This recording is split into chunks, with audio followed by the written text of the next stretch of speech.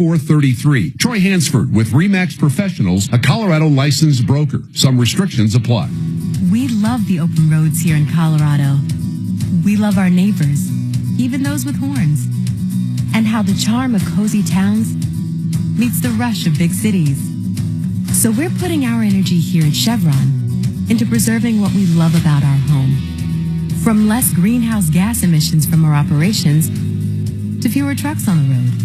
Visit colorado.chevron.com. Attention. If you suffer from consistent pain in your joints caused by arthritis, overuse, or injury, you may be a candidate for a revolutionary therapy that could revitalize damaged tissue. This approach can provide long-lasting relief from pain in your knees, shoulders, hips, and other joints with no surgery, no drugs, and no downtime. To find out if you're a viable candidate, you may request a free consultation from QC Kinetics by calling 970-659-1508. Instead of masking the symptoms, it goes to the root of the problem to resolve it at its source. Already used by thousands of satisfied patients nationwide, this joint pain therapy is available right now to the public, but only for qualified candidates. Again, to find out if you're a viable candidate for this therapy, you may request a free consultation by calling QC Kinetics at 970-659-1508. That's 970-659-1508. When it comes to selecting a real estate broker, accept no excuses. That's why I endorse this man. We aggressively go to work for you. No gimmicks, no shortcuts, just results. Frank Duran with RE/MAX Alliance. You get my team's full support, but I personally negotiate the sale for you when you list your home with me. I'm with you every step of the way. Go to Frank's website for tips on buying and selling. Frank Duran, therealestateman.com, or call 303-920-1622. Men, this is Jeff for the Rocky Mountain Men's Clinic. The one you love is the light of your life. And if you're like most of us, you want to do whatever you can to nurture your relationship. But if you're suffering with erectile dysfunction, you know the impacts the condition is likely having on you and your partner. ED is a relationship destroyer. It can contribute to depression, distancing, conflicts, and even breakups and divorce. And what's so disturbing about this is that most men who suffer with ED can be successfully treated, but a lot of guys don't seek treatment when they should. At the Rocky Mountain Men's Clinic, we have protocols that are effective in well over 90% of cases. In fact, if you're like most guys, you could be having great sex within a day or two of your first appointment, and maybe find you're performing like you haven't in a long time. So call the Rocky Mountain Men's Clinic today. Your initial visit is only $99 and includes blood work, a medical consult, and if medically advised, a test dose. And if that test dose doesn't work in the office, your visit is free. Call 720-440-7900 or go to RockyMountainMen'sClinic.com. We have 5 offices across the Front Range to serve you. This report is sponsored by Verdict with Ted Cruz. Heads up for a few flurries today, otherwise mostly cloudy and breezy and quite a bit cooler with highs only in the mid-40s. Back near 60 by tomorrow. I'm Fox 31 Pinpoint Weather Team meteorologist Kylie Burse. I'm Ben Ferguson. And I'm Ted Cruz. One-on-one exclusive at the White House with Elon Musk. Doge, AI, Tesla bombings, Donald Trump, Mars, and killer robots. Unfiltered and uncensored. Download Verdict with Ted Cruz now wherever you get your podcasts. KRFX HD2 Denver. KHOW Denver, an iHeartRadio station. Make us the #1 preset on the free iHeartRadio app. Listen for all your music, radio, and podcasts. Free never sounded so good.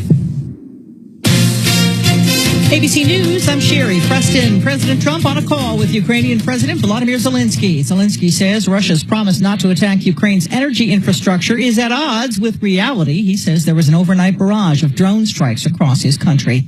The UN says one of its staffers has been killed in Gaza. This as Israel resumes airstrikes. The IDF also beginning ground operations.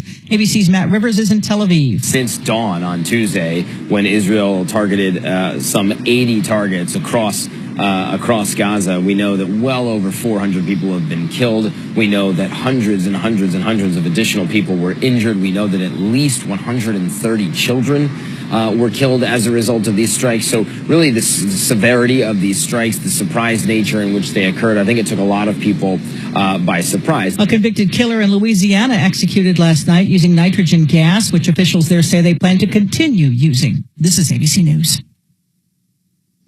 A controversial lawyer is being forced off several civil lawsuits he filed against Sean Diddy Combs. With great fanfare and an 800 number as a backdrop, Houston plaintiff's attorney Tony Busby announced lawsuits against Sean Diddy Combs. Now he's withdrawing from all of them. Busby is not admitted to practice law in the Southern District of New York, where the lawsuits are filed on behalf of anonymous plaintiffs who allege Combs sexually assaulted them. Combs has denied each and every one of the claims. Busby conceded in a letter to one of the judges that he lacks eligibility to practice in the district, which he cast as an error in judgment. The lawsuits against Combs will continue with local attorneys. Aaron Katursky, ABC News, New York. 80,000 files related to the JFK assassination have been released. So far, they don't appear to refute the Warren Commission's finding that Lee Harvey Oswald was the sole gunman.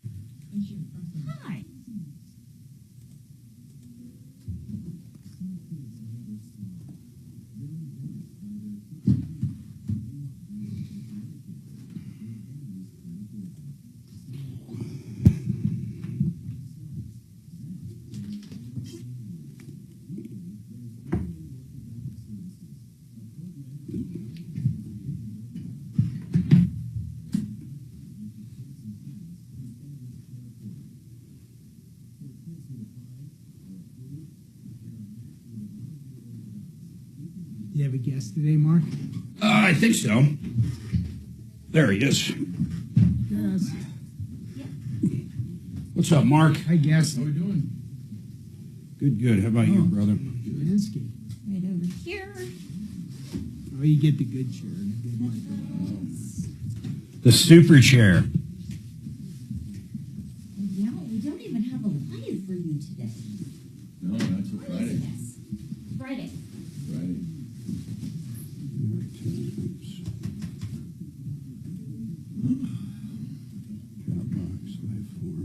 Yeah, I talked to Matt. He said roads below. You can sit right here by Mark. What's up, brother?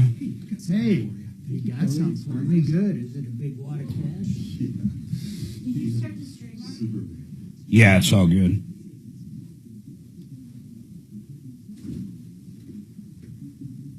I saw that pint of heavy cream in the refrigerator, Dimitri. You're welcome to grab. I was going to snag some and have a cup of coffee with it, but I already had 2 big cups of coffee with cream today. That's good stuff, man. That's addictive. Mark, how's it going? It is Gary. You can have some heavy cream, too, if you want.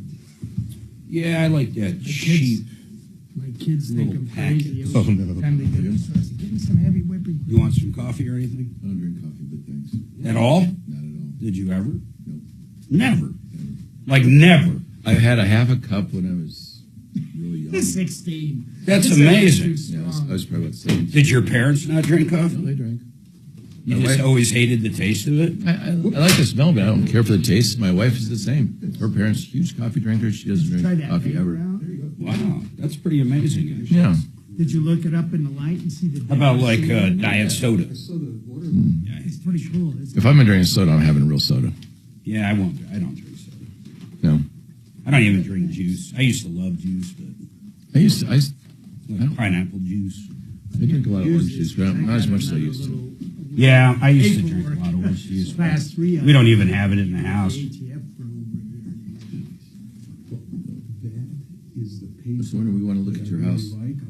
Cool. When do we want to do that? He's sanding the floors next week, Okay, so you got your guy. just for the floors. Yeah, because my guy was 2 months out anyway. So Yeah. He starts the 24th. They should be done the end of next week. And then the more I think about it, we're just going to end up painting pretty much everything but the basement. okay, I mean, everything. okay. So, and then What are you doing with baseboards? I don't know yet. It's a fucking nightmare. They're going to try to reuse the ones, maybe stain them, but I have no idea, man. I have no idea what we're going to do. One of the thoughts was some of the baseboards are fucked up. But I have pieces from the bathroom and the entire master bedroom we could swap out baseboards and use some of those that are from really fucked up places around the other. I just don't know. I just don't know. So I mean, really. Your flooring guys going to handle that? What's that? Your flooring guys handling that? They're going to give me some options. I don't know what I'm going to do yet. Okay. We have not done anything with them on baseboards yet. They pulled some ones to see if they could match, get something a little taller, and just everything doesn't seem to be working great. But they're going to give me some options. And then the only other option, go to a mill company and had them made. But I'm like, God, I don't know about that, man. That sounds insane. Because I still got to match to the door jams. You saw the predicament. No. All right, guys, we're going up. Cool.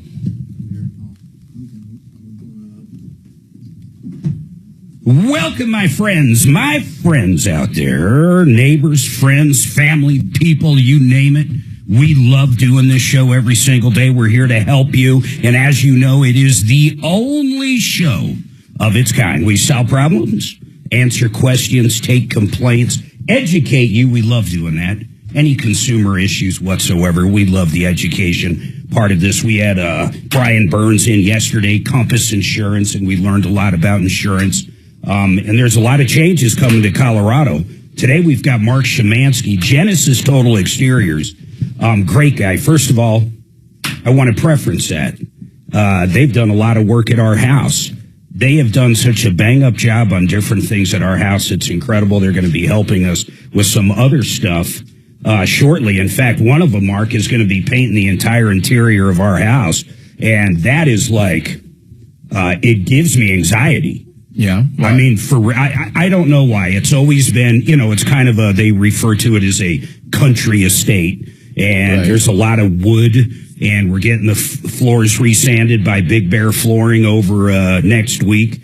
And I'm just a little, the anxiety of seriously changing all the interior color. What I love, though, is that woman you brought out when we did the exterior. Suzanne wanted to do the same color, and I guess a lot of people generally want to keep the house same color. It's natural. In fact, even my own house, I'm like, I put this big addition. I go, okay, now I got to get this pink color matched. And I go, wait a minute, why am I matching a color I don't like? Why you don't? House? But it's because it was there. It's natural. Yeah, and I said no, and I love the color of our house now. And you brought her out. I think she was with Sherwin-Williams. Actually, Guy Reese. Guy Reese.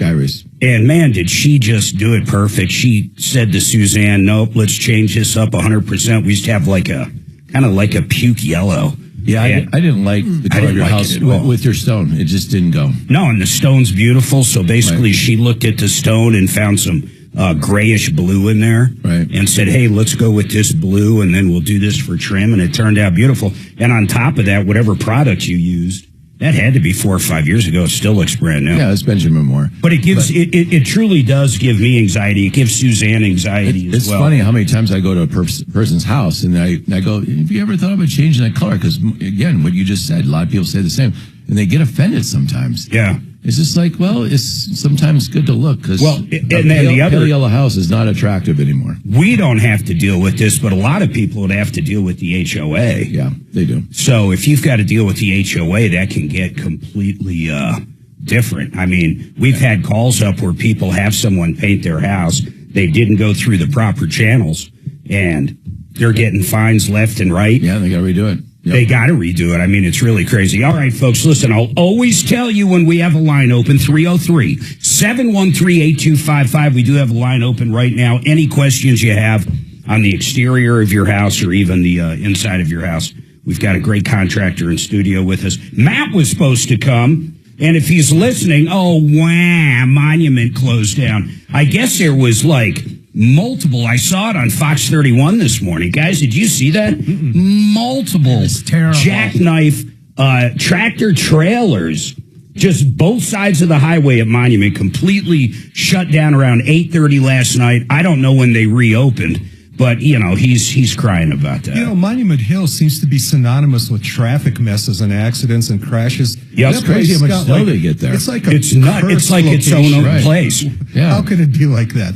What explains this anomaly? I'll tll you what. Yeah. I'll tell you part of it. All right. And I live in it. Yeah. Palmer Divide. Well, so what's so significant about Palmer Divide? There's some really strange winds going through there. So our house last night, look out here. Did you guys get any snow? I have no snow in Evergreen. We got 3 inches of snow yesterday. It wow. was like a whiteout at around 7 or 8 o'clock at night. If we looked out our big picture window, you couldn't even see the deck right there. Wow. It was crazy. Cool. It's like winter's last hurrah. But then you go up to Castle Rock, which is literally 13 minutes. Nothing. I mean, we've had a foot of snow before, and Castle Rock gets nothing. And it's just in that weird, we're just in this little weird area that comes, I guess, down from the mountains called the Palmer Divide. The Black Forest is also in it, but Monument's part of it. And then the other place, guys, that gets nailed a lot is in between Castle Rock and Parker. I forget the name they give it, but it's really crazy up around there. There'll be a ton of traffic jams during an ice storm. Well, it is what it is. All right. Hey, Pat, what's going on? He's got a question on selling a cargo van. 303 Martino, one line open. Pat, what's going on with you? Well, I'm driving out of Garden City, Kansas, and it's horrible down here. Is it really? The planes are out bad. Well, they had a blizzard. Yep. So I don't know if you've ever been to Garden City, but as you're coming in, it's like a 10-mile stretch that's 2 lanes both ways. And it wasn't too bad coming down from Colorado Springs, but then when I got like 10 miles from Garden City, they hadn't plowed. There was like 8-10 inches of snow on the road. Yeah, right now they have. That's crazy. Literally, you guys are in a blizzard warning right there.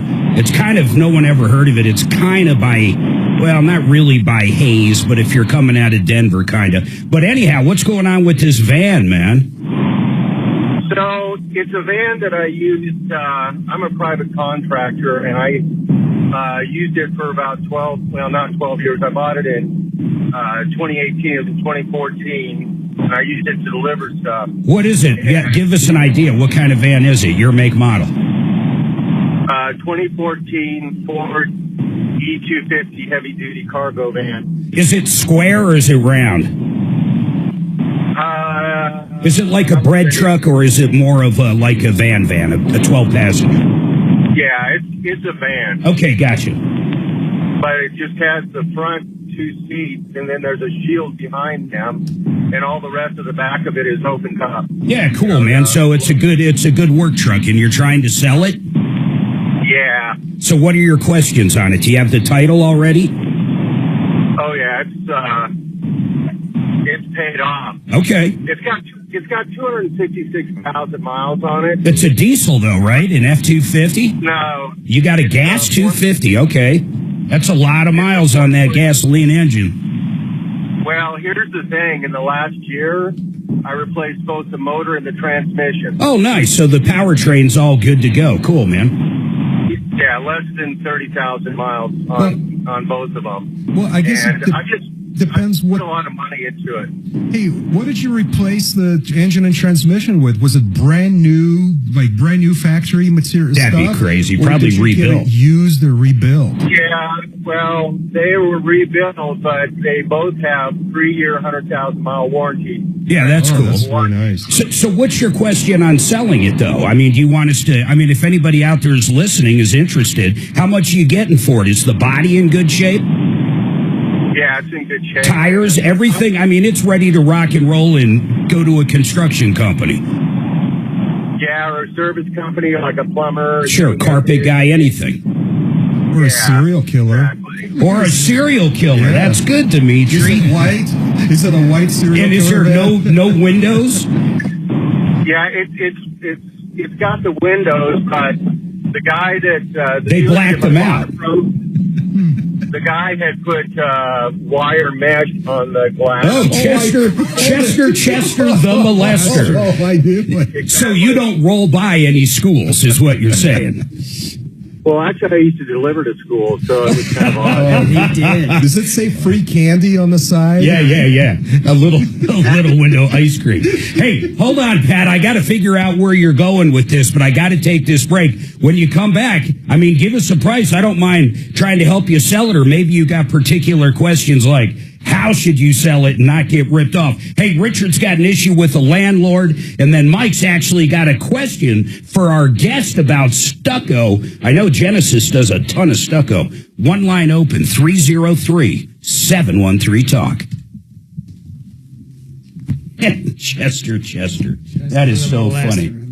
There's wire mesh and blacked out windows. There was a guy in Evergreen used to drive around, and he had a Ford Ranger with a little topper on the back, and he had what is it called, those little bears you used to collect. They had like a heart. Discount Bath. I love these guys. Not only do I love what they can do for your bathroom, but they can actually give you an estimate. Listen to this, an estimate right over the phone. You go to their website, discountbath.com, you go down to the bottom right, and you click on it, and there's instructions there. But here's the basics. You upload a little video and say, hey, this is what I want. They'll get back to you with the price. They have solid shower wall systems that have virtually nothing can go wrong with them. In other words, you never have to clean them. Well, I wouldn't go that far, but there's no general maintenance on them. And here's the other thing. All their pricing, not only is it a discount, but upfront, transparent pricing. They can do a tub to shower conversion.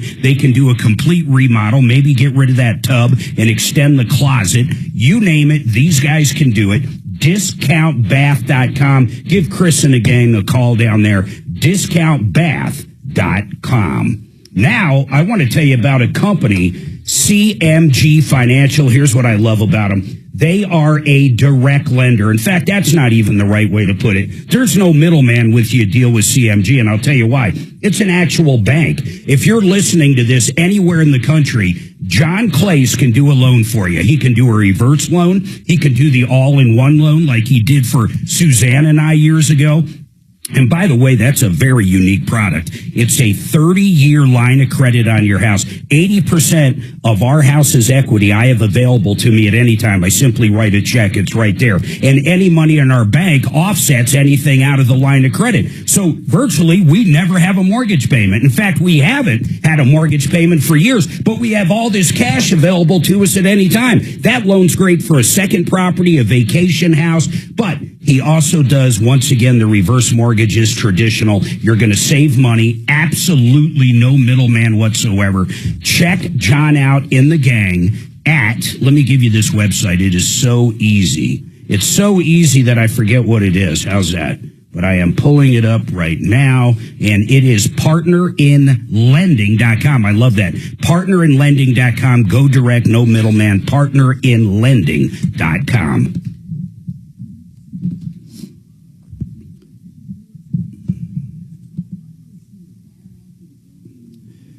I'm going to pop Art of Granite somewhere into third or fourth hour, so fire it off like usual. Comprende.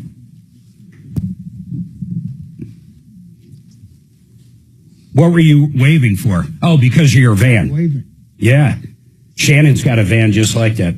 So there is nothing more terrifying than coming out of your house early in the morning to head off to one of your Goodyear stores. Yeah. And as you pull out of your driveway, you see a KOA van that is owned by Shannon in front of your neighbor's house who happens to be single. Oh, terrifying. Oh, absolutely terrifying. What were you doing there, Shannon? I still don't know. Yeah. I still feel horrible for her. I literally left an apology letter on her door. On behalf of the male species. On behalf of the male species. Mark, I did my part. Mark, yes. Mark, Yes. you don't give up, understand. lady. You haven't even Now that you got heard this out of your Shannon's story about accosting a female in a parking lot. What? Yeah, right. No. Shannon's a baby. What do you mean? Shannon Yeah. would never do anything. When you accosted the Asian Vans here in the parking lot. Oh, I said Radio yeah. That's I his. spoke in an accent, He so they'd owns both understand of me. them? How many of those? You just own the one van. Does it still have the radio thing? That is an actual station vehicle. I bought an old station vehicle that doesn't have the antenna. Well, there are two of them. But yours had. Did you remove the antenna thing? They did. When they sold it to me, they kept it for recycling. The one that was in front of Annie's house had the antenna on it, so you must have been on. You were on location. It's still out there. Yeah, Yep. being paid for it. Huh? Antenna went up 40 feet. Yeah, it's a nice looking van. I think, yeah. It's a great camper. I said to Suzanne, I said, is that the KOA? Is that Shannon? You damn what right. What the hell is Shannon doing in our cul-de-sac? That's when we decided to move out of there. The whole fucking neighborhood went to shit. Oh, hell no. Is it still dark? If he was out where I live now, people would just take shots at him. I am very We don't put up with when that I'm doing bullshit. My dirty business. You try flying a drone over one of our homes, you will hear shotgun blasts from every angle. He has to drive in Boulder. Just remember that. Kelly, I had no idea how blind you were. I swear to God, as soon as it started, they came over for dinner, her and her husband Saturday. Yeah. And as soon as it started getting dark, I mean, really, I had no idea you were that blind at night.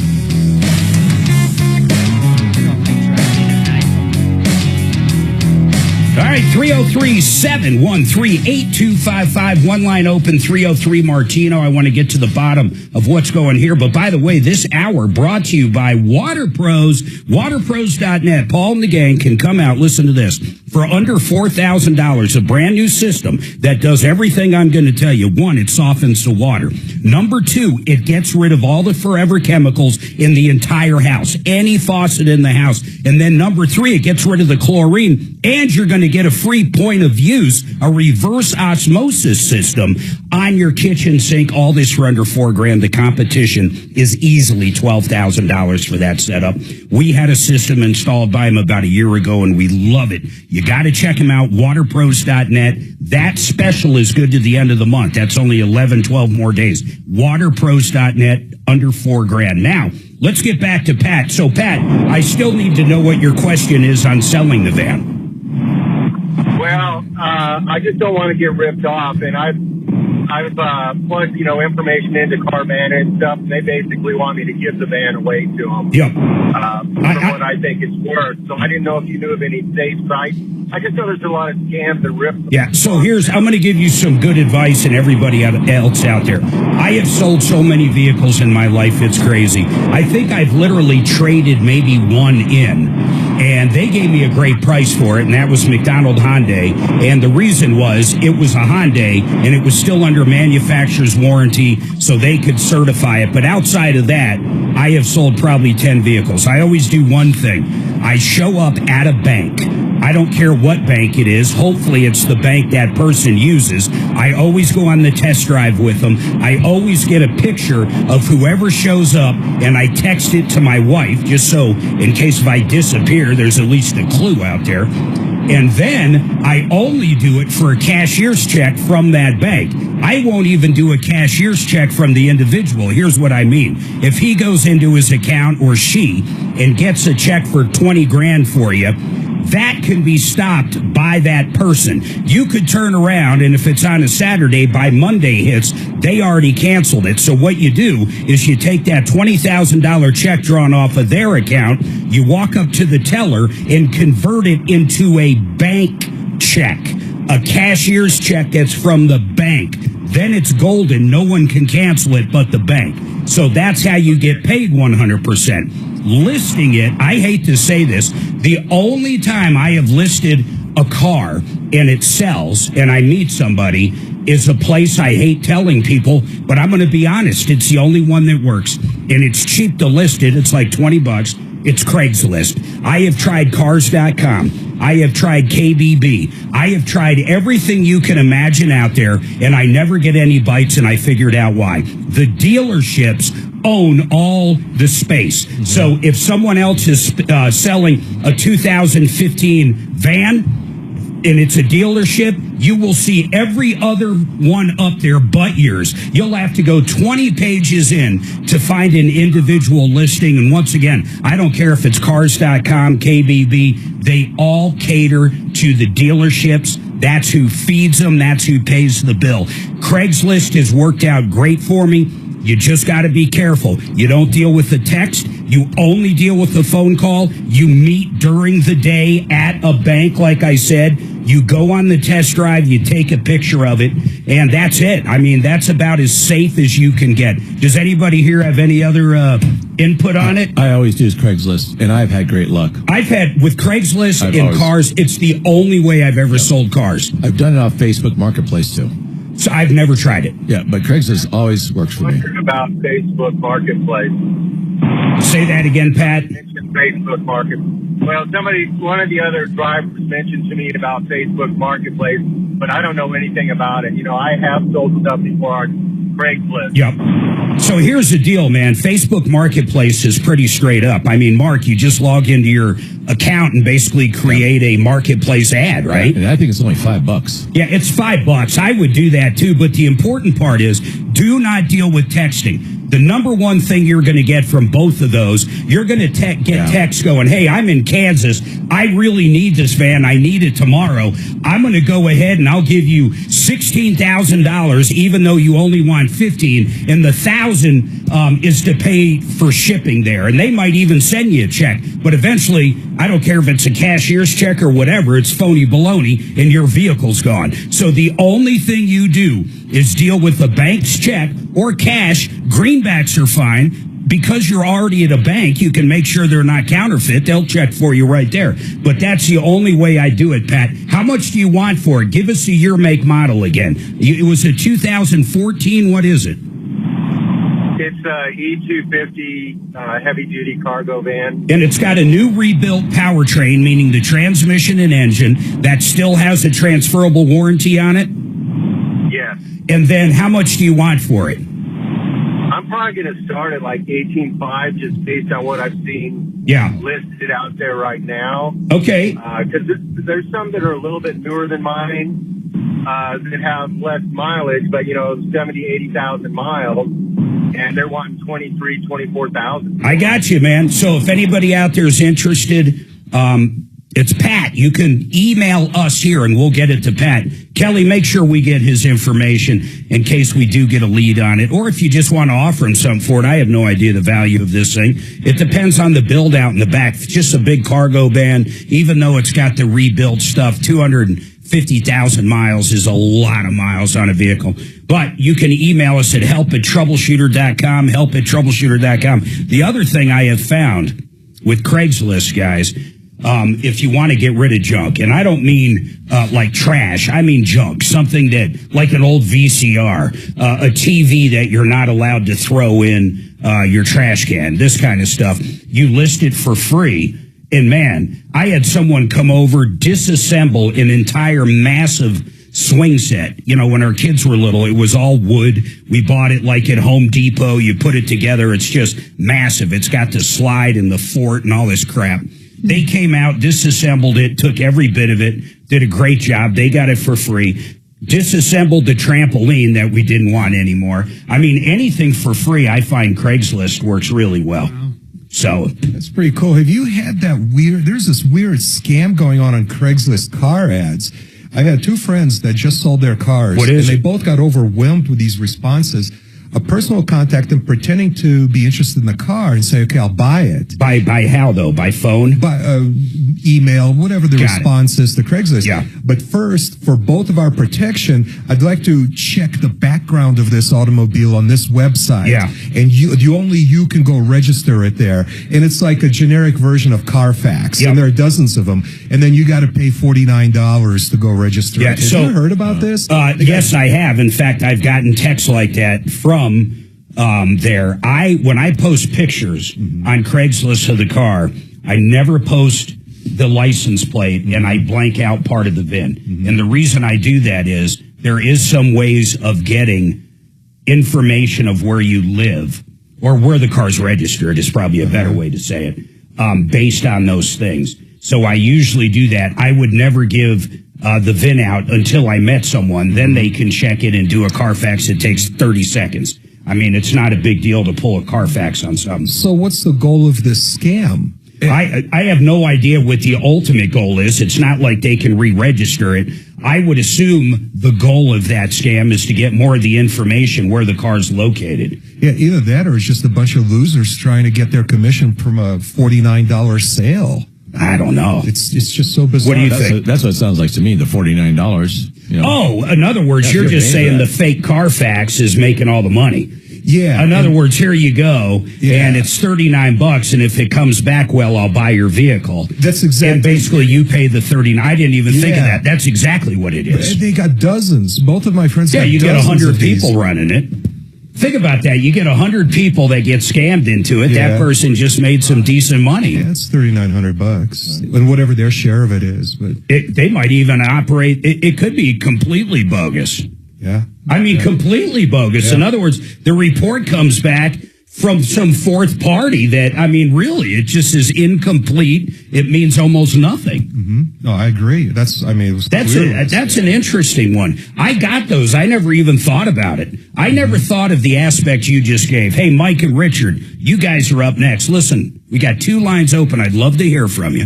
Bottom line is you've been ripped off. You've been taken advantage of. You got a bad contractor you want everybody to know about. You got a bad landlord. You got a bad anything. We like warning people about what's going on. We use the power of the media to go after those making your life miserable.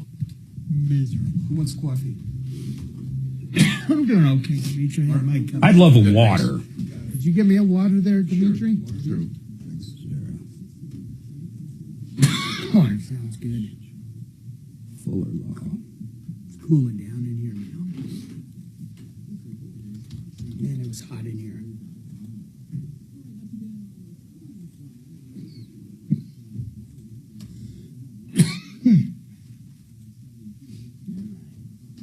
That's the paper.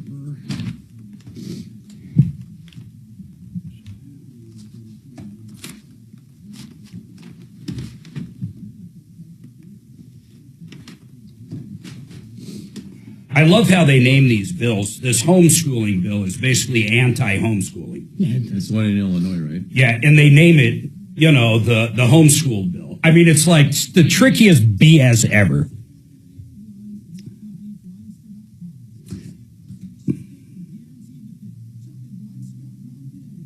I'm going to tell you about 2 great attorneys. First of all, I hope you never knew Joseph A. Lazera. He's a criminal defense attorney. He knows all the judges, and I'm not kidding. He knows the DAs all around the Front Range. He also knows all the employees and personnel at the DA's office. If you're in trouble, he knows how to get you the best deal out there. And if you're innocent, he knows how to get in front of a judge or jury and fight for you. Put this phone number in your phone in case you ever need a criminal defense attorney. We've been talking about Joe for well over 15 years. 303-429-6200. Joseph A. Lazera, 303-429-6200. Another great attorney I personally used, John Fuller, Fuller Law, both times. He got us every single cent the insurance company had from the people that hit us. They destroyed our car in both times. One was our daughter's, one was ours. But you deal directly with John Fuller. That's what I love about John. He's got a great team around him, but you can deal with the attorney. He will also negotiate all the bills down from the chiropractor, the ER, to put more money in your pocket. Use the attorney. I do. 303-597-4500. 303-597-4500. Red Rock Solar. These guys do it all. Maybe you want a new system that's residential. Maybe you want a new system that is commercial. It doesn't matter what you need. Red Rock Solar can help you out.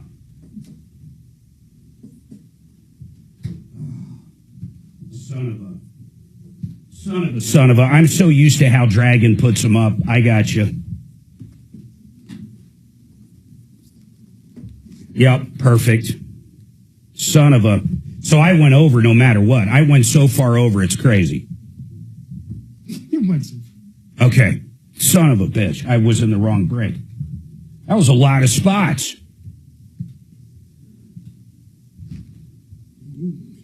It's not that I'm used to how Dragon puts them up. Because he's the last ones I was looking at yesterday, my brain's still in there. Now my brain's into how you do it, so it's fine. And I actually like how you do it a little better. No, what he does is just puts the one up for that break. He doesn't break it down. Yeah, I know. So I get it. It's all good. Okay. So I still blame you for the entire thing. Well, here's what I blame you for. What? What is this word that you're using before you go to Szymanski? First of all, I want to preference that. Preference. Why would you? Preference. Preference? What's wrong with preference? It's not the right word. It is the right word. Preface. Preface. No, preference. No, preface. A greater liking for one alternative over another or others. I want to I want to preference this. Preference. I want a greater liking for one alternative over another or others. You didn't mean I want to say this before I go to Mark? Or here's another one. A prior rate or precedence, especially in connection with the payment of debts. I think you meant the word preference and you couldn't say it. I said preference. He's giving me shit because he doesn't. He's like Tom. He doesn't understand the English dictionary, and a lot of words have more. I'll say it again, more than one meaning. It's not a verb. Like jackass can mean a person or an animal. Here's similar. Liking, particularly. First of all, I want to preference that. Yeah, exactly. No. Exactly. No. Okay, Mark, listen to this. Tell me if I was... Go ahead. Go over. Put your headphones on. Okay. So anybody on YouTube, too, you can kiss my ass. I looked it up. Go ahead. You tell me what I said wrong. First of all, I want to preference that. Shut up. I think he meant... What did I... Did I say preface. Anything wrong at all? I think you meant preface, and you said I didn't mean preference. preface. If I meant preface, I'd say preface. No, preface. Whatever the fuck. You would have said cheese puffs if you meant cheese puffs. That's right. I would have said it. And if I meant cottage cheese, I would have said that. First of all, I want to preference that. Okay, what do you think? I think it's okay. I think the only person that had any complaint over that is right there. We're understanding what you meant. Well, of course. I think you might as well have been making that woman's car noise. Christy. Okay, where's number 2? What do you got? You want another one? No, I want number 2. I can't go number 2 anymore. You talking Drew? Drew. Where's Drew? Where's Drew when we need I him? forgot what I called it. Hang on. You're like Drew. You can't go number 2. I called this soundbite back up on Highway 2. Yeah, I can't go number 2 anymore.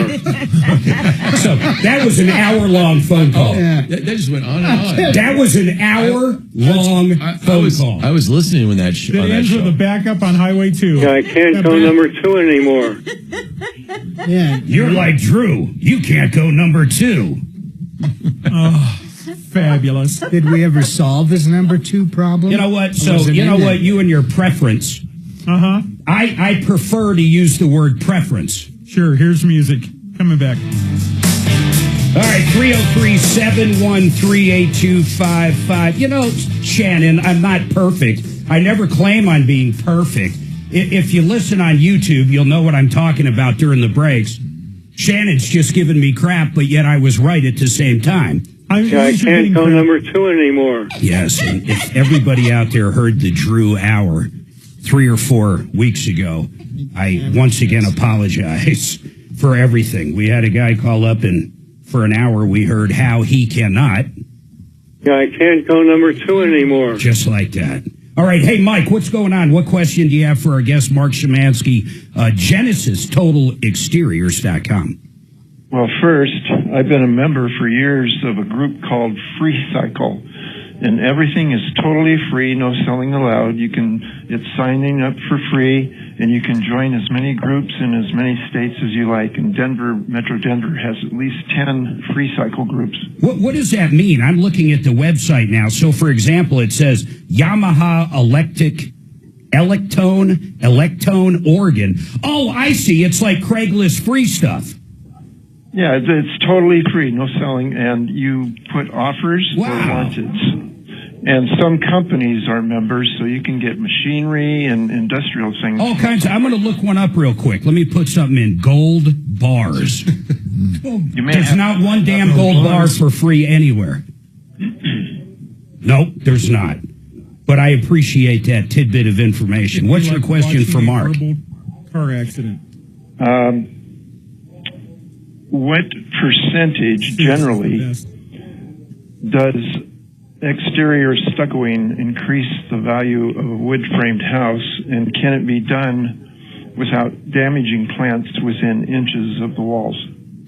So, percentage of increasing the value of the house, I don't think I can give you exact number, but I will tell you a stucco house has a great curb appeal, and that will increase the value of your house, as well as, just somebody drives up and like, wow, look how beautiful that looks. Hold on. I want to jump in there, especially, Mike, with that question. I'll tell you why. I mean, if your siding looks like absolute crap right now, and the paint looks like absolute crap, and then you redo it with brand new stucco, I mean, I'd say you're going to raise the value of it tremendously. I mean, I agree, yes. But if you had beautiful hardy board and great paint, I mean, you might not increase it at all because it looked good before and after. Sure. But, and then having plants right next to the house, I mean, unfortunately, the workers have to step. They need area to work. And so, like, right now is a great time to do stucco because the plants aren't starting to grow yet. Hey, I got to ask you something, Mark. Yeah. On that note, when you painted the exterior of our house, what's your painter's name? Omar. How the hell did he move all those shrubs? He didn't move them, but I mean, we have shrubs that go right up against the house, kind of like Mike's talking with plants. Right. But somehow when I had those torn out last year, we had someone come in, a landscaper. He painted behind there. How the hell did he paint when the damn brush is right up to it? What they'll do is they'll take tarps and lay a tarp between the house and the bush, and then pull it back. And they'll have some guys pull it back while they paint behind that. I was shocked to see that. Mike, you have any other questions? Are you thinking of getting your home redone with stucco? Yeah, there's nothing wrong with the exterior, but it would make it look nicer and provide more insulation. How does that work right on top? I'm sorry, Mike. How does that work right on top? If it's wood siding, basically we attach chicken wire, and then we put a scratch coat on top of that, and that's all attached to the house. And then what we do is we put another scratch coat on and put mesh in it, and then you got your top coat. So when you just spray the stucco on, is it generally colored at that point, or you paint? The last coat is colored. The whole thing? Yep. So go ahead, Mike. I've seen 2 houses given away on free cycle. 2 homes? Yes. Well, I'll tell you something about stuff like that.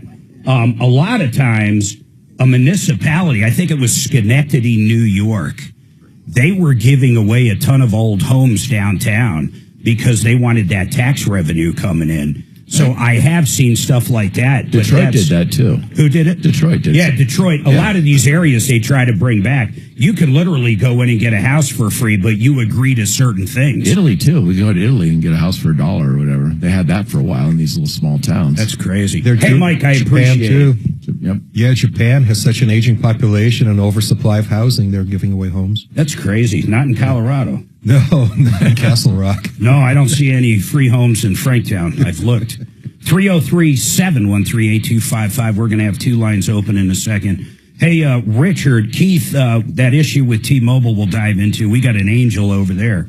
Hopefully we can help you out, but Richard's been holding the longest. Hey, Richard, I got to take a break in a minute or 2, but give me an idea of what's going on.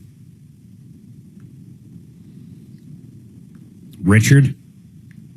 Hello. Hey, man, what's going on, Richard? Basically, I live in an RV park, and I've lived here 20 years. And had a couple incidents with the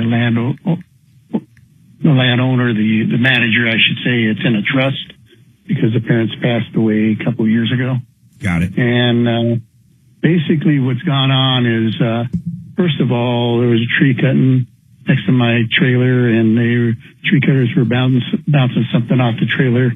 And I went out to them, and they stopped the job. The manager came to me and said, "Hey, you're out of the park," and wouldn't listen to my side of it. So then he turned around, and I got hold of housing, and they told me verbal isn't it. He's got to put it in writing. So then he tried to send me a bill they sent to him to come back. How much was the bill? How much was the bill? $650. This is the first episode.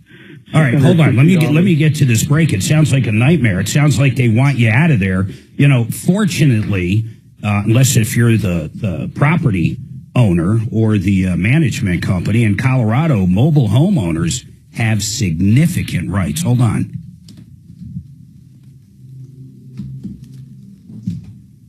Was he in a motorhome? I didn't catch that. Trailer park. Yeah, they just changed a bunch of trailer park rules. Sheridan and Red Rocks. Okay. Is that Mark buzzing over there? Yeah. Good, better you than me. You going to do a special like the two painters or anything, Mark? Or maybe a deck or We can do something. free deck? Free deck? Free deck. Yeah, why not? With every patio. Free house. On Lake Ridge Road? Free house with every paint job. Yeah, free. Yeah. We'll buy the house, you pay for the paint. So I did that as painters for a day. Some guy thought he was going to get his whole house painted in one day. Oh, really? That's some fast painters. Sheridan Auto Tech, Uncle Kevin, I love these guys. You looking for a place that can just keep the upkeep on your vehicle going, you're going to love Sheridan Auto Tech. I don't care if it's an oil change. We have summer coming up. If that air conditioner isn't as cold as it was, they can do an AC service. They can do an alignment so you don't wear out those expensive tires, a tire rotation. Then if something breaks, like an alternator or a starter, maybe you need brakes. These are great, honest people with great warranties. In fact, 3-year, 36,000-mile nationwide warranty on everything they do. They're just great people. Check them out. SheridanAutotech.com. Red Rocks Roof and Solar. Brooke can do it all. In fact, here's the bottom line. If you need a residential new solar system, you're going to get the best price out there. She knows the tax credits. She knows all the local stuff, grants from the state, and then the feds. She just knows it all. Then on top of that, if you have a commercial need, they can do that and save you a ton of money. And they can fix old solar systems if the company you dealt with isn't getting back to you, or maybe they went out of business. Everybody works right there. They're all in-house. They're not separate companies. They do their installation. They do the sales. They do the repair. They do everything. RedRocksRS.com.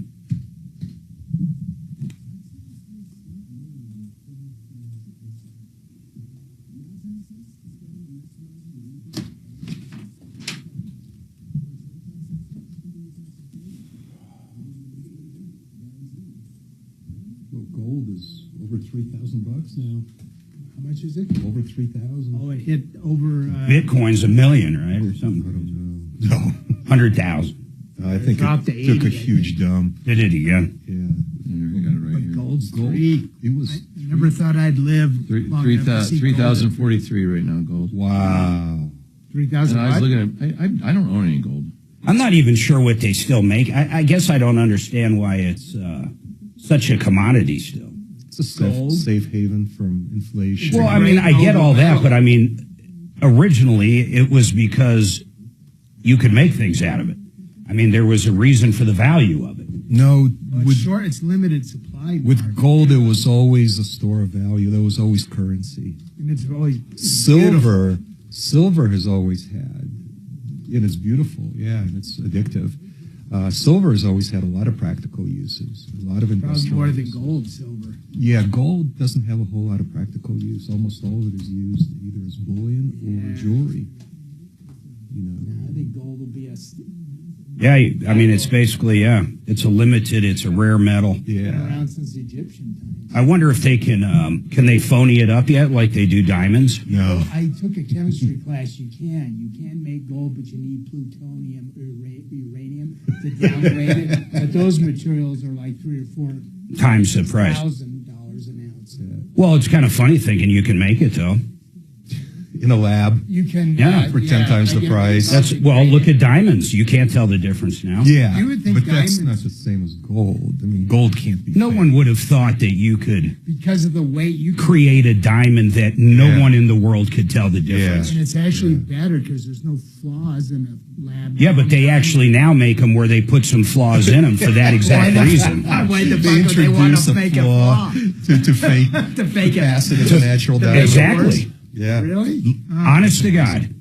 Another reason not to buy diamonds. That's funny. And they're supposed They to got be perfect actually diamonds. marked, that they're grown. Yeah, They're supposed to be have labbed. laser engraving. Made in China. Yeah. Well, that's the problem. I mean, these other countries, even people here, I mean, they don't. You don't know you have no idea what's real. The refractive rate on And it's the same with plutonium. You don't know if it's real plutonium or not. I don't want to get too close to it. Yeah, you don't want to. You don't know if that's real radioactivity. Are you glowing or not? It's fake Chinese radioactivity. Drop over dead in 3 days. I guess it was real. Let me preference what I'm going to say here. See, no one blinked because it sounds perfect. I have it on good authority that you should use the word specialist. Yeah, listen, here's the deal. So, I'm like Trump. It was a perfect sentence, a perfect call. Kofifi. Perfect. Kofifi. It was perfect. I want to hear that Putin call. I bet it was perfect. God, me too. 2 hours, right? Yeah, 90 minutes. I've heard that he told him once. I would love to hear that. I heard that he told him once, that's a lot of beautiful gold on the outside of your building. I'd hate to have to melt it. It's got to be. Putin speaks broken English, but... Yeah, he does okay. I don't think Trump speaks any Russian. Das Vidanya, motherfucker. All right, 303-713-8255-303 Martino. We got a couple lines open. I'd love to hear from you. You've been ripped off or taken advantage of. We love diving into problems. I love getting businesses on the phone. Don't you guys enjoy that, Dimitri? Yeah. When a business comes on after a consumer problem, it gives me a lot of respect generally for them. Yeah, and I think a lot of businesses are missing this opportunity. I mean, here's free airtime and free way to promote your consumer-oriented attitude. It would be great to get some more to call in. Yeah, that would be cool, actually. Okay, let's get back to Richard. So, Richard, you're in a trailer park, and basically they were cutting down a tree next to you, right? Yeah, I've actually sent you an email with an outline. There's about 5 events that has taken. Yeah, but where are we at right now? Are they threatening to evict you? Did you get a 10-day notice? Where are you at? That's not the subject. The subject is it's led up to a certain situation because the landlord has lost 2 situations to me, and now he's acting like he's being revengeful, and he's getting the neighbor involved to be partaking in that. And where I'm going with is, the last event was, I have a truck and I have it parked next to I live in an RV, and I have it parked next to my trailer in a known spot for 20 years, and I drive it from time to time. He's seen it. His parents have seen it that own the property before. What are they saying, though, about it? What happened is a neighbor turned around, and I went and I came back, and there's rocks set up and blockage set up, and he's telling me, oh, your truck is too big. It shouldn't be there. It's overhanging in the road. And what's this guy's name? Pardon me? What's the guy's name, the first name? Blake.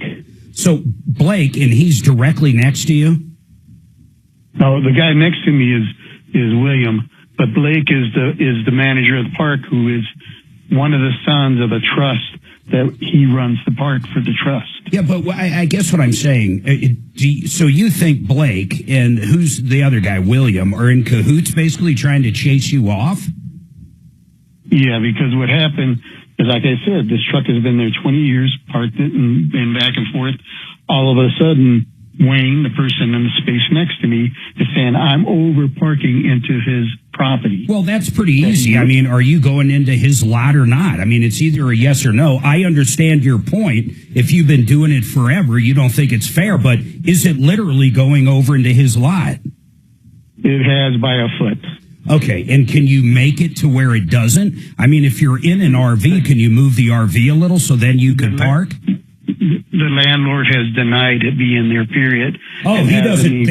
Okay, well, hold on. Why aren't you allowed to have a vehicle? Help me out there. He's saying that it can only be cars, and the truck is not a car. What kind of truck is it? What are we talking about? Like an F-150, or are we talking like a truck? It's a custom hauler FL64 door that was made to pull horse trailers and RVs. That's a big boy. For like ranching. It is, but it's they're basically always saying no commercial vehicles is kind of what they're saying. A lot of HOAs do stuff very similar. So what do you think the fix is right now? Why does Wayne have it out for you? Let me ask you that. What happened? It's not every day that all of a sudden a battle like this ensues. So what literally happened? Why are you guys into it right now? Did you irritate him first, or what happened? Be honest. The young man has been working in an area that is my front yard, and I understand he needs to work on his trailer, like cited. Yeah. But he turns around and leaves his stuff there overnight. Yeah. And it's like, this isn't right, you know? And now, well, maybe that's not right, but now that's why he's nitpicking when it comes to your big truck being there. Is it still there right now, or did you end up moving the vehicle?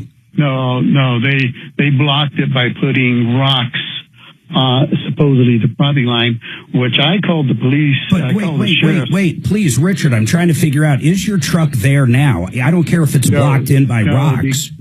Where is it? The land, the manager told me it has to be placed in a storage area, and I'd be charged $50 a month. Okay, is that where it is now? Yes. That might not be a bad answer to this. I don't know how you're going to win if your vehicle... I guess my own understanding, it's been there 20 years.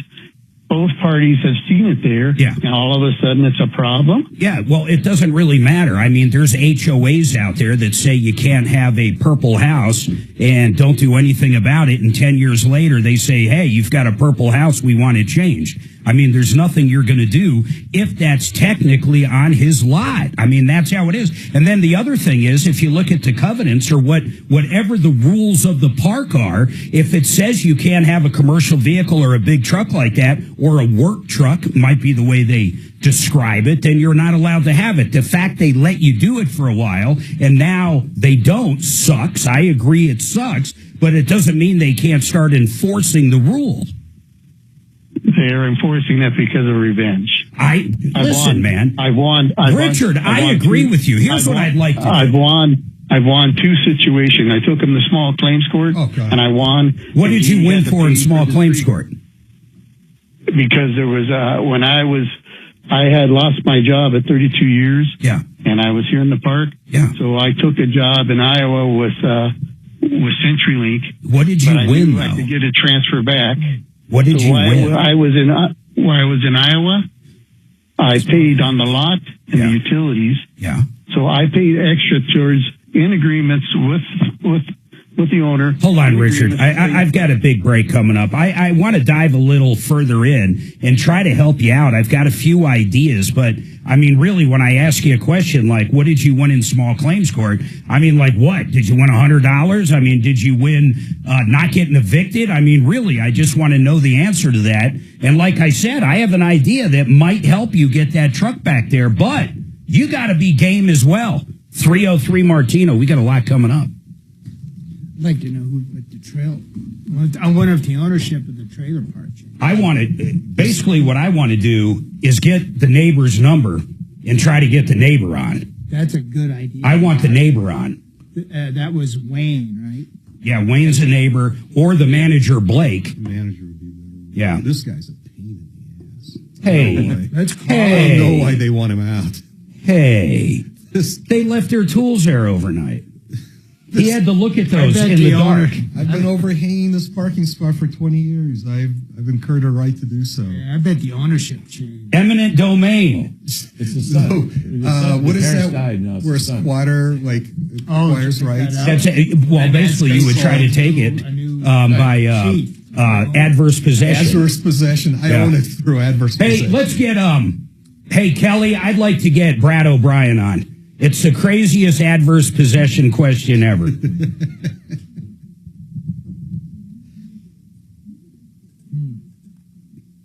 It's the old adverse possession. I would want this guy gone last year also. You'd want him out of here. Like retroactively. You've got a lot of property. I mean, you could easily have someone with an RV. Yeah. So problem solved. Your location as an alternative. Do you mind if he parks his work truck there? I think it'd be great. Thank you. Yeah. Wow. Just don't leave your tools out. Your neighbors will like it. Yeah.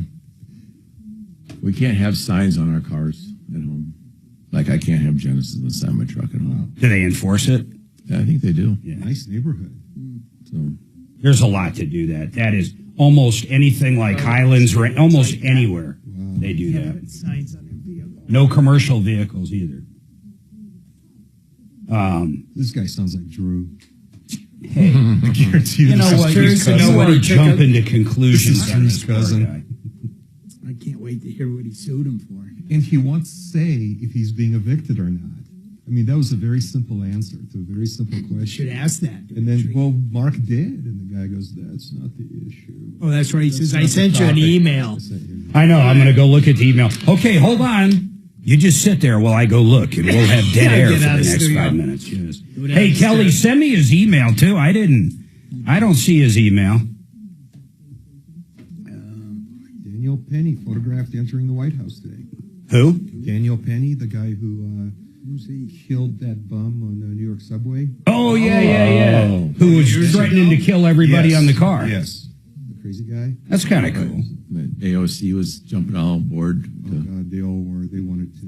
Yeah. And even a New York jury saw through all the bullshit. A New York City jury. That's because they all been on the subway before. Yeah.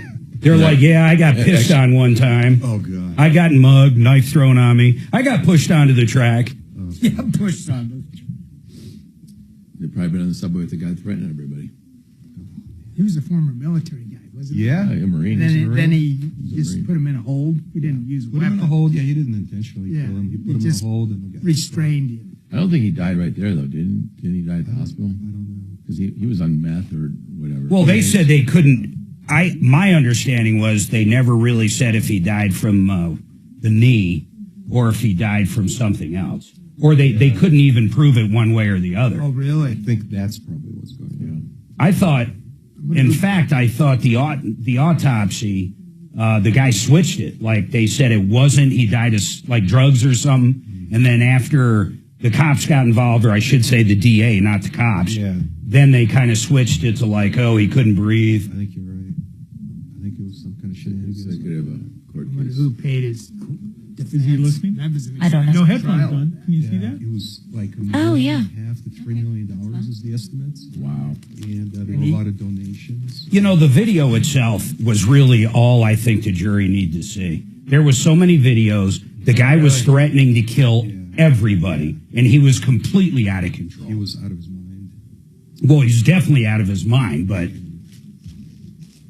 anybody. you got women on there. You're in control? Regular people. Why did they even take him to court? It's so, Because look who runs that state, man. I mean, they're crazy. Poor homeless guy. Make my day law, His own family, remember his family getting up there afterwards? The dad gets up there going, all this is an injustice. It's like you haven't fucking talked to him for 10 years. Right. 10 years, you could give a shit. He was living in the subway. Now they want money. Yeah. Yeah, they smell kind of money.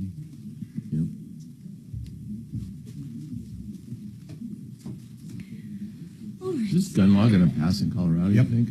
I don't think it will. It's the dumbest thing. I don't know if Polis will sign that. I don't think Why do you say that? That would put everything illegal. That puts gun shops out of business. Well, I guarantee you. And I think it would be overturned going up in the courts anyhow. Well, then why do you think Polis would waste his fucking time? Because he's pandering to the base. Maybe. Right? He's going to run for president. There's a lot of things he hasn't signed off on, though, that would be pandering to the base. Same here. Yeah, I can't think of any. But did it pass the House and the Senate? It passed one. Here. And it's in the final stage. Go ahead, Kelly. Richard does not have any of the phone numbers Okay. the manager or the neighbor. Okay. And Brad O'Brien was in. Okay. Oh, yeah, they're suing him, right? Penny is getting sued in civil court now. Oh, they're going civilly after him? Yeah. It won't matter. I mean, listen, the burden of proof is a hell of a lot lower. And now it's the dad hasn't talked to his kid for 10 years, now suing for it. Here's 6. Okay, I'm going to tell you right now. 6 things. Well, hopefully they all list them here. Wage claim construction industry contractor. They basically said, Polis said, no, it's not good for business. Insurance coverage for provider-administered drugs prohibits an insurance carrier for covered people with chronic, complex, or rare life-threatening. So he said, no, we're not going to make insurance companies do this because, once again, all it's going to do is raise insurance costs. So I'm glad he didn't sign that. Youth sports personal requirements require that an organization operating a youth athletic activity have at least one adult who has a current first aid, CPR, AED certified, blah, blah, blah. I mean, he didn't let that one. Locked gun storage. Ask for Kevin. Locked gun storage for cars to be mandated under Colorado. So if you had a gun in your car, I guess you had to have some kind of safe or something. Certain glove box. He nixed that one. Oh, that got these all passed the legislature. Jesus. Because the concealed carry has to be. I thought that passed. That got nixed. Say that again. That got nixed. That the locked gun in the car. Yeah. With your concealed carry. He didn't sign off on it. That made no sense. It's like, okay, I mean, what's your? But now I have to my. Yeah, well, it's like exactly. Guys, hold on. Someone tries to steal my car. Hold on a second. Let me get my safe, brother. HB 24, right? In fact, January. And you would have fucking which one? Custer no end. Well, I don't remember which one that is. To be stored securely in a locked container. No, HB 24. Oh, I see. It's HB 48. This one is 1080. I'm looking at. Okay. The locked gun one. That is right. We do have that safe storage requirement for cars. Welcome, my friends, to the only show of its kind. We are here to help you out. You've been ripped off or taken advantage of. I promise we can help you. And we dive into every kind of case you can ever imagine. If you need help, 303-713-8255 or 303-Martino. And as you know, that number works on and off the air. I'd love to hear from you right now. We have 2 lines open. I've got one of our legal experts up. And let me tell you why. I got to recap this, but first I want to tell you about Frank Duran, the real estate man. Man, he did such a bang-up job selling our house in Castle Rock. He did this Matterhorn 3D walkthrough. He always lists new listings, I believe, on a Friday. He's got secret sauce. And here's the deal. We had over 100,000 people around the country walk through our house, and we've got 15 or 20 offers, valid, good offers, some no contingency offers. That following Monday, then the bidding war started. He made us so much money on that house, I couldn't believe it. If you want the best, forget about the rest. FrankDuranHomes.com. That's FrankDuranHomes.com. Now, we had this caller last hour, and I'm going to bring him back up. But he's got an issue with a couple people. One, he's got an issue with the landlord, and he also has an issue with the neighbor. And he has a truck that's a work truck. It's a big truck. It's one of these trucks that can pull a huge trailer like a horse trailer. And the bottom line was it was hanging over on his neighbor's property. Now, this is a trailer park, so these are lots. Neither of them own it. The person that runs the trailer park got involved and said, you can't have that truck there anymore. We don't want you parking there. And you can store it in one of our back lots or in storage, but it's going to be $50 a month.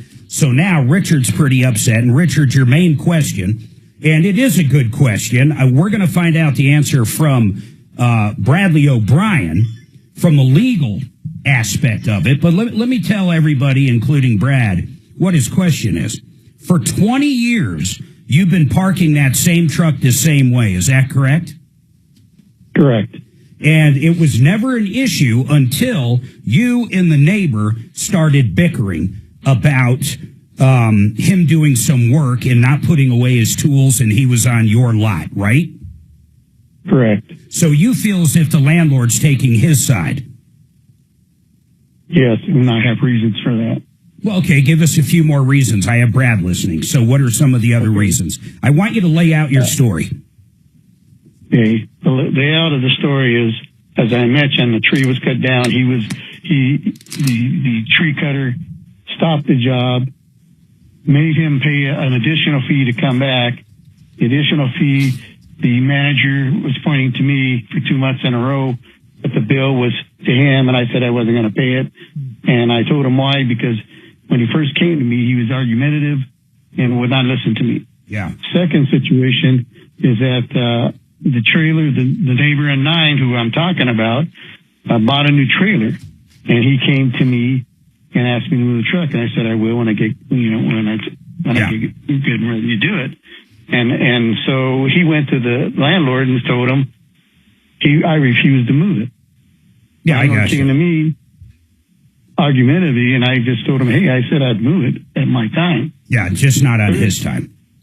So the third thing was I took the landlord to court because of a credit that his parents we agreed upon, went on for years, and it got to be a good sum of money.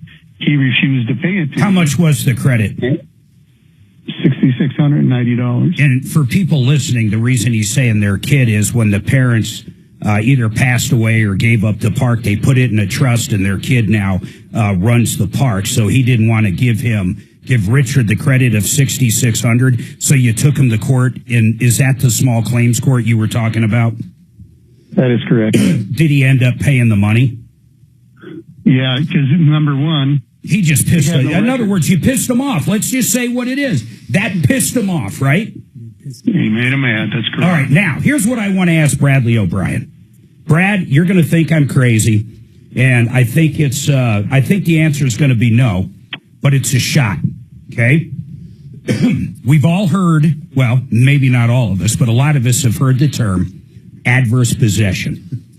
Generally speaking, this would be property from, say, a neighbor, or maybe even a business, or maybe even the state, where someone has been using property as if it was their own for a long period of time.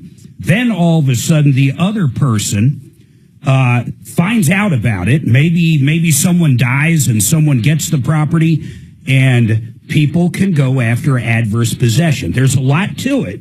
But in a case of a trailer park and a line, I mean, basically it's a lot, so a lot line, is there any way you could see adverse possession working in this scenario? I can't, but I'd love to hear from you. And then any other thoughts you have on Richard's situation. Brad. So you're asking, can this tenant claim adverse possession because his truck overhung the edge of his rental property onto the adjacent rental property for 20 years. For 20 years. Do you see any case there? And now the landlord, because Richard got into it with his neighbor, now the landlord told him you can't even park that truck anymore there, period, and blocked off his parking spot with what, Richard? Rocks and stuff like that? Rocks and a post. So he basically made it to where he can't even park there, where he's apparently been parking for 20 years. Brad. I think it's a super long shot. I mean, yeah, this is the 18-year statute. He's been doing this for 20 years, but he's claiming adverse possession is when you claim a property interest because you've done something. I mean, it's a very nuanced claim. Theoretically, there may be something there. I would have to really look at all. It's a very fact-intensive claim. I'd have to really look at it closely. Practically speaking, it's such an expensive claim to bring, and you have to go to district court. It would take a year, and it probably cost tens of thousands of dollars to win that claim. And he doesn't even own the property. Oh, say it again? He doesn't even own the property. You don't own that property, right, Richard? You lease it. That's correct. I ran it month to month. Yeah, so I mean, I don't even understand how adverse possession, can you actually, this is a side note, Brad, but if you don't own the property, can you claim adverse possession? How would you take property that it's not even adjacent to your property? Well, yeah, adverse possession in the normal sense is to claim fee simple ownership of some property you don't own because you squatted on it for 18 years. Yeah. But you can actually get some property. You can actually claim some property interest short of fee simple ownership. I didn't know For example, let me give you a quick example. I had a case where somebody in the wintertime for decades cross country skied across their neighbor's ranch, and they only did it seasonally. So the adverse possession claim there would have been to not fee simple ownership of that cross country ski path, but just a right to use it.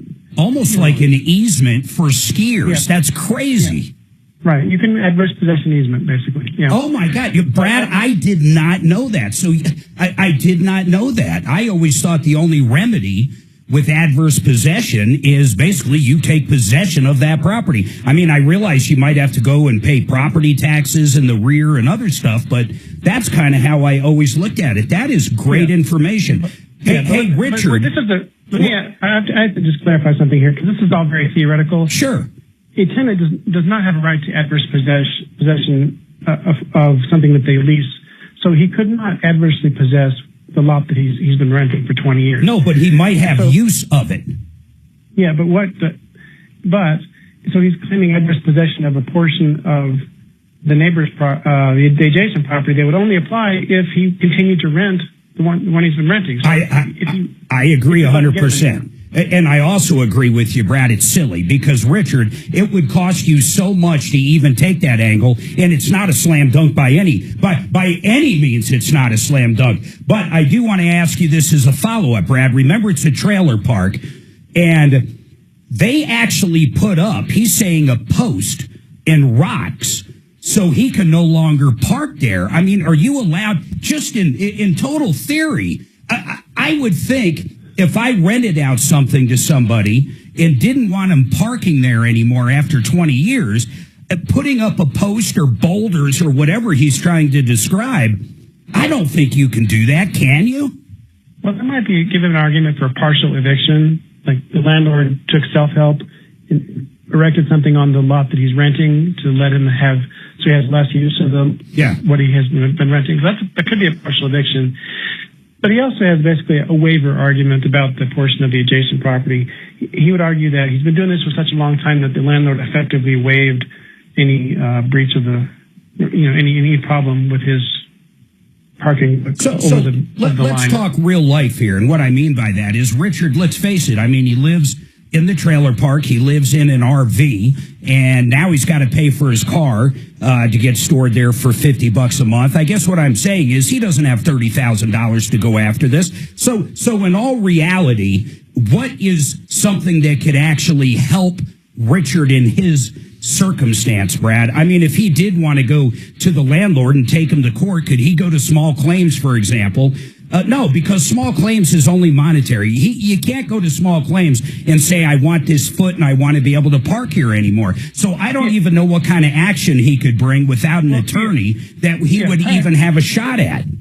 Practically speaking, he could go to county court, which is quick and cheap, and he can go there without an attorney and claim partial eviction because the landlord is no longer letting him use what he's been using for 20 years. He's going to have to argue waiver. And he's going to basically argue that what he's renting includes that piece that he's been overhanging for 20 years with this truck, and that's his lot. Hey, Richard, listen, man. I love what Brad's saying. This is why he's our legal expert with property. I mean, he's basically saying you can go to county court and claim partial eviction. You're going to have to do some research, and I don't think it's going to be that hard for you because you already sued this guy and won that $6,700. So I don't know why you wouldn't do that. The adverse possession, there's no way because it's just it doesn't make any sense to do. But how about that idea, Richard? It sounds like something you could probably pull off. So I would go to where? The county court? Yeah, you would go to go ahead, Brad. I mean, just got to give them step 1, 2, and 3. Well, if a tenant gets illegally evicted, they can bring an illegal eviction claim. There's actually forms on the court website to do that. And you're going to claim illegal eviction. Not a full eviction, but a partial eviction. You're going to find the papers to file in whatever county you're in. I don't know, and nor do I care. On their website, there's going to be eviction papers. So you're going to look them up and you're going to find the one for partial eviction, or maybe it's all the same, but you're going to claim partial eviction. You're going to basically say, by blocking off that driveway and not allowing you to park after 20 years is the same as getting partially evicted. So you're going to fight and get a court date, and he's going to have to show up and justify to a judge why, up until you and a neighbor started an argument, you were allowed to park there for 20 years. I think it's actually a good argument, wouldn't you, Brad? It's an argument. Well, typical attorney. I love that, Brad. It is an argument. But, Richard, you got any other questions? Because I got to move on to some other calls. I hope that helps you. I understand, and I appreciate it. Yeah, man. Are you going to actually follow through and do it? Yes. I hope you do, and I want to hear a follow-up from you. I will. I'm laid up with an ankle right now, but that's all right. And Richard, the other thing is, I know Kelly tried to get the phone number. I would have loved the number of this kid or whoever the manager is now, and we wouldn't mind. I'd put a deputy on it if you want to call back and give Kelly the number, and give the name, number, give all of it, and maybe we can reach out and handle it in a more diplomatic way than you having to go to county court. Hey, Brad, real quick. I do appreciate everything you do for the show. And I had a couple landlords reach out to me, and they said, does it really matter if some of the new rules are not in a lease in Colorado? In other words, one of the rules, I know this just from you, that you can only increase rent by a certain amount once a year, whatever, 10% or only once a year, whatever the time frame is. And then there's other rules like only under certain conditions can you not renew a lease. If someone has an old lease that doesn't have that kind of language in it, does that make that lease totally invalid? I mean, could that make a problem arise? Well, any portion of the lease that no longer complies with the recent changes is no longer enforceable. But there's a couple things that, if it's still in the lease, the tenant could go to court and require the landlord to update the lease form, and then they could get their attorney fees for having to do that. So landlords out there in Colorado, you got to be proactive. If you haven't had that lease looked at, I'm telling you, call up Brad. This guy can help you out big time. I think you're absolutely nuts not to get it up. Some of the pet deposit stuff, you might have taken a pet deposit and you're getting ready to take it again and you didn't. You're not even supposed to. I mean, there's different things out there that are nuts, and you better have a good lease. I mean, the last thing you want is someone not paying you, then they get to stay in your place because your lease sucks. Give Brad a call, 720-370-7388, 720-370-7388. Todd's got a problem with the roofing company. Keith, you're next with that T-Mobile. I am going to have two lines open. 303 Martino. Wow. That was actually a good call. That actually changed directions. That was good radio. Yeah, we thought, what a... Now, the only thing I would say about Richard, he goes, well, I'll move my truck when I have time. The guy was putting a new trailer in. No, I need to move your truck right now. So yeah, of course. I mean, he's his own problem. Right. And that adverse possession, I kind of just thought of out of the blue. But it would cost a fortune. He's not going to navigate. Not many people. I would have a very hard time navigating that. And he's a tenant, too. He has no... All right, folks, I got to tell you about another company I use all the time. You ready for this? 888heating.com. These guys are great. Right now, $45. That's it. $45 are going to come out, tear that furnace apart. It's worked hard all year. Now it's time to show that furnace a little love. They're going to clean all the dirt out. And by the way, that's the #1 killer of a furnace. They're going to do it all for $45. New customers only. They're going to prove to you they're a great company. They're going to put a no breakdown guarantee on it and just introduce you to the company. You're going to love these guys. You can set up that appointment at 888heating.com. That's 888heating.com. I want to tell you about mymoneymyway.com. There's a movie event coming up, 100% free. If you're wondering about Social Security, guaranteed retirement money, if you're wondering just in general about the stock market, it's going to be a great movie. Suzanne and myself will be there. It's next week, March 25th. It's at the big AMC in Highlands Ranch, AMC 24. Go to mymoneymyway.com and get signed up. I promise it's worth it. It's a good movie. We're buying the popcorn. We're buying the concessions. You're going to have a good time. It's a good movie. And more importantly, it's going to answer a lot of questions about what's going on with Social Security and retirement. mymoneymyway.com. Sign up now. mymoneymyway.com.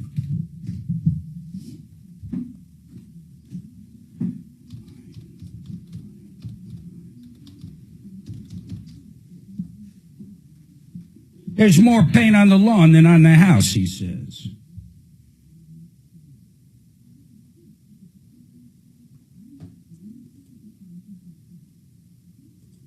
So I'm going to ask you about this Rhino Shield crap. They've been, they come and go. What does that mean? Well, they were around a long, long time ago, and then their paint was failing because it was lifetime. There was no 25 years. So did they go BK? Yeah, and then I think they came back again, same thing. So my 25 years, I know there's been at least 2. Now there's a new one advertising, but it's a 25-year warranty. And, truthfully, Sherwin-Williams and Benjamin Moore give you a lifetime warranty. You're just going to get free paint. You're not getting free labor to put it on, though. But still, the paint's expensive. Yeah, and they'll, you just have to keep your receipts and all that stuff. In Colorado, in Denver, you're painting every 12 to 15 years. Up in the mountains, probably by you're probably looking at every 10 to 12. How long should that paint last in my house? Yeah, 10 to 12. You'll be ready for a new. And then they just give me free paint? Yeah, if you went and saved your receipts, which I never gave you. No. So. The inside's going to be a bitch, man. Why? I just can't picture it other colors. And then the upstairs, I guess the bedrooms don't matter upstairs, but we've got all those walls that basically flow from the bottom of the staircase all the way to the top of the house. I mean, there's no place to cut. Right. I mean, you're basically painting everything. Right. And I've got to do the ceilings in the bedroom. I don't know if we do the ceilings everywhere. I mean, that's another whole question. Well, they're just white ceilings, aren't they, if I remember right? Yeah. Yeah. So that's not white ceiling. I mean, white for ceilings is just, everybody's doing white right now. No one's doing colored ceilings. So, bright white. I want to do a mural. Well, of what? Our dogs. Nice. Running through the Get a grass sweet field. kitty cat in there. Running through the field. Mark, why is some paint marked ceiling paint? What's the difference? Like I was at Sherwin-Williams, they have paint and they have paint called ceiling paint. What's the difference? I didn't know they wouldn't call it ceiling. It's just gonna be a flat. It's no shine. No sheen. Okay, so that's the big difference. But right now it's really in to have flat walls too. Eggshell used to be the little bit of sheen because it's cleanable. This and that. Yeah. But now you can get mattes pretty cleanable too. And What do you think we'll do? I'm painting walls in my house. I'm doing matte. You think we should do matte then? Yeah, I mean it's. And then we have different colors everywhere. I mean, should we go more standardized or kind of keep that? Well, it's typically you have like a base color throughout your house, and then you have 1 or 2 accent walls. Okay. An accent room too, like you want your bedroom a different color. It gives me an anxiety. It really does. What does? What, Just paint? painting the entire house. Well, you're not painting it. No, it's not the work, not the money. It's just gives me anxiety. I don't know why. Painting the exterior gave me zero anxiety. I could care less. But the interior, I'm just so used to exactly what I look at every day. And now I'm like, holy shit, I'm used to the red wall. I'm used to the tan wall. I'm used to whatever. You're an old and crotchety. Shut up. Get off my lawn. Pick up your Go on vacation while you get your interior painted. I was out feeding the deer yesterday. It was snowing. I felt bad for them. They're out there. So we got this. Bad for 'em. We got this big water feature. It's probably 600-700 gallon pond, and so they love the water. Of course. So I cut up some carrots and I throw them out there, Oh, that's nice. and they're all eating. But you're not supposed to do that. Yeah. But I feel bad in the winter for them. So I guess what I'm saying is I'm just that guy. Mm-hmm. That's really nice. Kind-hearted. I've gotten a meat on my hand once. PETA. Yeah. You got a salt lick out there. My neighbor who's moving. You need a salt lick out there. She will have at any given time on any given day 20 or 30 in her driveway because she's been feeding them for 6-7 years. So when the new people move in, what's going on? All right, 303-713-8255, 303 Martino. We've got a lot cooking. By the way, I got 2 lines open, 303-713-8255. I found that fascinating, guys. Talk about a phone call going a different direction. That's what I love about this show. We get one of our experts on. I kind of jokingly brought up adverse possession. And when I say jokingly, I mean, I've dealt with adverse possession, and it's very expensive. There's different things you have to prove. In fact, the statutes have changed pretty dramatically in the last 10 years as well, at least in Colorado. But when I brought it up, I guess I wasn't saying jokingly. I was throwing something out there. But I never would have thought of the partial eviction. It is kind of strange thinking he was allowed to do something for 20 years. And Brad's like, here's what I do. And it's not going to really cost him anything. And I hope that helps him out. And I hope it helps out other people. What do you think of that call, Dimitri? Mark, I don't see how that's going to help him at all. In fact, I think that's going to be a really self-destructive thing. I disagree. I know where you're going because now he's going to be afraid to get kicked out. Well, it sounds like he is going to get kicked out. If he's paying your question, if he's paying on time, it is so hard to kick somebody out of a trailer park now. No, I agree, but they're laying the groundwork for it because the caller, Richard, no offense to him, but he sounds like a tremendously difficult person to work with. You're saying he's a pain in the ass. He's a pain in the ass. When they asked him to move the truck, when the neighbor asked because they were trying, or even the landlord, whoever it was, asked for him to move his truck because they're getting a new unit in there. Yeah. Or a trailer or whatever he was doing, and he said on my time, he was asking for trouble. Yeah, the correct answer would have been, hey, man, I'm really busy today and tomorrow with work. Can you wait until Thursday? I'll switch it over on Thursday. I don't think it's right that he's been parking there for 20 years. The parents, I don't know if they're alive or not, but they're not managing the park anymore, have nothing to do with it. But for 20 years, there was no problem him parking that truck. Then he gets into an argument, stupid argument, and is an ass, most likely, I don't know. Guaranteed. With the neighbor. And all of a sudden he can't park there anymore. You know what? I might find him old crotchety. He's the kind of guy telling the kids to get off the lawn. But at the same time, I don't think it's right at all. And I actually hope he does go to county court, and I hope it does work out. If he's paying on time, I don't think he's going to get kicked out, though. Mark, you were going to say something. Well, again, I mean, I know you said, you can move the truck in 2 or 3 days. It takes 2 minutes to go move your damn truck. Yeah, it's a pain in the ass. Go move. Yeah, I'll give you an idea. Be nice. Be a neighbor. This world's too much. It's my time. It happens to us. Go be a nice person. It happens to us, Suzanne and I, at RV parks a lot. We're 45 feet long. There's nothing longer. I'm as long as you can get in our bus. And we'll go in, and there's always room to maneuver the bus. But the problem is sometimes people will park behind their unit with their truck. And there's no way I can back in if it's not a pull-through without moving. And not once have I ever asked somebody to move their truck, and they don't do it instantly. You've got to be a real piece of crap not to help someone out that's just been driving for X amount of hours and gets to the park. I think you've just made my point. So I agree 100%. You just made my point for me, Mark. Well, okay, he's a pain in the ass, but you don't punish a guy by telling him he can no longer park there. Well, that's not the only issue. The caller said he said several different run-ins with a neighbor and the landlord, and he took him to court and all this stuff. I'm going to put a poll up. The cumulative effect is nobody wants him around anymore. I'm going to put a poll up on our YouTube. I don't know how I'm going to phrase it, but I want everybody's opinion on this guy that just called. I'm not saying he's not a pain in the ass. I'm trying to figure out how I'm going to actually ask the question on the poll. That sounds like a good question. It is, but it depends how I ask it. Do you want him for a tenant? Well, no. Or a neighbor. No one wants him for a neighbor or tenant. I don't. But I think it's more or less, is it fair he got punished by not being allowed to park there and he has been for 20 years. All right, you guys overlooked because that's what they're doing. They're punishing him. Well, they want to get rid. It's not punishment. They just want to get rid of him. No, they didn't, Dimitri. Up until. And by the way, louder is righter, and I'm louder. Did I get louder? Listen, they didn't up until he had a feud with his neighbor. I realize the guy's a pain in the ass, but I'm saying that doesn't make the punishment fit the particular crime. But hold on. It's not punishment.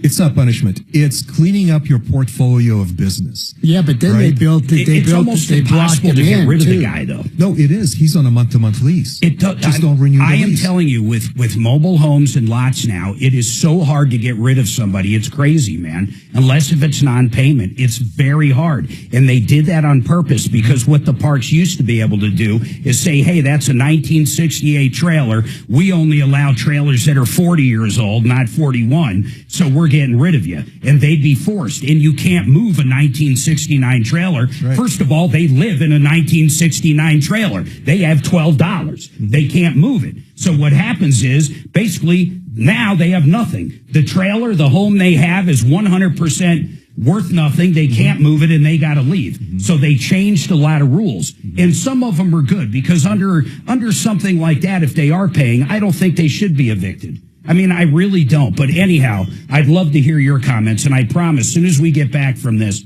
we're going to go right back to the phones. We've got Keith, I promise you're next with T-Mobile, and then Todd's got a problem with a roofing company. 2 lines open. I'd love to hear your opinion. By the way, go to youtube.com, type in Troubleshooter Network. You'll see the live show, and vote on the poll. Now, how should we phrase that? I got to do these spots, but think of how we should phrase it.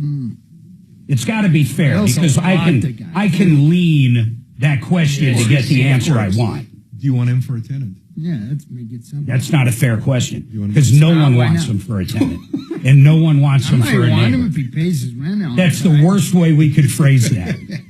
I think something along the line, does a punishment fit the crime? Is it fair they don't allow him to park there anymore after 20 years? Okay.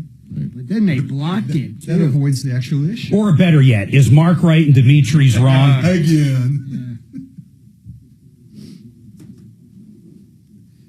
And then both answers, yeah, is Mark right and Dimitri wrong? And there's only 2 answers, yes. Yes and yes. Yes and yes.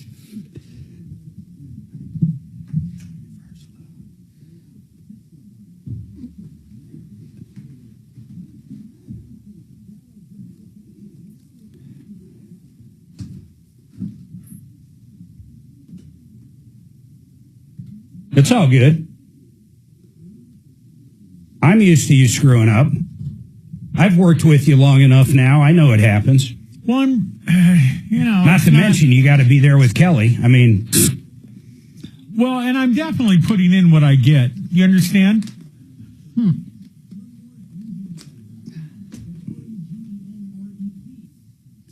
CMG, it's a bank. Why do I even bring them up? Because you go direct to the lender these days. You're crazy to have a middleman. There's people that claim they're direct lenders. They're not. I'll tell you what, they go out and shop that rate. They mark it up so you're paying more points than if you went to a big home lender like CMG. John Clace is the guy we deal with. In fact, he's been with CMG for probably 20 years. They do reverse mortgages. Yes, they can save you money on reverse mortgages. They do the all-in-one loan, which is a 30-year line of credit. They also do any kind of 10, 15, 20, 25-year standard mortgage. They can help you get equity out to pay for upgrades. These guys do it all.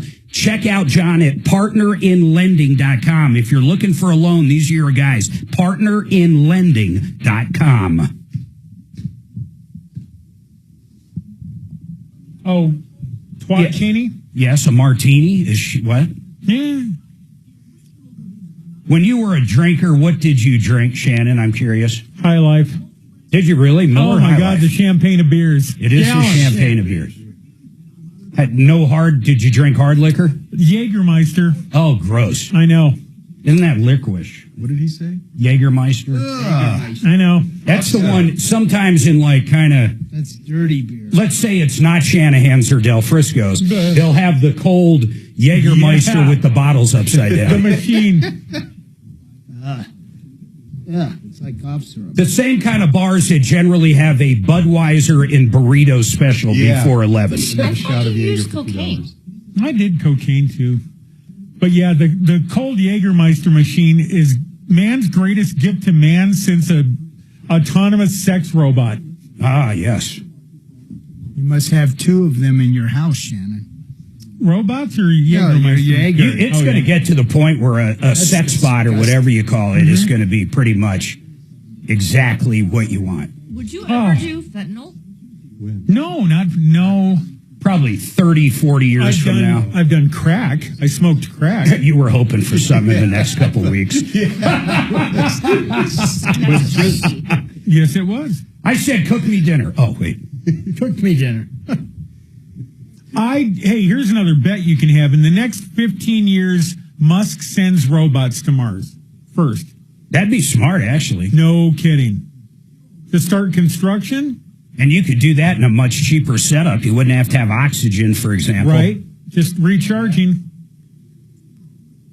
I don't even know if you'd need that. I guess you would. Yeah, chargers. Have you ever seen the Martian? As you're propelling through space, I mean, it almost takes no thrust. So I'm guessing you could create energy to charge the batteries for next to nothing. It doesn't have to be fuel related. No, you'd still need solar on Mars. Yeah. That's the end. Yeah. And there's a lot of acreage. Go ahead and build them. And not a lot of atmosphere to block it out. Elon have his own deal going on Mars. That'd be pretty wild. The first Tesla dealership on another planet. That'd be cool. He's got that one Roadster floating around. I love that. Doesn't it come around like every 12 years or something? Some guy hanging God, out, I love that right? guy. Yeah. I think there's a robot in the actual Roadster. Yes, there is. Well, it's a mannequin. Yeah. Okay. But how about bringing those people back yesterday? Did you watch that at all? It was awesome. I watched it live, and I watched them all the way to where they came out of the craft. Of the dragon? It was awesome. Yeah. I watched it. I love the name of it, the Dragon. Were they able to walk or no? No, they put them right on a gurney. Like but it's like a sit-up gurney. Okay. Yeah. It looked like a weight bench. And a couple of them walked to the gurney, but they all get wheeled out. Yeah, the two that had been up there forever. The one guy kind of stood up for a half a second, but he was helped everywhere. Yeah, and they say that a lot of it is they exercise their big muscles, but their coordination is gone just because their brain forgot how they don't know how gravity works. The balance is off. One guy said it took him about 8 months to kind of be back to normal. What was that guy's name? The car guy or the truck guy? Richard. No, that was the trailer guy. Here we go. Coming back. Mr. Tenant from Hell. Tenant.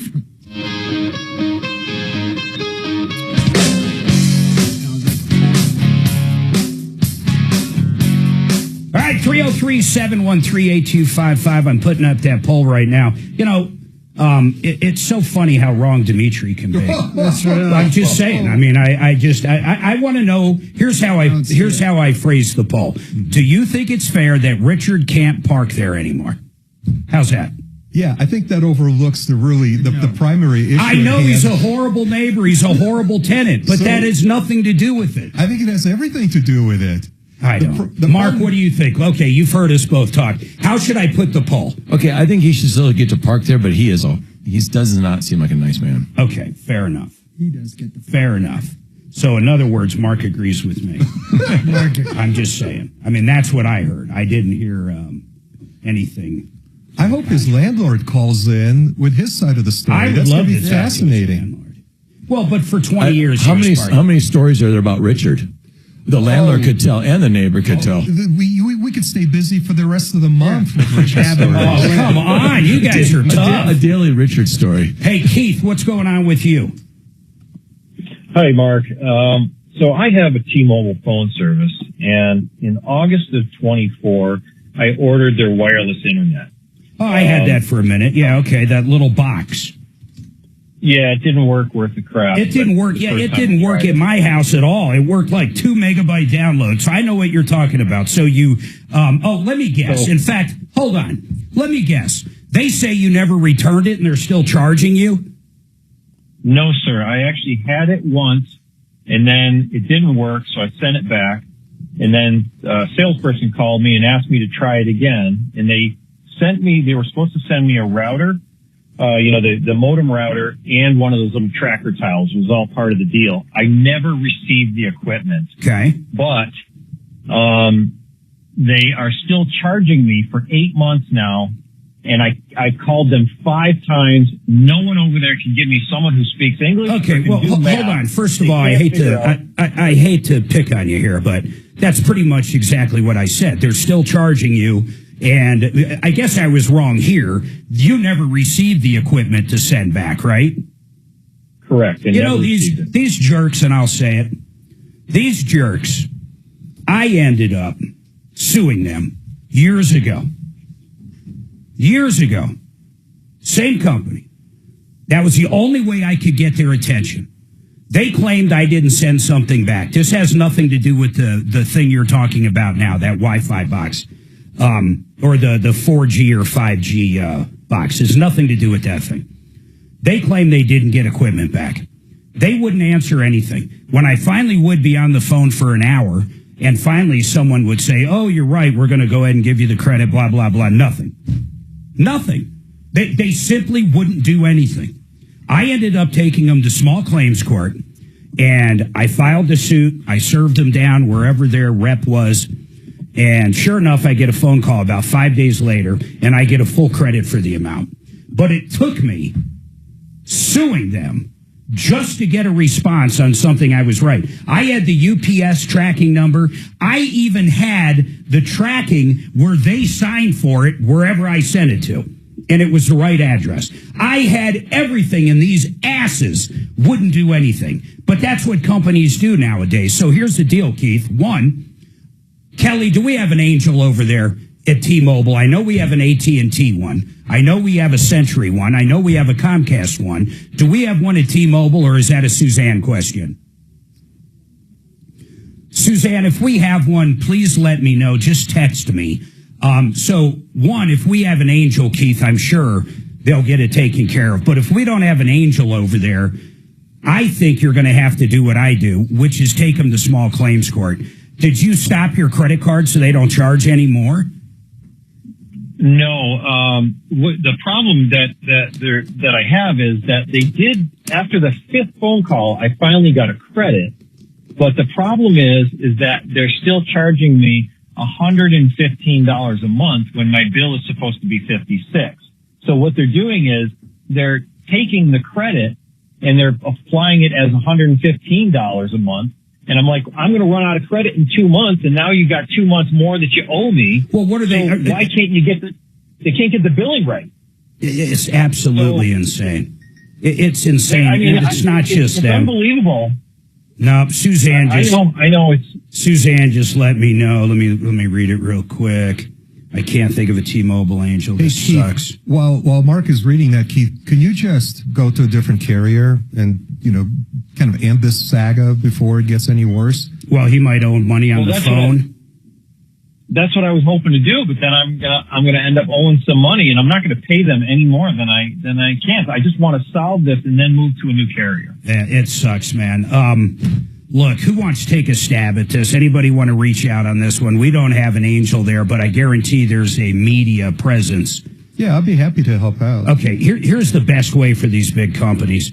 You got to find the media. Yeah, that's my typical go-to. I always start with that. Find the PR people and then reach out to them. I mean, you get the idea. So, Keith, Dimitri's going to get your information. Kelly, get all the information there, and we're going to dive into it. Hopefully, we can help you out. But in the meantime, I'll be honest, Keith, I dealt with exactly what you were dealing with, and they figured it out when I sued them. We never had to go to court.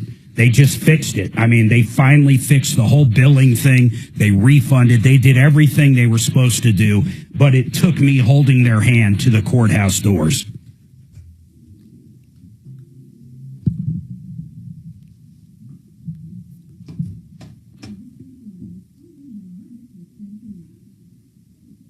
Yep. Good to go.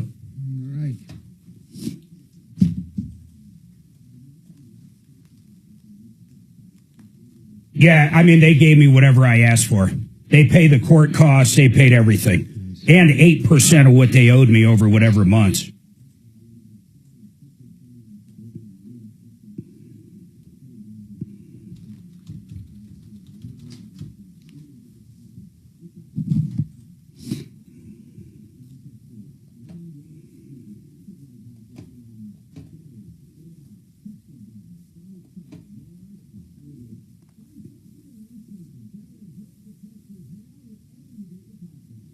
DenverRegen.com. I've lost about 30 pounds. I can't believe it. I feel so much better. I have had virtually no side effects as well, but I've been on the new medication from DenverRegen.com. Less than $300 a month. That's all in. Doctor's visits, any follow-up questions, anytime you want to talk to the doctor, there's no big deal. And then on top of that, that includes the medication, the instructions. It's easy. It's once a week, and it's absolutely amazing. No more food noise. The bottom line, no more food noise. I feel full, and I don't think of food. You can't ask for anything more. DenverRegen.com. Once again, less than $300. DenverRegen.com. The Art of Granite. Mitch Floria did the most beautiful job in our master bathroom. He came out, got rid of the old countertops. We ended up putting marble in there, or quartz. It's absolutely gorgeous. He did the windowsill around the tub. He did the sinks. He even did the bathroom. Everything matches beautifully. We absolutely love it. You want those new countertops for your kitchen right now. You can get the bathroom for free. Call for details. Get the kitchen done. Get the bathroom for free. You're not going to get a better deal, and you're not going to find a better company. You ready? The THE artofgranite.com. The artofgranite.com. Thank you.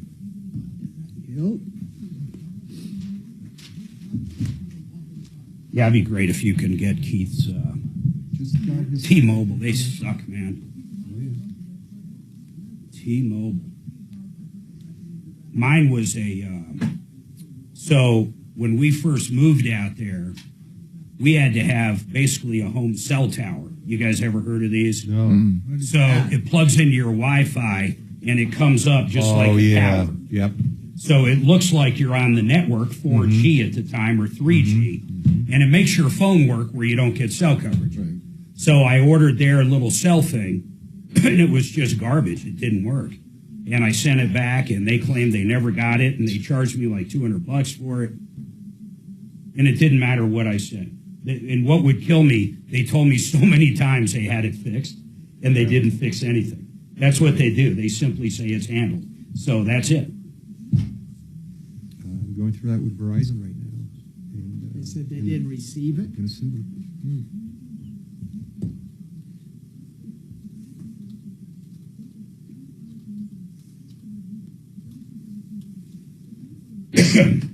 Mark, are you going? I just saw on my calendar here the Denver Home Show starts this week. Yeah, I don't do home shows. Just like you. It's hard to get the reps there, and it's hard to man too. That's the thing. That's it's a like, reason. then they're like, also you get there and you set up, and it's my butt's in there the whole time. People either love it or they hate it. And so, I remember I had one rep there, and he was out. I caught, I just saw him in the show. I said, "Hey," your time in the booth is, now. He goes, "Yeah, I'll be right over." Never saw him again. Except on payday. No, he never showed up. That was it. He was gone. Oh, he just vanished forever? Yeah. Like literally. That's literally. funny. Yeah. Wow, that's hilarious. It's not funny, but. Good morning, Troubleshooter Show. Did you want to talk to And you Marc have to be Mager? there every day, don't you? Yeah. Don't run off. I'm going to force you to talk to Kelly I got for a two second reps. because I'm the idiot It's running like, audio and I'm no help. Yeah. So she'll get your name. I'm going to go. Hang on, don't run off. Hang on. Yeah, I think it's always good to. The cool one to go to is in Vegas. I'm going to have you. Yeah. Are you going to go during the week? Well, no, I was planning on the weekend, right? If you pick a weekday, I'll get you tickets. Oh, great. And then I want you to hit some booths for me. Yeah, I'd be happy to. And we'll do kind of a live thing. Really, but I don't know if it's going to go. So it starts Friday. Let me see how long it goes. I just assumed it's just 3 days. But Well, there's different home shows. We have the one that's just on the weekend, on Friday, Saturday, Sunday. Then the great big one at the Coliseum. There's one at the. When's the Coliseum one? The Coliseum's a 3-day one, and then you have this is the one. So it starts Friday and goes through Sunday. It's at the. What's the one they just did then? What home show did you go to, Shannon? Didn't you go to a home show recently? Yeah, the one at the Coliseum, Colorado Garden and Home. Oh, Colorado Garden and Home Show. Yeah. That's the one I wanted him to go to. That's the great big one. Yeah. But that was the one we had good luck at Highlands Ranch, just the little mom and pop ones, like at the Y and stuff. That's what we had more success than the great big ones. Tom and I flew to one in Colorado Springs. It was pretty tiny. Yeah. It was up by KRDO.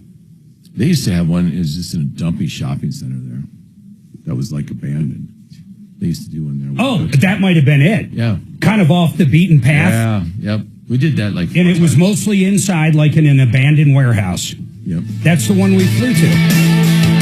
That had to be 10 years ago. It was way pre-COVID. All right, 303-713-8255. We've got a lot cooking. I've got 2 open lines. We got 2 hours to go. Right now, though, I'm going to get over to Todd. Todd, what is going on? Let's at least start with your problem with the roofing company. Hello, can you hear me all right? I can hear you great, Todd. All right, perfect. So you want the long version or the quick recap and ask questions? No, give me start the long version, but start off where we're at right now. Is the roof done?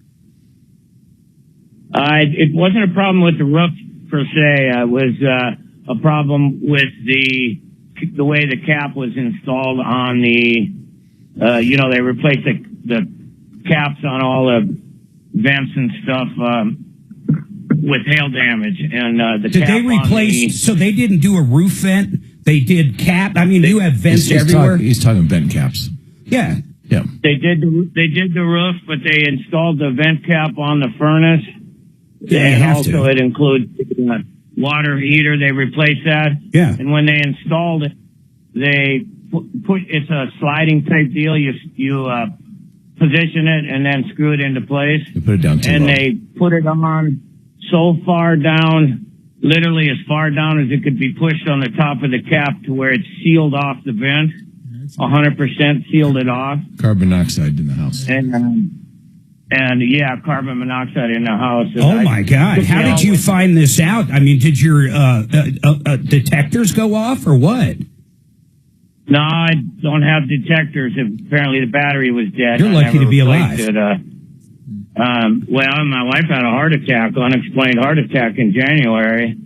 How do you know there's carbon monoxide right now, or there was? I assume you mitigated it somehow. I don't know. I don't know that there's there ever was carbon monoxide, but I'm assuming there was carbon monoxide. But I knew there was a problem when at the beginning of the winter, because I did my yearly tear down of the furnace. I knew I especially had to do it this year because a lot of debris came down. In fact, a big chunk of gooey stuff came down through that flue, and I could see it in the furnace. So Todd, hold on one second. So Mark Szymanski, you guys do a lot of roofs, Genesis Total Exterior. So I'm picturing like almost like an exhaust pipe coming out of the house. Then on top of it, you generally have some kind of cover, so when it rains, you don't have rain going directly down.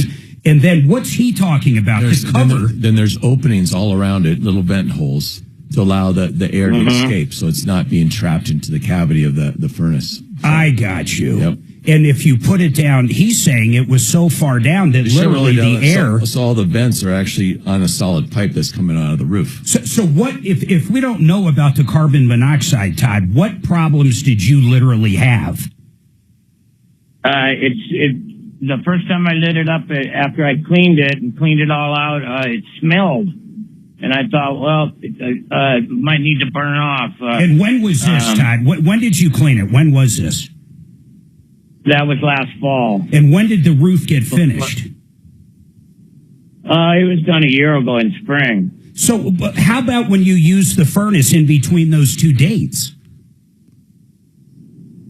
I didn't use it between last spring and the beginning of fall. It was actually shut off completely. So it was the first time you really used the furnace after the roof was done?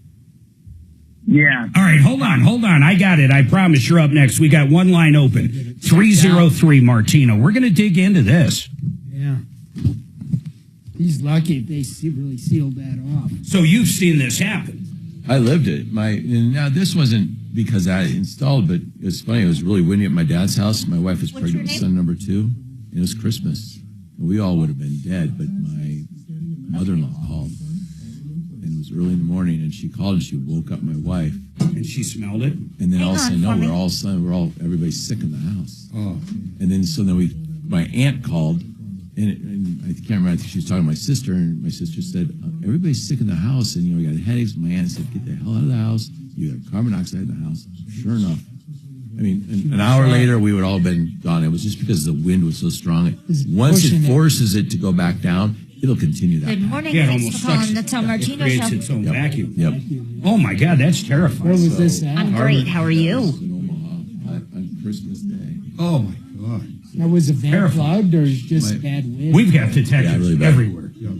Every floor, So everywhere. again, carbon monoxide is low. So you need, a ceiling carbon monoxide, you might be too late if it's detected there. You need them down low at outlet. We got them both. They're all tied in on the main system. And again, and then we have plugins. Right. And I only buy the combos now. Why not? Yeah, well, of course. Another $10. That's what we have. And then if they go off, they go to our alarm people. Right. And then in the RV, not only does it have them built in the same way, but I bought 2 more for those just because we have that diesel burner for a furnace. Sure. So that's some scary shit, man. It was. I mean, yeah.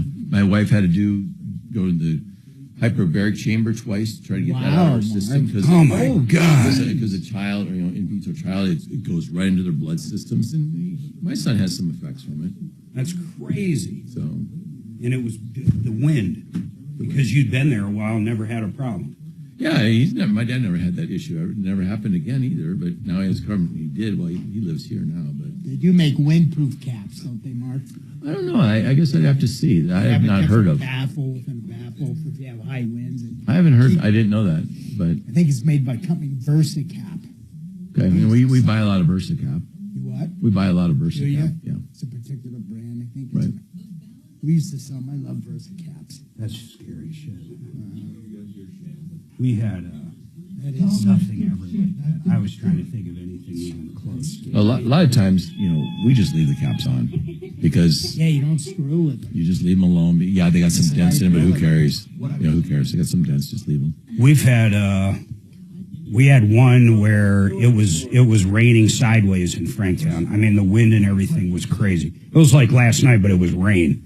And we actually got water down in there. And then where the vent cap came down was actually from the sink for the bathroom upstairs.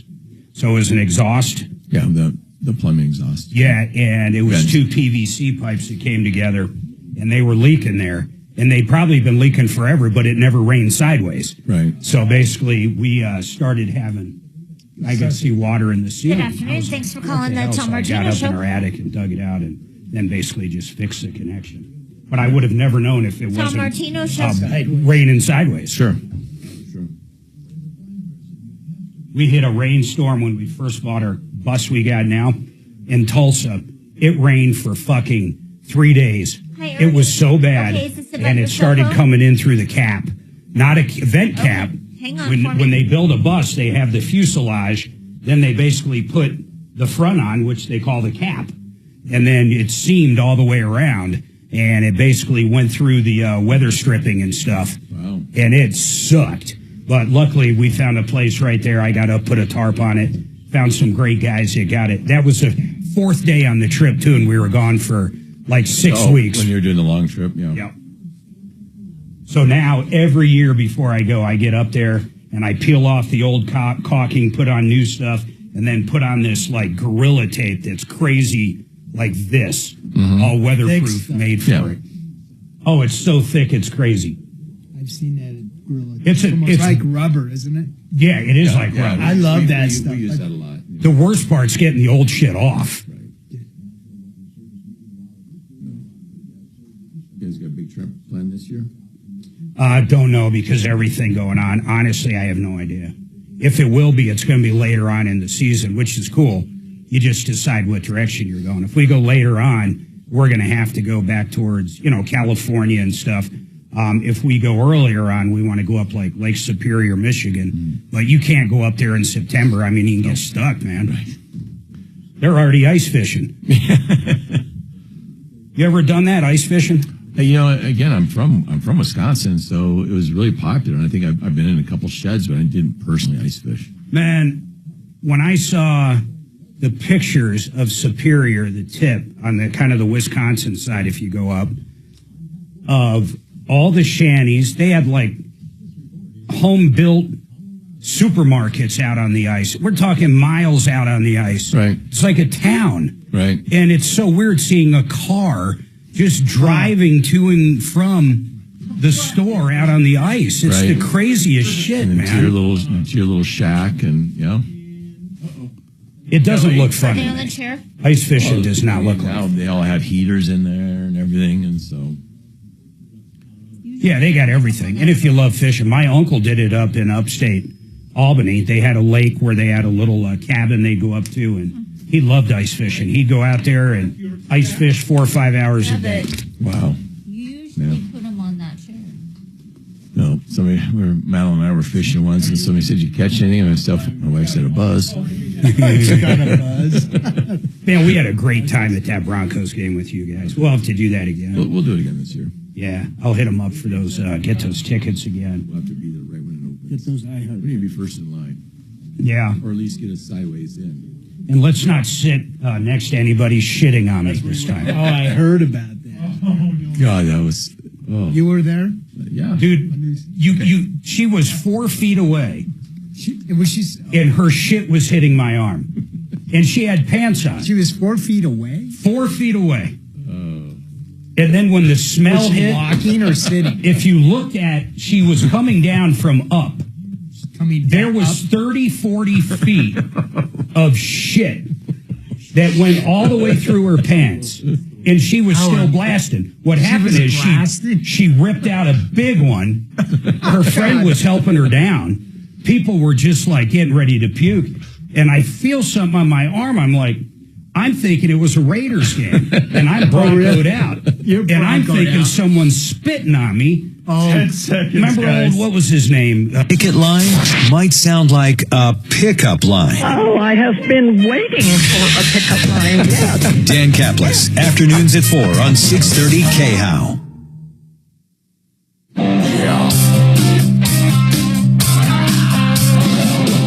Ripped off, bad news. You need advice so you don't have to lose. We'll come running just as fast as we can. Troubleshooter's gonna help the common man. This is the Troubleshooter Show. Now, Tom Martino. All right, 303-713-8255. That is the phone number you need. You've been ripped off or taken advantage of. We help, and I mean it. We get directly involved. It doesn't matter if you got a problem at a trailer park like we had last hour. It doesn't matter you got a problem with T-Mobile. Maybe you just got a question, a bad contractor. You name it. We can help. Over $300 million. Think about that. $300 million directly due. What are you going to do? Go pay an attorney $400 an hour when you can use the power of the media right here to pressure people to do the right thing? And that's what we've been doing for 40 years. 303 Martino, that's the number. That number works on and off the air. In studio with me, our guest, Mark Szymanski. He's the owner of GenesisTotalExteriors.com. Mark, I want to ask you a few questions, and I promise I'm going to jump right to Walt, Todd, Ernie. We got one fine open, 303-713-8255. This time of year, what are you guys doing? Exterior-wise, I know you do interior paint, you do remodel, stuff like that, but exterior-wise, really your bread and butter. Can you do stucco any time of year? Yeah, we can do stucco most any time of the year. Obviously, if it gets way down in the really cold times, then we probably won't. How about decks? When should people get on the list? Because I would guess people aren't thinking of decks right now. But in about 3 weeks, when we have 80-degree days strung together, everybody's going to be thinking of decks. Right. And the nice thing, you can build decks year round, and right now is a great time to get on the list for building a deck or rebuilding a deck. You've got a great crew for decks. We have phenomenal crew. How about patios, like cement the whole bit? Yeah, we do cement, we do the pavers, we do landscape stoning, we do everything. How about if someone wants to come out, like, let's say their decking's good, but the railing has rotted over time. Let's say, I don't even mean the decking. Let's say the 2x8s underneath are good and they're weathered well and everything's fine there, but they want new decking. Can you come out and use their existing? You can. I mean, it just depends how old it is, because if it's worth it or not. If it's worth it, because all of a sudden you're going to save several $100s. That's getting that's going to get rotten when you have a deck on top now. It's going to last a lifetime. Would you ever do real wood out in Colorado now? Yeah, no, and there's still a value real wood because it never gets as hot as a man-made stuff. The redwood is gorgeous, too. Redwood is gorgeous. Yeah, it's but you're right, actually, because we have the man-made stuff, and it gets hot as hell, actually. Oh, Fiberon, Trex, they all get hot. There's some of them come out with some technology, some cooling ways. They last for a long time, though. Oh, they can last a lifetime, and you can put a deck on that you'll never, ever replace. You can. Yeah, you can use aluminum studs. How about if someone wanted to add to a deck? Can you do that? Of course. And build a gazebo? You can build a gazebo, trellises, any of that kind of stuff we do. I love that, man. Yeah. Adding a hot tub, I was thinking of my dad's. He wanted to get a hot tub, so I was thinking of buying him and my mom a hot tub. But first of all, they don't have enough breakers to actually run a 50 amp out to it. But then I started looking at their patio. My God, it's like 1 inch thick. I mean, unless if it was a really tiny hot tub, I don't even think you could put it on. I think the damn thing would crack. What inch thick? What, concrete or what? Yeah. Oh, yeah, that would probably crack on you. I think it would. I mean, really, all they have is like a grill on it. Yeah. You can always put pavers on top and do that. That'll kind of help spread the weight out. You think? Yeah, maybe. Yeah. But that electrical issue, you guys been doing... Well, again, electrical issue. Can't you add a sub panel? Yeah, you probably could. Remember, I'm paying for this, so no. Yeah, I think it's a good idea. Yeah, thanks, Mark. Where is the love? Where is the love? Yeah, it's everywhere. Trust me, my wallet feels it constantly. Let me ask you another question. Garages. So do you do steel buildings at all? Let's say someone's out in the country and they want to add an RV garage like I did. I tell you, there's ones like yours. There's companies, they have these systems put together. They're ready to go. They're ready to go. I think that's just a better, than all saying. How about if they wanted to build a stick? Yeah, we could do a stick one. So, have you done a lot of... We've done some. Okay. I'd rather remodel.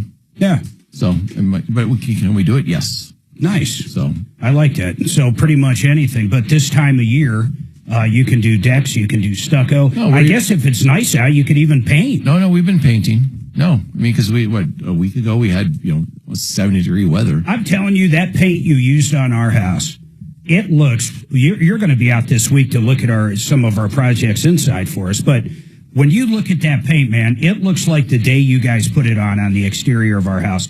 And if I get anything on it, you just hit it with the hose, it looks brand new again. Yeah. I mean, it's really remarkable. Do you remember what kind of paint you used? It's Benjamin Moore. I don't remember. Like a top grade? Yeah, one of the higher end grades, yes. It was probably Ben.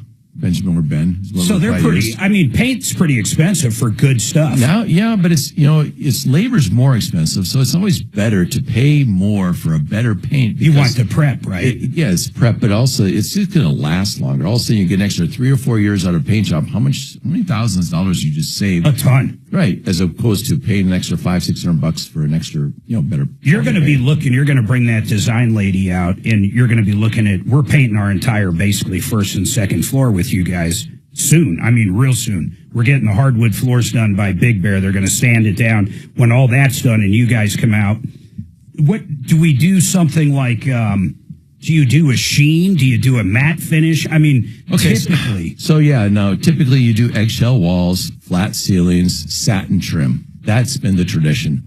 But, flat walls are becoming really, really popular now because people don't like the shine of the eggshell. And so it's real popular to have flat ceilings, flat walls, and you still say with like a satin. I love trim. On cars, I love a matte finish. Yeah. I think it's the coolest thing. One of our cars has got that matte gray right from the factory. It's simply gorgeous. My Indian motorcycle has the matte. But the thing is that one little scratch, there's no way to fix it. Yeah, I noticed that. And in you fact, can't buff it out. You can't, here's the other scuff deal. Marks. You can't go to certain car washes.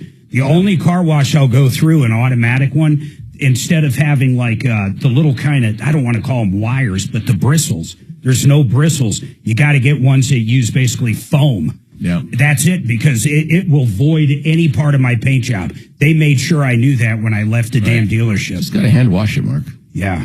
303-713-8255. Let me see who's been holding the longest. Todd, he was telling us about that problem with the roofing company. Todd, so where we left off was the roofers did it. They set the vent caps failed. I mean, basically they failed, not the caps, but the vent itself. And you possibly had carbon monoxide in there, but you went to clean your furnace and turn it on for the first time after the roof was done. And what happened? The furnace just wasn't working? It had debris from the roofing, so yeah, I cleaned it out real good. In fact, I cleaned it out a second time because when I fired it up, it stunk real bad. And then it burned off, so I figured it was okay. But then the next time I went to use it, when it got cold, it stunk real bad. So I thought, well, maybe I missed something because, you know, with all the pounding and stuff. So I cleaned it a second time. And then it was a while again before it got cold again. But I started noticing every time it would fire up, it would smell for a little while and then burn off. And then I noticed that it was, water was dripping down. And I thought, well. And that's where this vent cap issue came. And I thought, well, you know, maybe it's condensation because, but move a little further into the story. So you never really got the furnace to work properly afterwards. And by the way, if anybody out there has ever had a roof done, and Mark, you do roofs all the time, your company does, it's crazy, man. I have seen light fixtures pop out. I mean, when you're up there doing any kind of decking or even just putting the shingles down or getting rid of the old one, all kinds of stuff can go wrong. You just get a lot of dust in your house, and you can get nail pops in your ceilings. I mean, it's not that the roofer's fault, typically. It's just what happens. It's just what happens, how your house is. So what happened at this point, Todd? Did you reach out to the roofer? I mean, what happened? No, because it was dripping water, I thought, and it would burn off every time it would light up. And it was, you know, I'd kind of forget about it when it would get warm. But move on. What happened? It was condensating, dripping down and stirring up basically the soot in there. And then it would burn off and it wouldn't smell. So I thought, well, it probably needs to be cleaned. So what the hell do you mean by soot? Well, what do you mean the soot in there? What is it, a potbelly furnace? No, but I figured it actually, you could see a kind of a scaly crust when the water would dry. How old's the furnace? It came with the house as far as I know. It's 30 years old. Okay, so keep going. Where does this go from there? So I thought it was just condensating and dripping down dirt. And so I finally quit using it, though, because I thought, this is ridiculous. Something's got to be clogged up in there. Okay. And we were heating the house the very last cold spell with electric heaters. Okay, so then what happens, though? Where do we go on? I got up there. I couldn't get the vents off down below without ruining them, so I thought I'd go up top and see if I could find something in it. And then that's where you found out they didn't do the proper thing on the vents on the roof. Yeah, I looked up in there first between the what do you call it? Yeah, there was basically no ventilation on the vents, right? Absolutely not. So then what did you do? Did you call the roofer at that point? What did you do then? I'm just going to keep you focused now. I fixed it, and it worked perfectly. So I thought, well, it's fixed. It's no use bothering anybody. Excellent. And no smell, no nothing, no back up. Everything's working fine. Excellent. Now what? Where are we at now, though? I don't know. That's what I'm going to ask you is, what do you think I should do about it? I thought, well, no damage. But everything's fine now, right? You fixed it. Right. This has got to be the craziest call I've taken today. Todd, you fixed it. What? Let me ask you this. What if I could wave a magic wand, what would I do? It's fixed. Well, in January, before it was fixed, my wife had an unexplained heart attack. So you think it's possible there was carbon monoxide that gave your wife a heart attack? By the way, how is she? At first, I didn't think of it. Well, she's back to normal. I didn't think at first that would have anything to do with it. Todd, I don't think there's a way in the world, now that you fixed it, to go back in time and see if there was, not just if there was any carbon monoxide in the house because of that problem, not your 30-year-old furnace. Let's not forget that. I don't think there's any way to do that. But even to go to the next step and tie that to your wife's heart attack would be very hard to do. I mean, I don't know how you would possibly do that. That's what I figured, because they don't. I checked it out, and because at first I thought, well, she's on oxygen, so she wouldn't be affected. Well, apparently, when you're you still have that wouldn't matter if there's carbon monoxide in your house and you're on oxygen. You're still going to get carbon monoxide. Exactly, but they wouldn't do a test before it because they were looking, they went in and looked for blockage and there was none because she's had a history of heart attacks. So, yeah. Well, then that even brings up another thing when you're talking about a med mal. Because she's got a history of it, I mean, now you've got that to get over. I don't see anything there. I feel really bad for the entire situation, but I don't see anything going forward for you. I mean, you might call and talk to like Marco Bendinelli or an attorney, but I don't even think you should waste your time. I have no idea now that the issue's not there how you would do it. And once again, you got a 30-year-old furnace. If there was carbon monoxide, it might have nothing to do with the roof vent. Mark, Todd should still... Yeah. Go ahead, Bo. Hold on. Bo was in this industry forever. Go ahead, Bo. Todd, since you had this issue of incomplete combustion in your vent pipe, that's where you got the condensation. Even though you fixed it, you need to call one of our HVAC companies and get the whole unit and vent pipe checked out just to make sure it is operating. That's not a bad idea at all, man. Yeah, that's probably. Hey, Todd, I'm going to tell you something. Hey, listen to me, man. I'm going to give you some advice you're going to love. It's going to cost you $45. Call up 888heating.com. They're going to come out and clean the hell out of that furnace, make sure it's safe for $45 if you've never used them before. It's new customers only, but it's the best deal out there. It's not a sales pitch. They come out, they're going to tear it down, they're going to clean the blower, they're going to get rid of all the dirt in there, and if there's any safety issues, they're going to check for carbon monoxide for you coming out of that heat exchanger, and it's $45. It'll be the best $45 you spent, brother. I appreciate that, yeah. You got it, man. 888heating.com. Todd, I got to move on. That was kind of crazy. He fixed his problem. I understand where he tied it in now. Really quick, Mark, you were telling us during a break, you guys had on a Christmas Eve. Yeah, we had carbon monoxide poisoning. And you all woke up. It was you, your wife? My sister. It was, my parents, my sister and her family, and my wife and our son. And she was pregnant with our second son. And your aunt called. Our aunt called and just happened to wake us up. If she hadn't called, no, it was actually my mother-in-law, but if she hadn't called and woke us up, I wouldn't be here today. So you're talking when everybody got up because of the phone call, you start waking people up. You said everybody's got a headache. They feel sick as hell. Then my aunt called and she said, get the heck out of the house because there's carbon monoxide in it. And sure enough. Yeah, the firemen show up. They test the air. It was really, really high. So you almost died. Yeah. Well, hell, your whole family for that matter. Yep. So, terrifying stuff. Do not play around, Todd. Get detectors and have them in the furnace room. Yeah, Todd, get them in the furnace room. Todd, for the life of me, after that, thinking about that heart attack, worst scenario, get your ass out to Walmart. You can buy the plug-in ones that work just fine, but get a few of them. And like Mark said during break, the ones built into the ceiling are great, but carbon monoxide sinks. Yes. So you want some gas down below. Right. And I love your idea. Put one in the damn furnace room. Right, because that's where it's going to start. Yeah, we got one adjacent to it, but I don't think I have one literally in there, but it's on the same wall. Right. All right, listen, Walt in Ernie, 303-713-8255. We got 2 lines open. I'm dying to hear from you. Hold tight.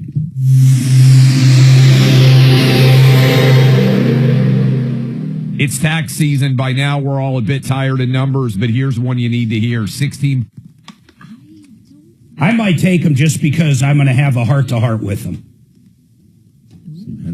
He called him. Do it. This one, if you have not heard this spot, Mark, it is so different. I know what he's talking about. Midnight Express Medical.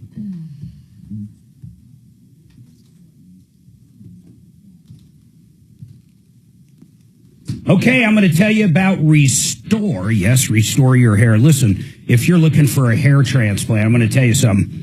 It can be upwards of $30,000 here in the state. This guy, Nick Turner, he's the founder of RecoverYourHair.com. He actually flew to Turkey. Yeah. and he got it done for like $7,000. And that $7,000, not only is he happy, full head of hair, you know, the same kind of care you'd get right here in the United States. In fact, the guy's name is Dr. Nuri, but it's so much cheaper. It's crazy. Aftercare is also world class. The whole staff out there in Turkey is professional. But listen to this, $7,000 for the same level of treatment. He was so happy with it, he got back and literally formed a company. Go to recoveryourhair.com. It's kind of like a staycation. You can fly there, spend a few days before the transplant, a few days after, and then, of course, you get follow-up care via Zoom or however else if you need it. But it's a great deal. You're going to save a lot of money, and talk to Nick about it. Once again, he's the founder, and he went through it. recoveryourhair.com. That's recoveryourhair.com. MyMoneyMyWay.com. Join us next week. You got to get signed up now. It's a movie event at the Highlands Ranch, AMC 24. We got a private theater out there. The concessions are going to be all paid for. You're going to love it. And you're going to learn about not just retirement, but Social Security. It's called The Baby Boomer Dilemma. And it's a real movie. It's not like this huge sales pitch. It's going to make you think about different things. It's going to talk about annuities, and it's going to talk about Social Security and guaranteed income. But it's a good movie. If you're getting close to retirement or even in your 50s, I'm telling you, get signed up for this. Or even if you're younger. I mean, education is so valuable. Suzanne and I will be out there. We'd love to see you. MyMoneyMyWay.com. MyMoneyMyWay.com. So you ready to fly to Istanbul now? Yeah, to go. I've heard that spot. Yeah. I find it. I just can't. Dimitri's going, right? Because it's a little thin. He's going. He's all about it. I wouldn't fly to Turkey, period. So, I mean, I wouldn't fly to Mexico for it. I didn't know to get hair transplants, $30,000. That's what he says. I don't know. I don't know either. I've never. If I did some, I'd probably do stem cell just on the one spot I got. Although it's a natural part. It's not like I'm going bald. It's just the way my hair grows. Oh, yeah. That's the point, of course. You know that. Mm-hmm. That's what I was thinking. I have a natural part. That's how my lady at Sports Clip described it 7 years ago. She goes, "Oh, I see you have a natural part." And I go, "What are you talking about?" She goes, "Oh, right there." I didn't think much of it. I really thought I had a natural part. And I get home and I'm looking in the mirror. And I said, "Wait a minute. I think I might be losing a little hair there. I think she was bullshitting me." Wow. I fell for her line. Well, she was very tactful. Very. I had another lady. I got my hair cut at Walmart one time. It was called. It's not Sports Clips. It's what's the name of that place? Supercuts. Oh, yeah. Right in the Walmart. It was a Walmart in Castle Rock. I don't think it's there anymore. It might be. The Walmart is. I don't know if Supercuts is. So Suzanne's shopping. I go over. I'm like, screw it. It's like, back then, $15 haircut. So I go in. Lady's got to be 140 years old. That should have been the first thing. She cuts my ear with the scissors. Oh, takes a chunk of off, and the ear bleeds. Remember how Trump said the ear bleeds like crazy? I lived it. It was spouting blood everywhere. Oh. She gets this down, and she's pinching it, and I'm like, "I got it. Don't worry about it, blah, blah, blah." And I got up and left. Got home, cleaned it, didn't think much of it. 4 or 5 days later, my ear hurts like a son of a bitch. It got infected. So I end up at the doctor about it, all because of this 140-year-old is still cutting hair at Walmart. And she's probably getting a Social Security check now, too, though. In fact, she's still getting a Social Security check. That's right, Mark. You won't see Dimitri going to Walmart. The one that's amazing is the 360-year-old. But that's not true. We didn't even have Social Security back then. We didn't even have a country. Yeah, I can't go number 2 anymore. Oh, God, the 360-year-old. There's only one of them, thank God. I have always wondered how many people, like, the wife dies, the husband dies, and they're used to that check. They don't want the half spousal benefits. Oh, yeah. And they bury old Henry out back. They bury him and out they back. just keep grabbing that check. Yep.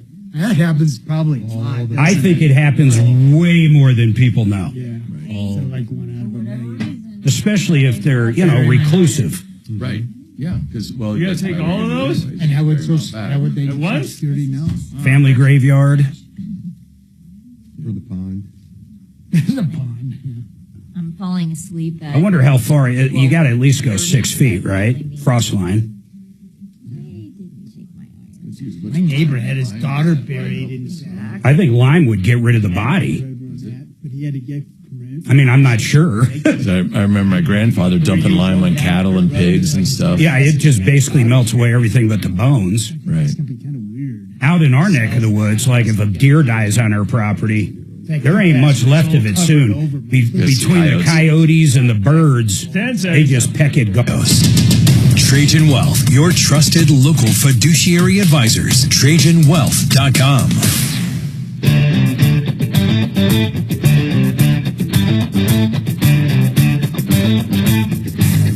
All right, 303-713-8255, 303 Martino. You've been ripped off or taken advantage of. We love helping. Honest to God, that's our favorite thing to do. We like education and just helping. I mean, really, that's it. Hey, Walt, what is going on with you, Walt? Oh, hi, Mark. I've got a unique situation, and I'll summarize it in 30 seconds. In 1960, our development started, where the houses were being built. It's not an HOA, but in 1986, the association was formed. Who formed it? And acknowledged. What's that? Who formed it? Everybody that lived there? Correct. Okay, keep going. And so every property out here has an easement, and we're in the county. I guess it was last year, the person died who started the development, the association, everything like that. Well, hold on. You just said two things. In 1960, the development was created. How many years later was that HOA voted on and put into place? 26 years. Okay, but the sentence you just said was the guy that developed it and started the HOA. Are they the same person? No, it's not an HOA. So who died? The guy that did the HOA or the guy that did the development? The guy lived in the development area, and he owned most of the properties. Yeah, but is he the one that did the HOA or the development or neither? Neither. Okay. Neither. So what does he have to, who cares if he died? And I don't mean that in a bad way. I'm just saying who cares? What's the relevancy? When he died, he willed a half-mile strip, which was one he found that's a half-mile, just a little thin strip, and it's probably the total of an acre and a half that now is the road that goes in, and a real estate agent found that was willed to our association, and now we're liable for any accidents or anything in it, and we have a maintenance, and we charge road dues now, but we had to get an assurance policy to cover any accidents or any liability so that they don't sue us. Well, okay, hold on. Let me ask a couple questions now. How long is that? Is it miles long? I understand it's only an acre or whatever, but how long? Just over a half a mile. So a half a mile long, and everybody in the neighborhood basically has to use this. It's the only way in and way out. Correct. So it really is a road that needs to be maintained. So I understand the maintenance part. I guess I don't understand the liability insurance on a private road. That's interesting. And when you say they're making you get it, who's making you get it? The county?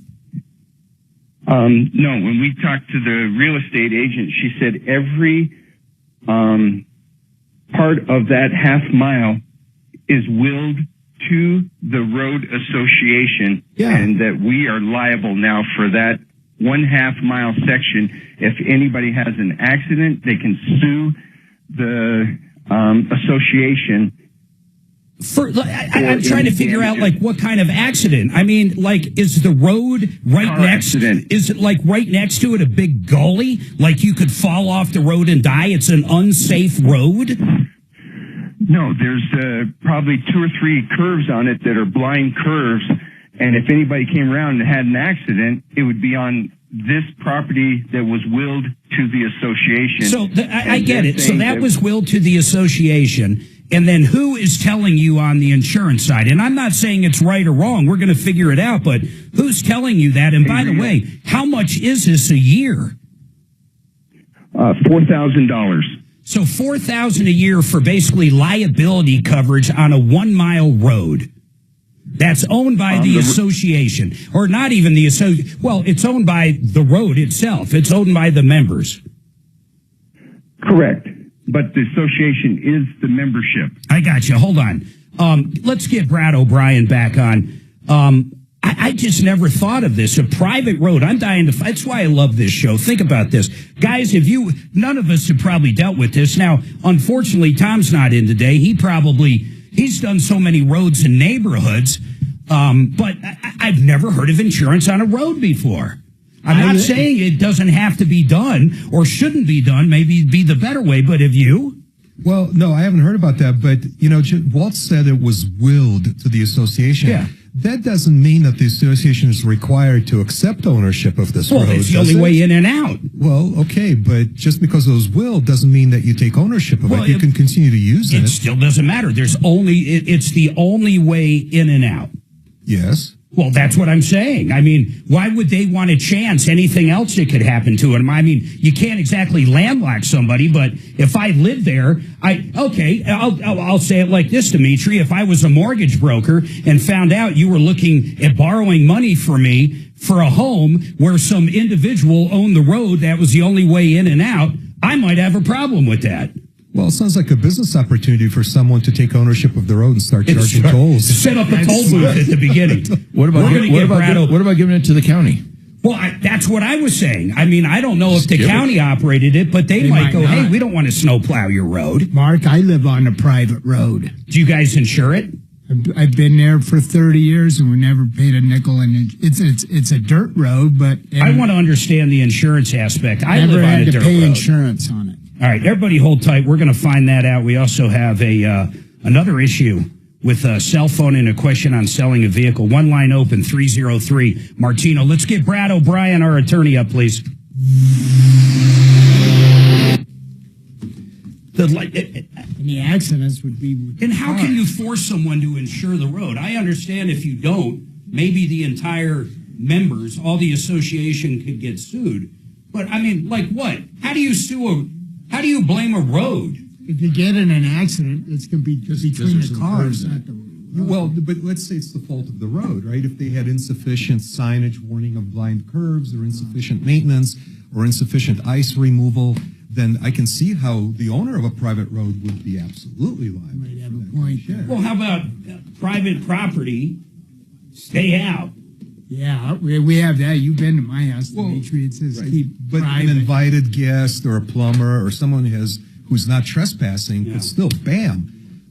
But my point is, just because somebody left you something in a will doesn't mean you automatically own it. I have never in my life thought, okay, I was in a car accident and I'm going to sue whoever owns the road. I have never even had a thought similar to that. Oh, yeah. I don't even... All right, folks, let me tell you about Red Rocks RS. These guys do solar, and more solar. If you have a commercial system you want, they can do it. A commercial system that needs to be repaired, they can fix it. They don't care who made it, who installed it. They can fix it. On the residential side, they have the best pricing out there. She knows how to find all the discounts and apply them, whether tax credits or grants from the state or the feds. Brooke knows how to find the money. And I'll tell you something else. Everybody that works for her. They're not subcontractors. They have their own crews. You understand that? They have their own salespeople. They have their own installation people. Maybe you want an off-grid system. They can do it. Maybe you want a generator tied to it. They can do it. I think you get the idea. They're a great solar company. RedRocksRS.com. I wouldn't steer you wrong. You're going to love them. And a lot of these companies, solar companies, come and go. Brooks the real deal and the company's good. RedRocksRS.com.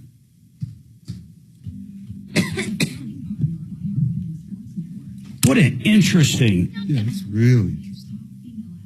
I was thinking, usually a private road. I'd like to buy the road like you said, Dimitri. Buy it. Set up a toll. Charge them a fee. Well, the problem is you can't landlock people.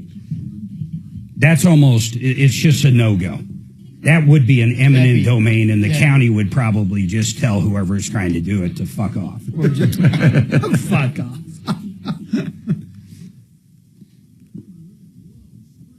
Hey, I haven't heard Drew for 2 hours. Give me a little Drew, baby.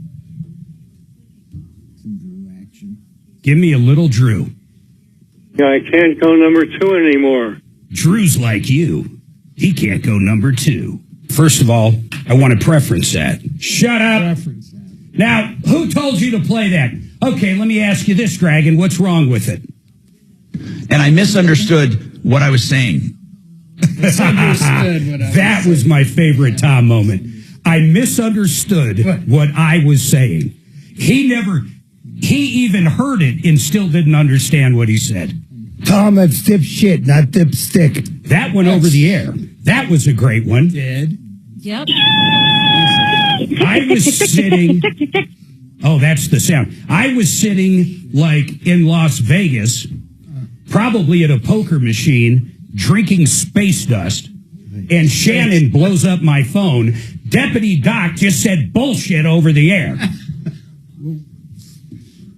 Brad O'Brien is not available. Oh, that sucks. I want Brad O'Brien. Yeah, all right, that's fine. We'll deal with it tomorrow or whenever. Do you want Brian? Brian who? Brian Burns? No, God, no. And don't get rid of the caller. I'll talk to him. Yeah, that's... Still have Ernie. This, I don't think... I'll figure out if I'm going to take Ernie. Do it. We're going to have... I mean, really, if he brings up that house again, I'm going to go off on No, him. he has a problem with his cell phone. Yeah, it's his phone. Yeah, it's a completely different problem. Yeah. He can't use his cell phone. While he's talking to me, I'm going to tell him to reboot it. Can't use his phone while going number 2. Yeah.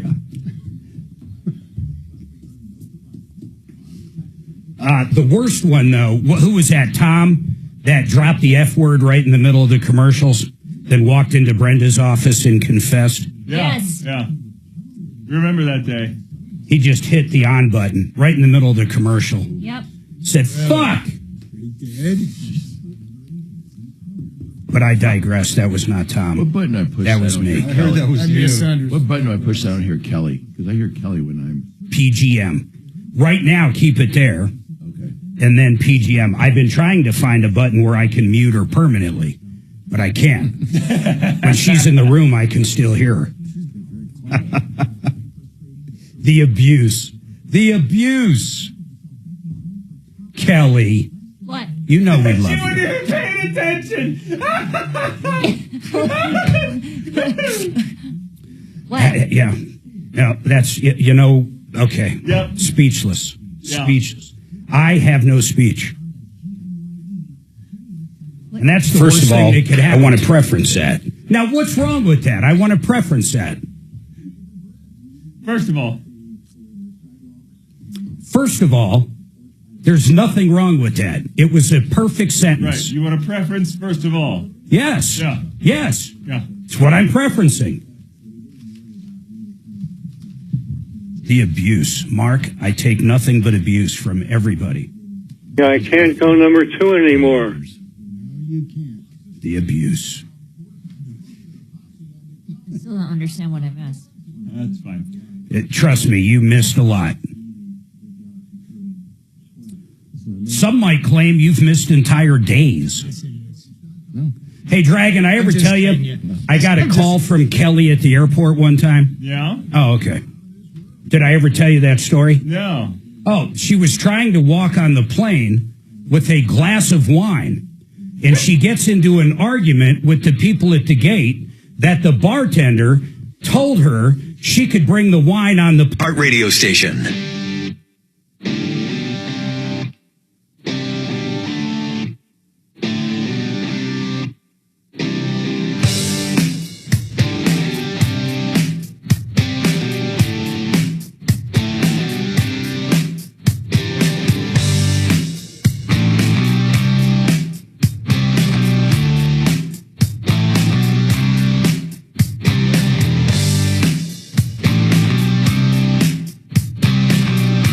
All right, 303-713-8255, 303 Martino. Listen, hey, Walt, Brad O'Brien, I can't get him on right now. We're going to get you lined up for tomorrow because I really want to talk to the attorney. I assume your main question about the property is, do we have to have this insurance policy? But you tell me, what is your question so I can kind of email Brad what's going on with it? Two things. Do we have to have the insurance? Yep. And how do we get rid of it? If you don't need it. Get rid of the road. Now, interestingly enough, Dimitri brought something up that, once again, it's going to be for the attorney. I have never been in an accident in my life where I even thought to myself, who owns this road? I'm going to sue them. I mean, think about how crazy that is. Am I the only one that's never thought that? Or have you ever been in an accident and said, damn it, I'm suing whoever owns this road? Well, I think it's something that I would certainly consider if the road is in poor condition. Yeah. If there are blind curves. Okay, you just described every single highway in Colorado. Right. Every single highway, bad condition, never maintained. That is everywhere we drive in the entire state, Dimitri. Yeah, well, I'm just waiting for that to pay off one day. But without the governmental immunity, I am curious on this. You brought up a great point. Mm-hmm. Let's say a plumber, Walt, a plumber is on the way to one of your neighbor's homes. We've already figured out it's the only way in and out. And you guys didn't plow it properly. And all the people that own property in there own the road. Although I would think the road is actually more of an LLC or a group where the members could very well be protected. But once again, this is a Bradley O'Brien question, and we're gonna find this out for you. But let's just keep going down where Dimitri was. The plumber comes in, so he's not trespassing because someone called a plumber. The road is icy and should have been done, but because it's not a county road, no one plowed it. And the plumber swerves off on one of those curves you were talking about and basically blows up and dies and his head rolls off. I mean, we might as well get as crazy as we can. And his family decides, okay, we're going to go after whoever owned that road. I mean, as crazy as that sounds, it could very well be the case. Well, but that brings out an even more interesting question. Hold on. Go ahead, Walt. Hold on, Dimitri. I had a friend who was driving on a county road with his motorcycle. Yeah. And came around the corner and hit a rock that was in the road from the plowing. He crashed, sued the county, and got $1 million. Well, okay. I mean, that's odd in itself because of governmental immunity, but if it happened, it happened. Go ahead, Dimitri. Yeah, I think, the primary question that I would start with for Brad is just because someone left in their will this road for Walt and his neighbors, do they actually own it? You're not required to accept something that's left for you in a will. It's funny. I love how you think, and I love having conversations with you. Thank you. I look at that so differently for this reason. The people in there have to have this road. I wouldn't want anybody else to own the damn road. I wouldn't want one individual to own it. And I'm not saying they could put up a toll booth, but they could sure make people's lives miserable and create a court action. You can't landlock somebody in Colorado, but you can damn well try, and you can really create a lot of issues. So if I was in a neighborhood, I'd either want a county road or I'd want ownership of the private road. Right, and that's the second question. Once Brad says, hey, yeah, they own the road or they're not required to own it, then the next question is, okay, what do we do with this road to make sure we don't lose access to it? Hey, Kelly, when did Brad say he can come on, or he just simply didn't answer? His phone is going straight to voicemail, and he hasn't texted me back. Okay, text him, see if we can get him next hour. Get all of Walt's information. God, I love stuff like this. I really do. I love having great attorneys, and I love getting edumacated. Could we give the land to Richard, and he could move his trailer there and his truck? See, now Mark's thinking outside the box. And if you don't know what we're talking about, go back and listen to the podcast. That was a great call. Listen, I got one line open, soon to be two. 303-713-8255. Another hour coming up. But wait, I said that too early. See, Dragon, how do you back out of that, right? I said another hour coming up, but that's not true because I'm just going to do a couple live commercials. I'm going to entertain you for a minute, then I'll be right back.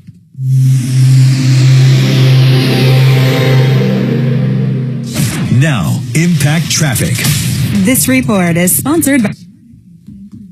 Here's a look at the roads across the metro area this afternoon. On northbound I-25 at 8th Avenue, we have a disabled vehicle blocking the center lane. This is causing stop-and-go traffic on northbound I-25 from 8th to Broadway. Also, we're seeing some slowing on southbound I-25 from Alameda to 6th. Both directions of I-70 are closed between Air Park and Burlington. I'm not going to do Gravina With fire traffic, off this. I'm Or Vera fire it Gomez. off.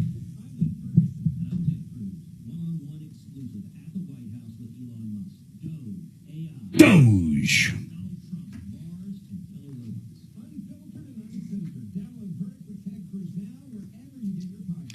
Vestera, we're going to teach you. There's going to be a seminar coming up. Listen to this. Tommy Boy's going to be there. And then Barry Miller, he's the owner of Vestera. In fact, Deputy Bo just told me he's going. But check this out. It's a seminar on Saturday, April 5th. Now, there is limited seating, so I want you to get signed up for it. But you're going to learn about pulling down 45% or more in annual returns without the conventional risks or hassles. It's all got to do with owning property, but you don't have to become a landlord, and it's got nothing to do with owning property in Colorado. He's really good. Barry, for over 30 years, is good at finding these little pockets in the country that are up and coming, and then finding the right property that meets your needs, whether financial needs or whatever you're trying to do. Then basically they find a great management company, you rent it out, you get the rent checks. As it appreciates, you sell it. And that's where you make the big money. And that's what he does. But they're going to teach you all about it. We have callers that literally have doubled their money with this guy over the years. But like I said, we're talking 45% or more in annual returns. Get signed up now. MyBiggestReturn.com. April 5th, Tom and Barry. MyBiggestReturn.com. What'd you say, sir? No, I understand. Okay, well, I've got you down. I can't get a hold of my real estate attorney right now. I thought you invested with him. Oh, that was on, I remember. That was one of your 401s or something. I mean, yeah. I was going to do it, Mark. I was ready to sign the deal, but my management company found a tenant. But as soon as Perfect. the tenant 10 a.m. I'm going to put you down, and I thought about it. We'll be calling you. Okay. I thought about it. I trust Barry. I think it's a decent investment no problem, by far. Well, thank you for calling. It'd be really hard to lose money. Okay. With Barry, it would be very, very hard. The only thing, and it doesn't have to be a ton of money, but your money's definitely not liquid. Right. you can't pull it out right away. But the nice thing about it, it's deeded to you, so you don't have to worry about. Yeah, you can sell it anytime.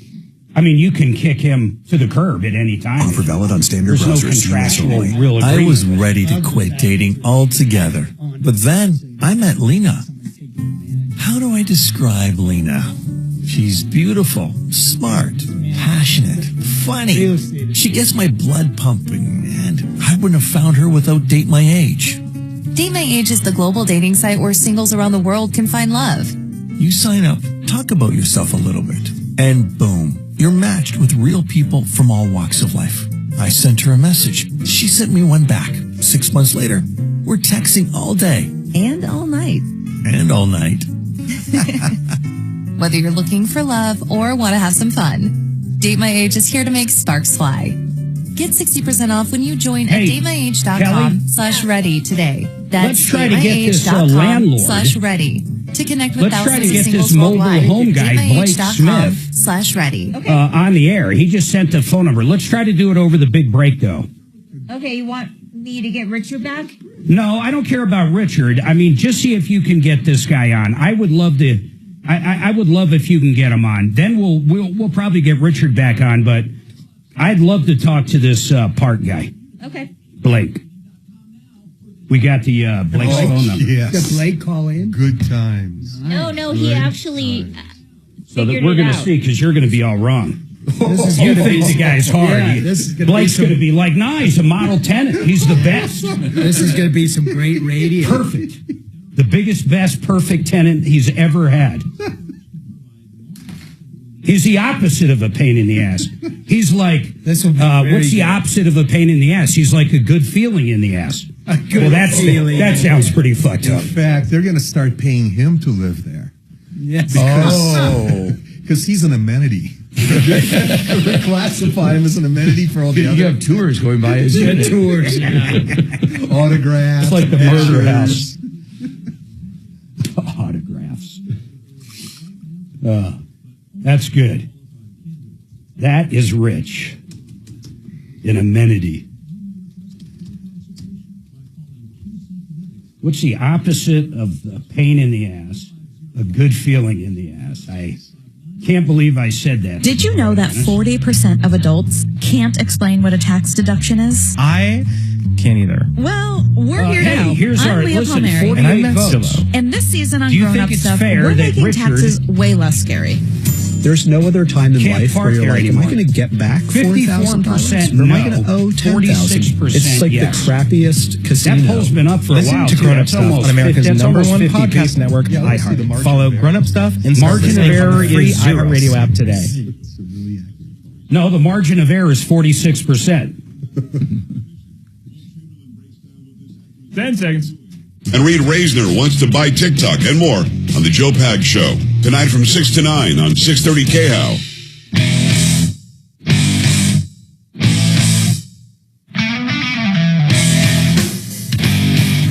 Hey, Dragon, they just said Joe Pags was talking about Wilt Chamberlain. Is that Wilt Chamberlain? The ladies' man? Yeah, I think so. I didn't even know he was still alive. That's crazy.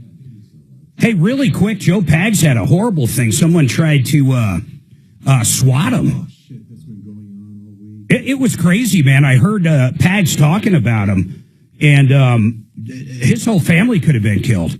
I mean, it was absolutely crazy. They had the whole SWAT team going out there, terrifying stuff. They need to do something in Congress to where if someone gets caught swatting, it can be like attempted murder. We also had Sean Farish, the Trump impersonator, on Ryan's show. He also got swatted. He got swatted as well? Yes. So true story, real quick, Colorado Springs. And folks, I'm going to tell you this. It's a very true story. You can probably still find the news articles with it. But here's the deal. You ready for this? One of the scammers that calls up and tries to talk you into, basically buying him gift cards. This guy knew he was a scammer and went off on the guy, started calling him all kinds of names. I mean, you can imagine the names. Not good names. And just screaming at him. But the guy's trying to rip him off. I get it. Everybody's sick and tired of these scam artists. So, and this is right down the road in the Springs. And a day later, after he hung up, I think the guy actually called him back a couple times too, if you can imagine this. Basically was harassing the harasser. So it's a good way to look at it. So they spoofed his phone number, and it was a home phone. That's a good thing about not having a home phone. You got a cell phone. Well, I mean, it is what it is. They can still spoof it, but they spoofed his number, called Colorado Springs, and basically said, hey, this guy is beating up his girlfriend. I'm literally watching it right now through the movie. He's got a gun, and I think he's got a knife, and he's going to murder her, and you name it. And he plays it right. He's convincing, apparently. SWAT pulls up, kicks down the door, almost killed the guy. The guy's just sitting in his house. There's no girl or anybody in there. Complete BS swatting incident. Yeah, that's what happens. People can spoof your number. I jokingly have spoofed Tom a few times. I've called him like his daughter had a little fender bender a few times. Hey, trust me, I have a son that the first year he had his driver's license got in 3 accidents in 3 months. The day he got his license, he rear-ended one of his best friends. But anyhow, I digress. I spoofed because I was sitting in here and I have this little app where you can say what number you want it coming from. So I said I wanted it coming from his daughter's number because he was just telling me about that. And I said, wouldn't it be funny if she got into another accident? And there he looks at his phone and it's Dulce calling. And he looks at me and goes, you're not going to believe this. She's calling right now. Anytime she calls me during the show, it's bad. I wonder if she got into another accident. So there's that. Okay, listen, Brenda, I promise. She's got a question on selling a vehicle. Kevin He's got a question about a road and the Walt issue. What does that mean, Kelly, the Walt issue? The previous caller that was on regarding the road? Oh, that's still him. No, that is Someone's got a comment on it. has a comment. I got you. Everybody hold tight. One line open, 303 Martino. Tax. I've gotten Tom over the years so many times, guys. It's been just crazy. I had him crying in there one time. Crying? Grown man. He thought someone stole his G-Wagon. Oh, were you here for that? No, but I heard the story before. No. He was, it was crazy, man.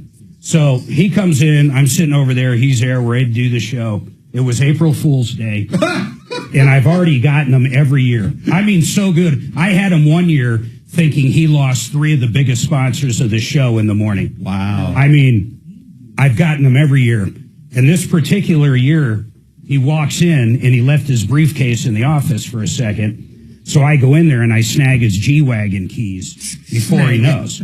So my whole plan is, he's going to think he left the keys in the car and someone stole the car. And it's going to happen very well because we're going to leave the show together and I'm going to walk down with him when he's looking for the car. So I have it all planned out and there's no way he would ever think I had anything to do with it because I never left. Yeah. Never left. So I was going to give the keys to Suzanne. She would move the car so the car wouldn't be there when we go down after the show. Problem. Yeah. We sit down, he forgot his heart medication, or his, not heart, his high blood pressure medication, his blood pressure meds. Oh. So we're not even 5 minutes into the show. He goes, here, pick it up. I got to go down. I got to go get my meds. So he goes in, can't find his keys. Yeah. Going, I must have left them in the car. And he goes down. Vehicle's not there. Suzanne already moved it. It's nowhere. It's pretty efficient. Mm-hmm. Yeah. She's very efficient. So gone. Car's gone. Yeah. Comes back up. He's already on the phone with 911 reporting the fucking vehicle stolen. It's April Fool's Day. Does he ever make a connection with April 1st? He's in there and I'm doing the show. And I'm still sitting over there. And I'm doing the show and I look in, I go, I said, what's going on? What's going on? What's wrong, Tom? He's like, someone stole my car. Hold on, I'm on with the police. And Suzanne's in there, and Suzanne's starting to freak out. She doesn't have the same temperament. I could have went on another half hour. The police part kind of scared me. Yeah. But I'm thinking it's April Fool's Day. Maybe the cop. So I'm sitting there, and then we go to commercial. I do a live commercial, and I look back through the window, and he's in there, and Suzanne's giving me the bullshit. It's time to fucking wrap this joke up because this ain't cool. And gives the cops are on the way. And I'm listening to him in there just like we do offline. And Tom is beside himself. He's like, all my private stuff's in there. Everything's in there. I don't even know what I'm going to do. My whole life's in that car. Someone's driving around with all my stuff. What the hell is in the car? I don't know. They have the file This cabinet. computer is here. So, filing cabinet? so I look at him, and as he's saying that, I said, well, I mean, I said, it's just a car. You're too upset. And I'm looking at him right where you're sitting, Mark, and he looks at me, and I must have had that shit-eating grin because it hit him like a brick. It hit him so quick, he was like, you fucker. You son of a bitch. And then he goes, the funniest line I've ever heard from Tom. Yeah. And Stephanie told me you were going to try to get me today. They try to get it. You put it together. That's awesome. When did this happen? A couple of years ago? Yeah, so I always get them, but if April 1st isn't on a weekday, there's nothing I can do. I mean, I've got to do it, I've got to do it on April Fool's Day. Yeah, I've had some elaborate ones. I redirected the DNS for referral list one time. So when you type in referrallist.com, it basically goes out in the world and says, where is referral list? And then it points to an IP address. On his computer, well, actually, it was on every computer in the office because it was on our router.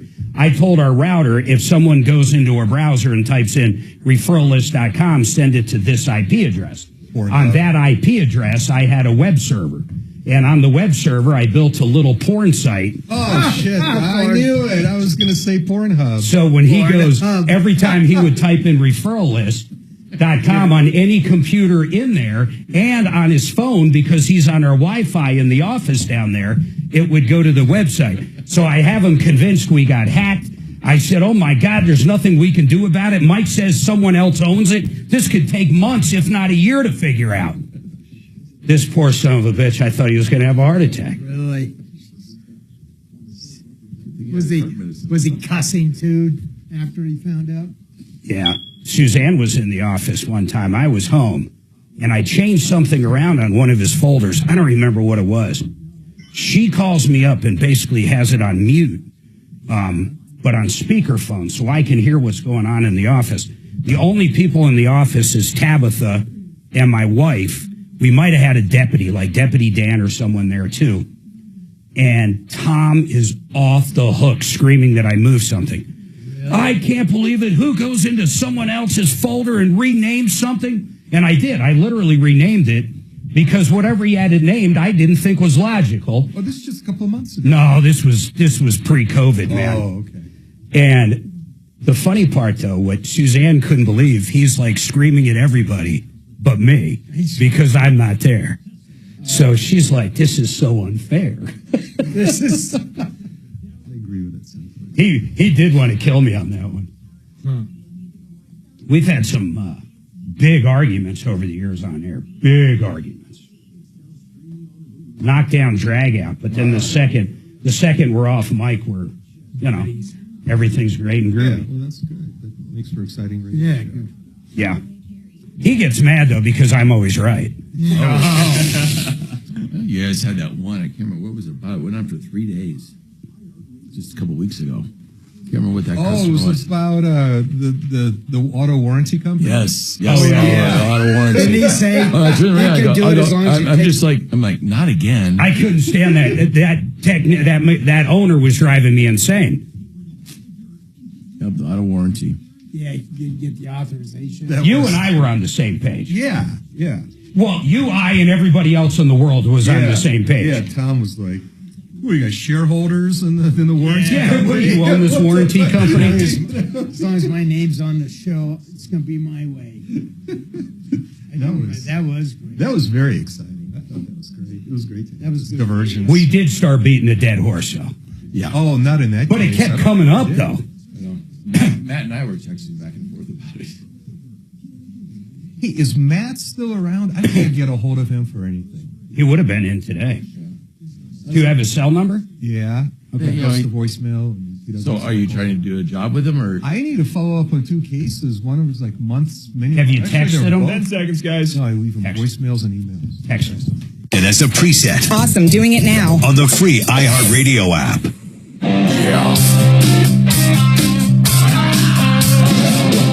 Ripped off, bad news. You need advice so you don't have to lose. We'll come running just as fast as we can. Troubleshooter's gonna help the common man. This is the Troubleshooter Show. Now, Tom Martino.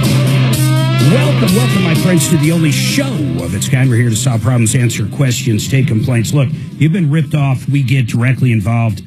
We try to get you free legal advice for that matter. We try to go after the bad guys. We use the power of the media to basically, let everybody know the bad guys out there. And then we've got a great list of people that help us every day in what we do at referrallist.com, including Mark Szymanski. Mark, you've gone out on numerous jobs over the years. I remember sending you out to different roof jobs, garage jobs, anything that has to do with construction, because you own Genesis Total Exteriors. I mean, how many times do you think you've been out on scene for us? Oh, probably at least 20. I'd say at least 20 Yeah. over the years, a Yeah. long time. Yeah.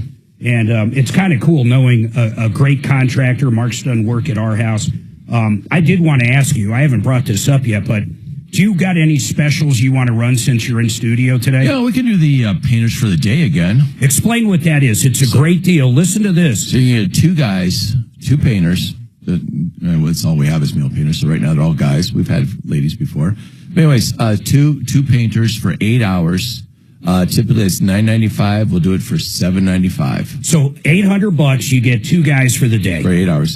So you can say, I want this room painted, I want this Right. painted, whatever you want. Yeah, it works better inside the house. Somebody tried to have us paint the whole outside of his house. in No, one day. I'm talking the inside though. Right. Yeah, it works better for inside. You want a room painted here, you want a room painted there, something like that. You can't beat that deal. $800 for two guys, full day. Yeah, they pay for the paint. but Generally, is one guy, if you have two guys painting, say, your kitchen or whatever it is, do you typically have them both prepping at the same time? Is one guy prepping? They both start prepping, but once one area is done, one starts painting. Then somebody can start painting, the guy keeps prepping, and then he can follow up with taking the prep down.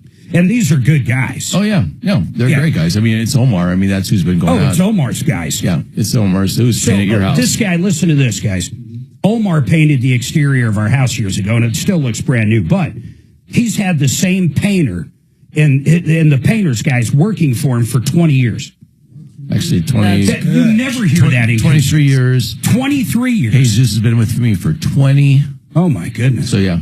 Who's your go-to, like a foreman for decks? Because I know decks are going to be huge. Alex is my foreman for deck. It's, his group is all family. It's him, his dad, his uncle, his cousin. I love it. They're all, and they all live in the same neighborhood. How does it work? So if someone wants a bid on a deck, whether they want to get rid of the old one, get it fixed, build a brand new one, a patio, whatever, they call you guys up, and I'll give the number out, of course, in a second, but do you go out and look at it? Does Alex go out? How does the bid process work? A lot of times we have Alex with us, and so then he because takes, it's a deck, of course. Right, yeah, he knows it's a deck, or we know it's a deck, and so Alex comes with me, and then he'll come with the labor number for me, and then I also do and then he gives me a material list, then my office gets the material list put together, and we send the bid to the customer. Our house it's beautiful. I absolutely love it, Mark. So you've been out to our house, you've done work there. But the patio that comes off the back door. Right. So not at ground, but at the second level, over the walkout. So it's a beautiful deck, but it's light cement. When the builder built it, whoever the original builder was, they did it with light cement, and it's probably this thick, and it is really cool. Is that still something people use, or is decking more efficient? A lot of times that you're doing that because you want to dry below.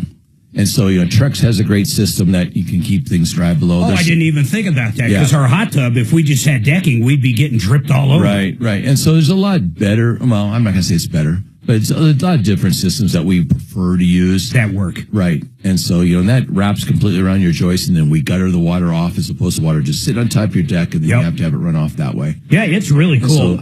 So listen, anybody out there, two painters for a day, what was it, $800, $795? $795. That's two guys all day painting whatever you point at.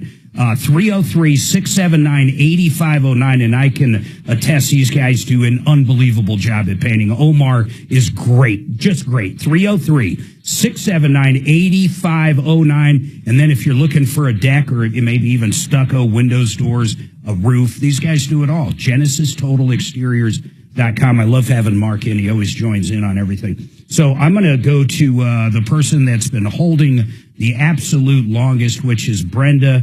Brenda, I'm going to go to one other person. Go ahead. What's your question? Go ahead.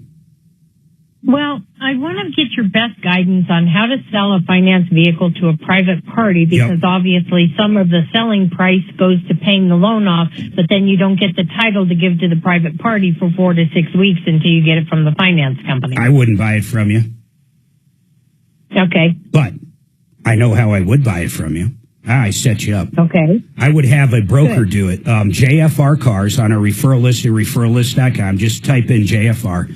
Rod, he can actually do all the paperwork. I don't know what he charges. It's not that much. It might be like $300, but he will do the entire thing through him to where it's not even an issue. They'll get the title just like if they bought any other car from him.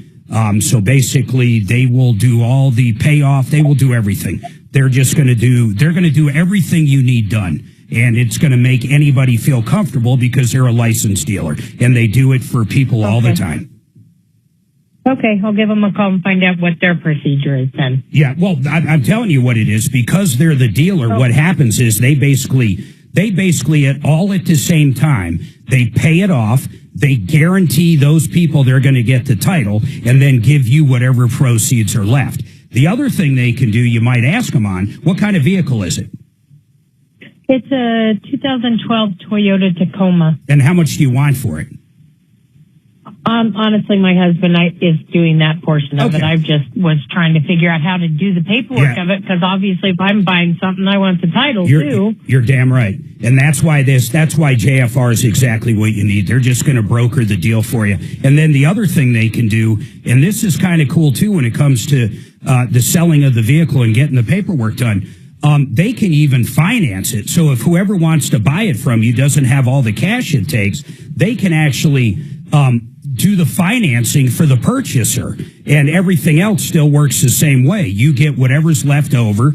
Of course, they'll do all the payoff to your loan company or credit union or whoever it is, the finance company. They can just do it all. It's the easiest way to do it, and you're going to have no problem. You're not going to get ripped off, and whoever's buying it's going to feel extremely comfortable because they're going to be buying it from a licensed dealer. I mean, it's just like buying it from, any dealer out there. The other thing you should talk about is ask them. They also do consignment. So depending on what you want to sell it for, you might just say, hey, we want to get, I'm just going to throw a number out, $15,000 for it. And they might go, oh, we can probably get that for you. So we can do that on consignment if you want. Then you don't have to worry about anything. So I would check with JFR. Call over and ask for Rodney. Okay, I will. Thank you. Hey, thank you, Brenda. I appreciate it. And I hope that helped you out. Did it help you? Yes, it did. Thank you very much, because I had no idea. Thank you. Hey, Ernie, what's going on with you, Ernie? Thank you for taking my call. About 6 months ago, I had a problem with my cell phone, and Tom gave me the name of this guy. He came over and he took care of it, and he really knew what he was doing. What was wrong with the phone? What did they fix on it? Was it like the screen broke or what, Ernie? It wouldn't forward the calls. It wouldn't forward the calls. I referred to the phone company, which is T-Max, and nobody there could do it, and he done it. So, Ernie, hold on a second. I just got to understand this. What is the phone not doing right now? If I call you, what happens? If you call me, I may get you. I may not. I'm mostly using my landline. Okay, but hold on. So you want your cell phone forwarded to the landline? That's what this guy done. And now it's not working. No, I got a new phone. This phone, my cell phone, completely shut down. They sent me a new phone. Is it a new phone number? No, it's just a new phone. Is it a Android or is it an iPhone? It's Android. An Android. All right, hold on, Ernie. I bet that was trying to think who the hell that would have been. It was iTed. Oh, it was iTed. Do me a favor, give him a call, see if we can get him on. Hey, Brenda, Jamie, Kevin, hold tight. Do you have iTed's phone number?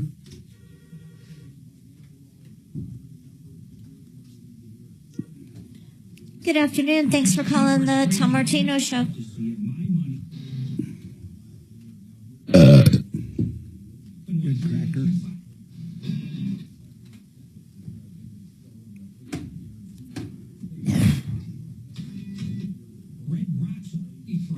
Okay, I'm really having a difficult time understanding you. I don't know if there's something wrong with our connection.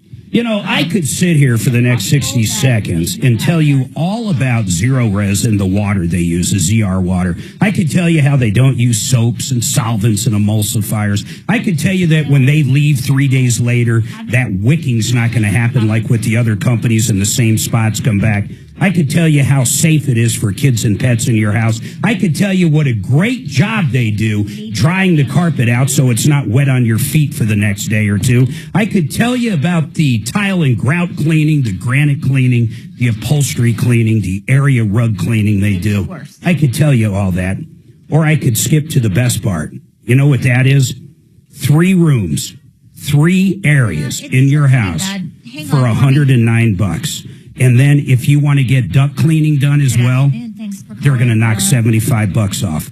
3 rooms, $109 from the best carpet cleaners out there.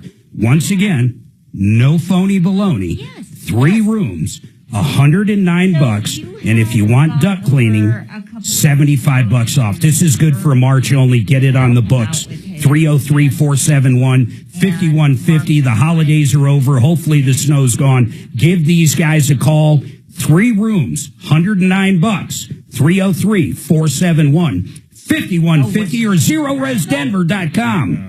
Let's talk about the art of granite. Mitch Floria just finished our master bathroom. He came out, got rid of the old countertops that were kind of weird. I guess you'd call them maybe Formica or something. He got rid of those, put down quartz. It's absolutely gorgeous. Suzanne picked out the stone, and here's the deal. They only charge for the installation and fabrication at theartofgranite.com. You only pay for that stuff. You can use their wholesale account and get the marble or the quartz or the granite or whatever you want.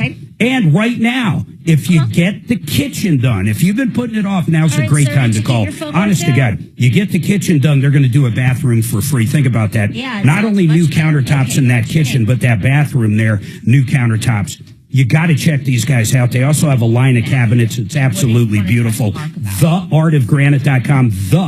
Theartofgranite.com. And Mitch, the owner, will also give you an estimate right over the phone. Please check him out at theartofgranite.com. They've done a bang-up job for us so many times. Now, John Fuller Law, talk about a bang-up job. Okay. We got sideswiped by this lady, T-boned.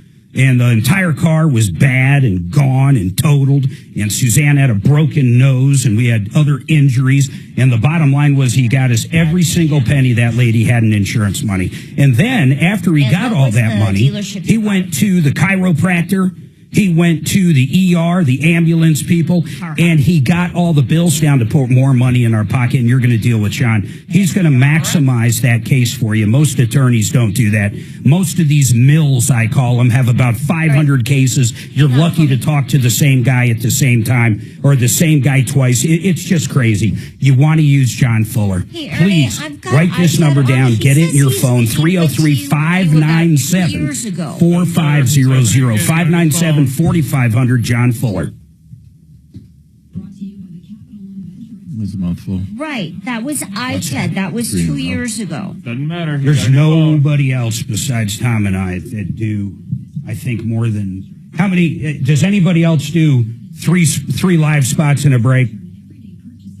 I can't hear you. Yes and no. See, the catch is that yours are Yeah. 2 minutes. They might do 2 spots, but they're each a minute. Got it. Oh, lots of calls today. This is so nice. Yeah, Ernie, I'm having a hard time helping you right now. This is kind of like Friday level of business. Is that your days? Yeah. You don't know his name, but okay. All right. Hang on. Is that iTed? iTed, I don't think you were the one that he came. Doesn't matter. He got a new phone. I want to talk to iTed, though. Yeah. Let me talk to iTed and make sure she knows. Well, I remember when you went over there. Yeah, I remember when you went over there. Either of us? It's really amazing. And it doesn't matter. She's going to ask him what he had for fucking breakfast. It Let's doesn't matter listen. when Ted went over there. Ernie got a new phone. It's not working on the new phone. The end. Yep. Now, she literally hangs up on iTed. My head will literally explode. You will see it. I got you. No, hang on for me. There we go. I don't know what to do here. Well, that is probably the most honest statement I've ever heard. I swear to God, that is the most honest statement I have ever heard come from that room. I'm not sure how to help you. Doesn't matter. Put him on hold.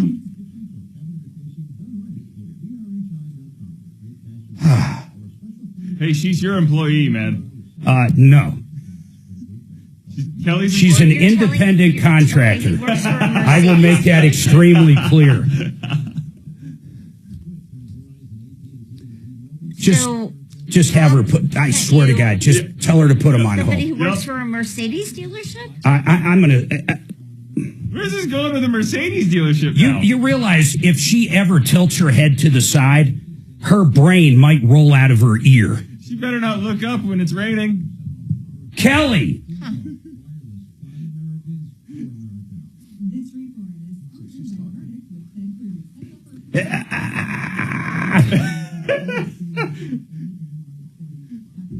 Don't worry, she's still on the phone. How many mimosas? 5. 5.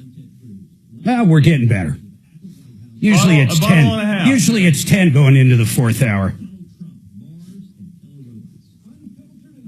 I can't imagine being sloshed But down you're the air. saying that he was from a Mercedes. Back in the day, though, man, there was people that were ripped all the time. 10 seconds, Kels. Put him on the hold. Who played the goat sounds? Okay, hang on for me, Ernie.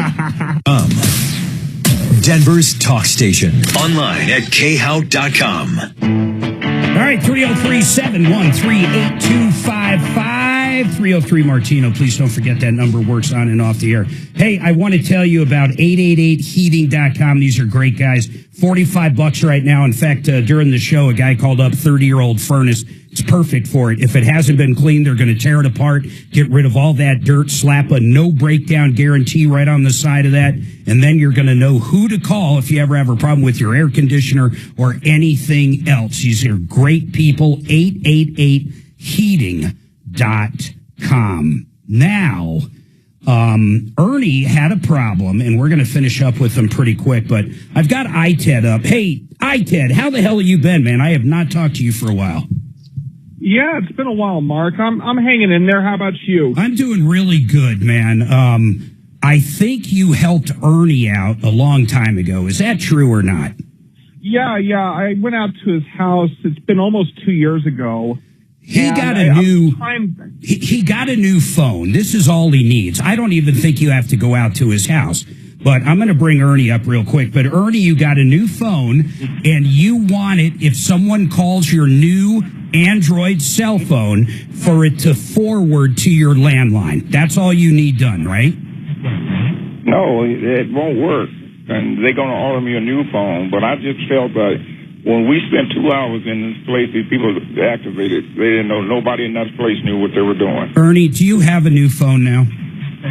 I got the new phone, but it's not working. Okay, and it's not working because it's not forwarding to your home phone, right? No, it just doesn't work. It just doesn't work at all. Get it activated. Ted, I apologize. I put Ernie back on. I'm like so confused at this point. I'm just, I'm out of words here. So, Ernie. All right. Ernie. Ted, just hold on there. Ernie, you've got to deal with the carrier, I would guess. You've got to go back to, where is it, T-Mobile, or who are you dealing with? Yeah, the T-Mobile. They said they're going to send me a new phone. Okay, you give us a call when that new phone shows up, and we can help you forward it so we get it working. Hey, Ted, what else is going on, man? Anything? I just haven't talked to you for a while. A lot of things moving right now. I'm switching jobs. And where you headed to? Got a lot of moving parts going on. Probably going to be over at Micro Center, actually, but I guess we're going to find out here in short order. I'd love it. I love Micro Center. If I see you in there, I'll make sure to give you the sticker, brother. Well, thank you, sir. I appreciate that. Yeah, you got it. Hey, I really appreciate it, Ted. And my friend, have a good day, sir. Now, let's go to who's been waiting the longest. Jamie. What's going on, Jamie? Hello? Hey, Jamie. Hi. Hi. So, hi. I have a credit union problem. My daughter did a job for a gentleman, and when she was paid, they were paid certified or cashier's check. Okay. The check was lost. So they went. The customer who has the account at the credit union went to the credit union. They called the credit union. The credit union told them that they needed to get a lost surety bond. And so they did. And we paid $500 for the lost surety bond. How long did they keep it? The lost surety bond, she just got that yesterday. Okay. What I'm saying is, how long does the bank want you to keep it? For people that might not know what that is, it's basically like an insurance policy, because what can happen is someone else could cash that check. There could be other issues that happen with that. In fact, the person that actually issued to them could actually cancel it. So everything sounds right so far. So what's the issue? Uh-huh. So she took the surety bond. She took off of work today a couple hours. They let her sit in the credit union for 2 hours discussing about what they're supposed to do. And then they told her that they don't accept surety bonds. Well, what credit union is this? I mean, what is this, Ma and Pa's Credit Union? What is it? It's the Credit Union of Denver and Lakewood. I've never even heard of it. It doesn't even matter. I just need to put someone on this. I mean, there's a way to do it. Unless if someone else has already cashed that this shouldn't be a big deal. And I don't expect you to know the answer to this, Jamie, but maybe you do. Was it drawn off the bank itself, or was it drawn off the employer's account? It was drawn. Would it be? I guess I don't understand the question. So if I go, if I'm going to give you $500 and you want a cashier's check, there's two ways I can do it. I can go into my bank and they basically do it from my account. So they take $500 and basically earmark it for that in my account, and then I give you the check when it goes through. That $500 comes out of my account. Or they can do it on the bank. So in other words, the $500 comes out of my account right then and there, and then it goes into a bank account, meaning the bank itself's account, and then it's written off that. So do you know which way that was done on yours? I believe it was not done on the bank's account. Okay, and I wish it was done on the bank's account, because then the bank probably wouldn't even need that insurance. So I think, Dimitri, can you just get this figured out? Yeah, well, it's not easy for me to actually understand what Jamie's problem is. Jamie, if I understand you correctly, your daughter provided some kind of a business service to someone, and then she got paid with a cashier's check. Is that correct? Yes. And then who lost the check? She did. Your daughter lost the check. How much was the check? Yes, sir. $9,800. Wow. And it's never been cashed. And does the Credit Union of Denver, do they say that the check still hasn't been cashed? Correct. And so they're what's just the being problem? morons. So then they said, we can replace the check provided you give us $500 surety bond.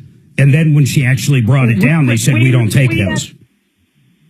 We actually went through a surety bond company, and in between, while they were underwriting the surety bond, we contacted the bank, and she talked to one of the accountant supervisors, and they said, yep, this is the kind of surety bond you need and everything. So, and that was on Wednesday the 12th. So today she showed up at the credit union and said, here's the bond. Now give me another copy of that check. And right? she sat there 2 hours, and they said, we don't take it. And they said, well, we don't take the surety bond. Was the problem with that particular bonding company, or is the problem, or is there some other problem? I'll tell you what the problem is. They're morons. Well, not necessarily. What step do they tell you to follow next to get the $9,800? They didn't. So they said, we don't take surety bonds, and she just left? Yeah, because she was there for 2 hours. And I think the people at the branch are morons, and the people that they actually talked to over the phone knew what the hell needed to be done, and possibly the people at the actual branch are just clueless. But wouldn't the people at the actual branch say, okay, if you still want your $9,800, here's what you should do next? Well, you would sure think so. Well, I would certainly ask that question, but your daughter didn't ask, like, what she should do to get her $9,800 now?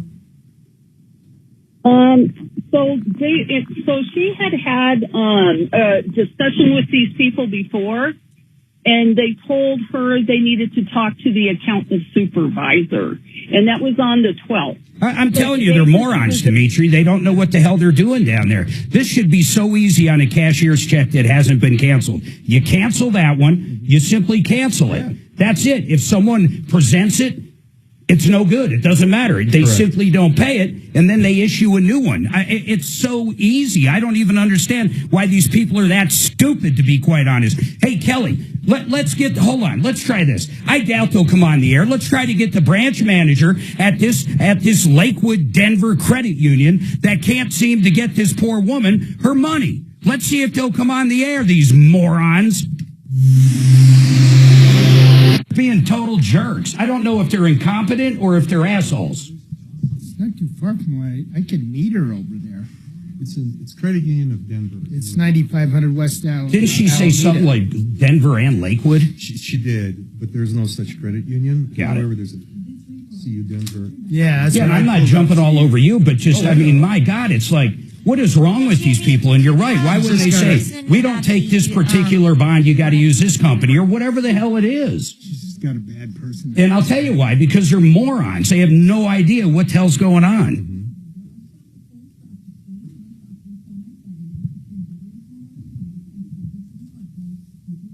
Did you look it up, Dimitri? Is it the one on 9500 West Alameda? Fire them both off. 9305 West Alameda. Yeah.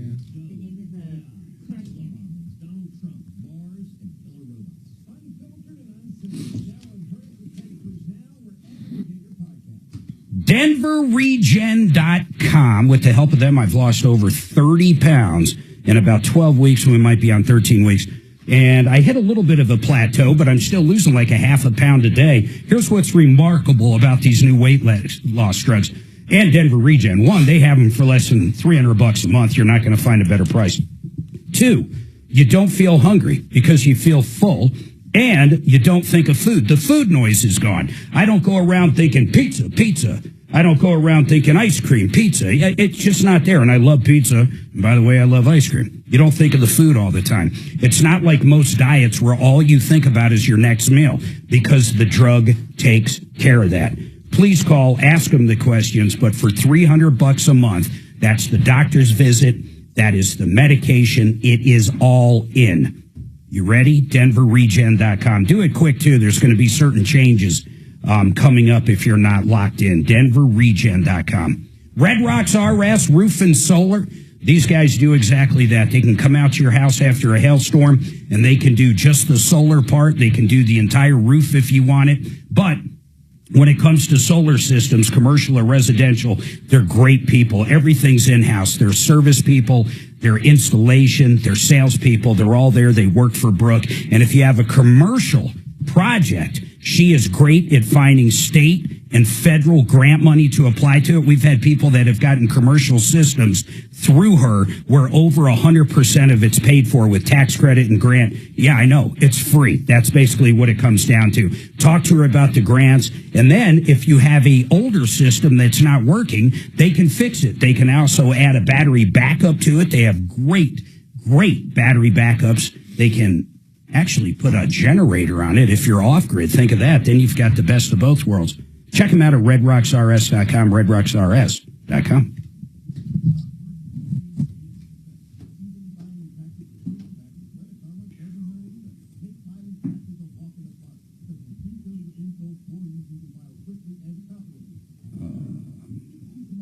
When do you think you want to come out, Mark?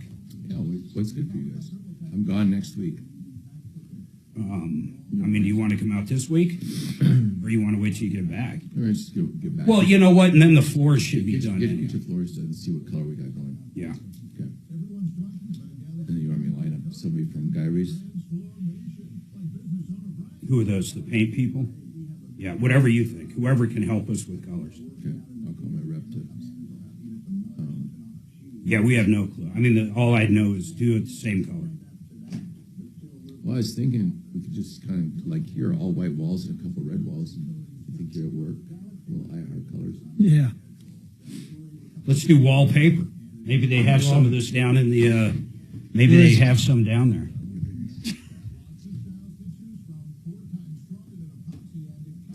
So wallpaper comes and goes. There's some cool stuff out there though now. And wallpaper? Yeah. It's coming back, isn't it? Yeah. Well, it comes and goes. You know, there's some cool stuff. Well, if you can think of it, they can print it for wallpaper now. You could do anything. A picture of your family if you wanted to. Right. What's your walls? All white? All white. All white. And I'm about to repaint everything. White. Yeah. I found a really nice white at Sherwin-Williams.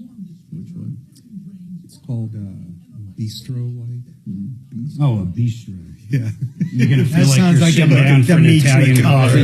Agreeable gray is the one color in the country right now. What is? Agreeable gray. Wow. Agreeable gray. I got to look at Is that it. Sherwin-Williams? Yeah, it's real light off-white. Swift's coffees are popular. Oh, yeah. That's what the trim is going to be. But they call it something alabaster. Yeah. I'm going to use their alabaster, which is very similar to this, for all of the trim. Agreeable gray. I'm a Roman plaster guy. That's old school paint color. Let me take a look at that. Roman plaster. That's kind of a cool color, actually. I wouldn't call it gray. No, it's not. Agreeable gray. It's like almost like a... It's a white with a gray undertone. Yeah. So Roman plaster is a Behr product, it looks like. But they can duplicate all that. Everybody has their risk codes. Our house, or not our house, the last two houses Mel and I have done were OC11. So it's the same, like a agreeable gray, but it's a beige instead. Mm-hmm. If you have them side by side on a wall, you can barely tell the difference. But once the whole room's painted, you're like, oh, this has a little beige undertone, then one has a little gray undertone. This one I was looking at on here. Well, plus I'm on a monitor, but it looks more beige. Yeah, but it's not. You get the whole room painted, it's a gray undertone. So, again, our OC11 might be a good color for you because you're going to keep your wood floors and stuff. It's a little bit warmer. I like warm, although I do like the idea of an espresso bar in my house or a cafe. Wow. I'll be over there all the time. Yeah, I'm coming Eating over. wings and drinking espresso. I'll come for the wings. Yeah. He smokes his. No, I bake. You smoke yours. Oh, you bake? I bake mine. I didn't know you baked. I guess I remember. Yeah, they're very good. You had them at that Super Bowl party. Were they good? Hell yeah. I'm going to go up I went against back them. 3 times. I'm ready. I'll have Suzanne do the deep fried ones. I'll do smoked ones. I had to walk home after all. And I'll do mine with a special sauce. Yep, you're carb free. Big Mac. Mark, you in? You want to submit an entry into the Wing Mania? Yeah. Wing Mania.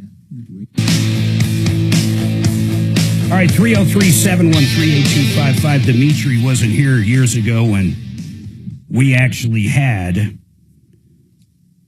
dollar store ribeyes.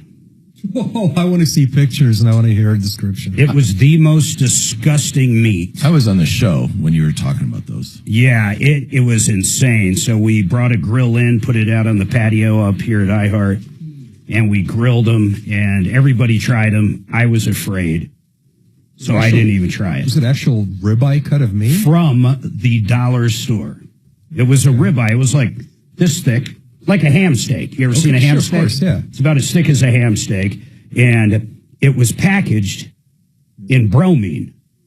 Wait, why? What's bromine? What is bromine? Is an antacid. I need to look this up, but I'm afraid. Yes, dollar store steaks are literally packaged in an antacid. That can't be good for you. Well, you won't have an acidy stomach, apparently, after eating it.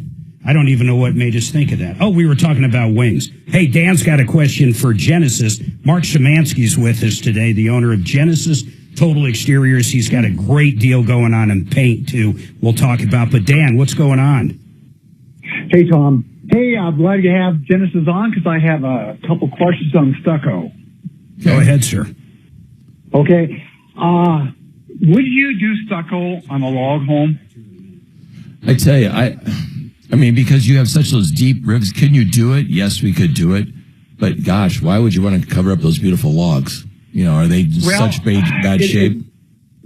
Well, they are such in good bad shape. I got to print it. I got to get it painted or stained. But the other thing is, as far as for insurance. So what do you mean for how would that change your insurance? No, because you're in a fire area. Yeah, they won't. A lot of insurance companies won't cover. Yeah, we're seeing that up in. Wait. I understand they won't cover a log cabin. I get that. But just by putting stucco on the logs, you're saying that changes it? Yeah, you're going to have a fire rating in your house. I get that. Okay. But you're saying if you put stucco over the logs, that now you don't have a log cabin? Well, you used to have a log cabin, but the outside isn't. So they're like. So it truly is a workaround. Is all I'm asking. Right. You know what? I'm now just thinking about this. What we would probably do is attach a half-inch sheet of OSB and stucco on that. Then we're not filling, now we're not filling all the ridges.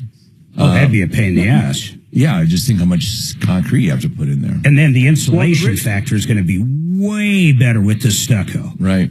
And that's the other reason. Now, the ridges, it's only a half inch between the outside, the round part to the other. So it's not So you have that pine log look siding is what it is. It's probably not true log. It's probably a pine siding. No, it is true log. Oh, it is true log.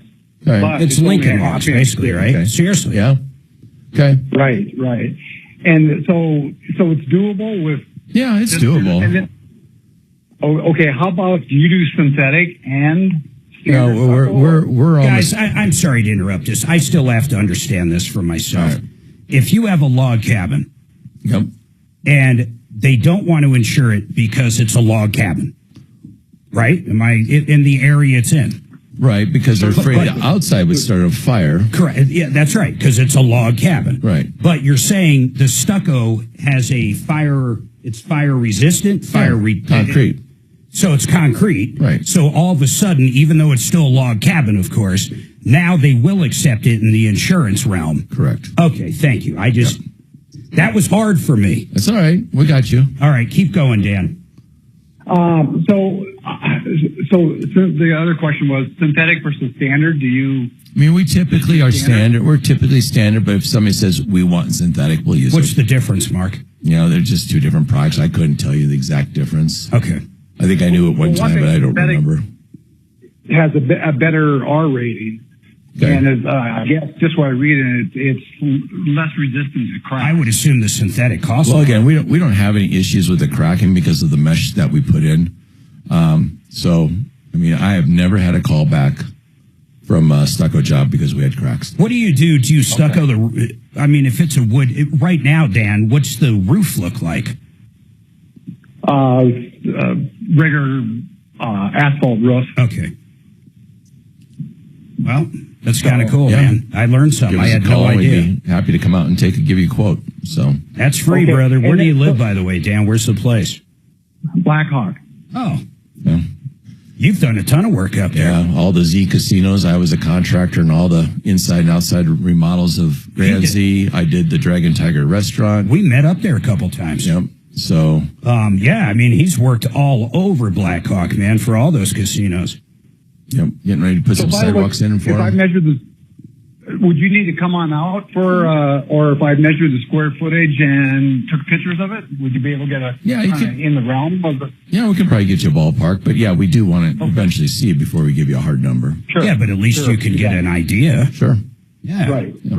Do that, Dan. I mean, call them up, man. 303-679-8509. Yep. I'll do it. Okay. All right. Thanks, dude. Jamie, so we're going to reach out and try to help you. Couple different things. Here's what I would like to do. Deputy Bo offered to meet with your daughter down at the location. Deputy Bo, is that correct? Yes, it's not too far from where I live, and so I can have a conversation with I think that's a good way to start this, and then we can apply a little pressure. I assume, Kelly, when you called over there, they do not want to come on the air. No, it was a circuitous route that actually went to a call center. Yeah, it goes nowhere. Mm-hmm. Yeah, it sounds just like the brains of the people down there. It goes nowhere. I mean, this poor woman has a check for $9,600 and she lost it. Okay, good, bad on her, but no one's cashed it. It's not hard to cancel a cashier's check. For the life of me, it's not hard. It happens all the time if it hasn't been cashed, and then issue a new one. I think Deputy Bo's going to get to the bottom of this for you, Jamie. I'm hoping your next time on the show, you're thanking us, all right? Yes. We're going to help you out, Jamie. I hope so. Yeah, hold on. Deputy Bo's got to pick up and get information. He's going to do that. Kelly, grab all of her info, and Bo will call her or her daughter and figure out when to meet. In fact, Bo, if you do it during the show at some point, call while you're there. I mean, if they're really as dumb as I think they are, I'd love a picture of these people. Hold on.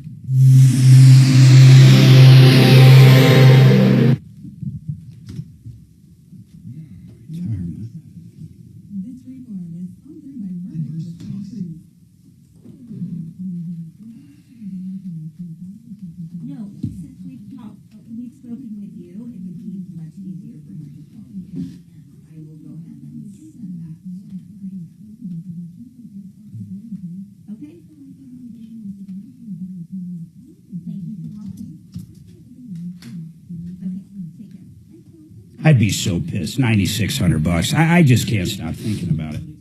God, how long has she been out of money then? You probably count on that. Yeah. Pay rent. Oh, of course. Yeah, you getting jerked around like this. Retirement Planning Center of the Rockies. There's a lot of people out there that can talk about retirement with you, but most of them, simply most of them are just money people. And what I mean by that is they're going to try to sell you a product they get paid a commission on. And that's about it. I mean, that's kind of where it ends. Not with these guys. These guys have been helping people over 40 years. In fact, I love the family-owned team approach. It's a father, a son, and the son-in-law, and these guys just represent a great family and a great company. But they talk about everything, the 5 pillars, they call it, the income, different investments, taxes, healthcare, and then, of course, the legacy. Maybe you have a business you need to pass on to somebody. And then here's the other thing. They're going to help you with Social Security, help you optimize those benefits, and basically just put extra money in your pocket each month. They can talk to you about different Medicare plans and supplements and insurance and annuities and long-term care. That one can be very important. And then, of course, that estate planning or that legacy aspect. Give these guys a call. They'll talk to you for free. You're really going to like them. But if you're starting to think about retirement, the earlier the better, please reach out. rpcenter.com. RP, as in retirement planning, center.com. rpcenter.com. Now, I also want to tell you about Vestera. They have got something coming up with Martino. In fact, it's going to be quite the show. It's Saturday, April 5th. Save the date. Double Power Pack Live Seminar. Basically, your pathway to comfort and wealth is what it's called. And it's going to be a live wealth building seminar with Barry Miller and Tom Martino. You can learn about 45% or more annual returns without the conventional risks or hassles. You got to get signed up, though. Go to mybigestreturn.com. Reserve your spot now. mybigestreturn.com. Blah, blah, blah, blah, blah, blah, blah, blah, blah. What's going on this afternoon, Dimitri? Oh, I got a quick business meeting down there by Highlands Ranch. Oh, not too far away, huh? I just thought of something. The problem with that cashier's check, it could be that the person who bought the cashier's check needs to go through all of this, not the person who claims. The person that created it. I'm going to call and ask her about that. What's that? The person that created the cashier's check is fucking around. No, I bet you that's the person who needs to buy the replacement.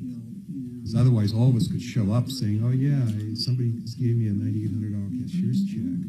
I would assume they went through all that. Well, she doesn't sound like she. Well, that's true. Knows what they went through. Yeah, but I'll bet you that's. But it's just ridiculous. Who the hell uses a $9,800? Shit, imagine if it was cash. I lost 1,000 once. Like in a cashier's check that got stolen in cash? Nope, it was in a sports betting ticket, and it was a winner for 1,000. And I left my wallet on the plane, and the ticket expired, I think, in 6 months. So I lost $1,000.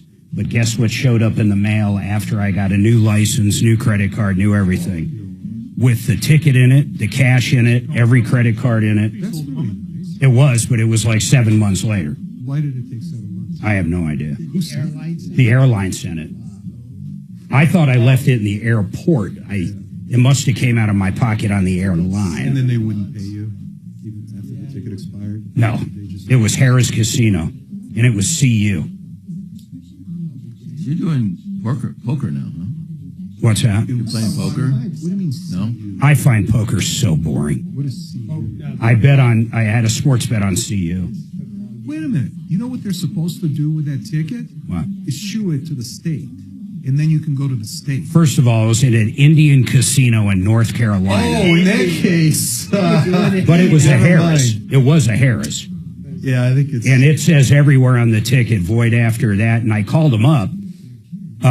And I said, look, it's been like 7.5 months, but I got the ticket. I can send you a picture of it.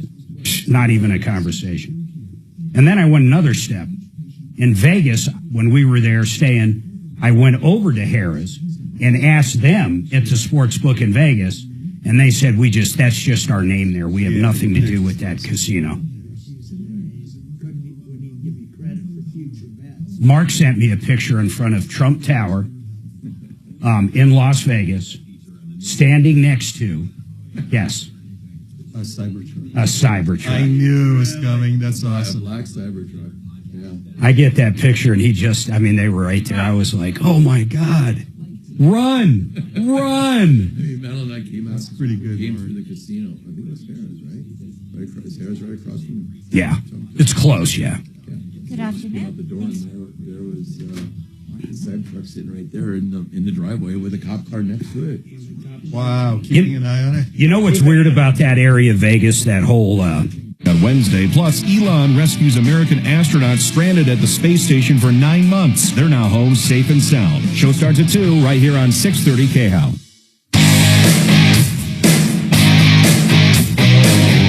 All right, folks, listen, 303-713-8255. Deputy Bo is going to meet down with that daughter and try to get this handled, but there is no reason. What is it? Credit Union of Denver. What's it called, folks? I looked it up. It appears to be Credit Union of Denver, Lakewood Branch. And Lakewood Branch. Way there, West Alameda. On West Alameda. I find this unbelievable. To cancel a check and then to reissue it to this woman. This is like either something nefarious is going on. And what I mean by that is maybe the person that issued the check got the money back, doesn't want to give it. I mean, something, but I don't know. We're going to get to the bottom of it. Hopefully we know something.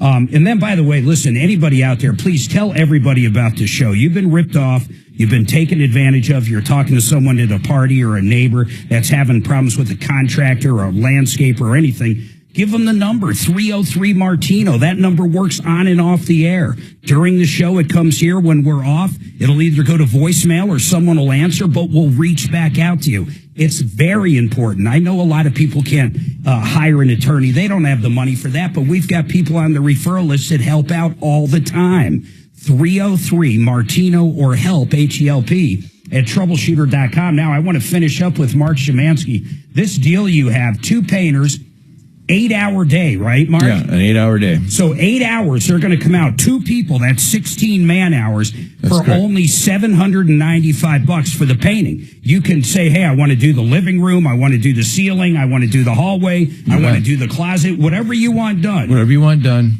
You can't beat that. Right, they'll be there. $795. The other thing, if you're thinking of a new deck or you have deck repairs coming up, get on their schedule now. Simply get on it now, because when does it start breaking loose? After we got like a week? It's already starting. It's already starting. Nuts. Yep. And your deck crew, Alex, I already remember his name. Yes, he's phenomenal. Phenomenal. Whatever they can imagine, these guys can build. You bet.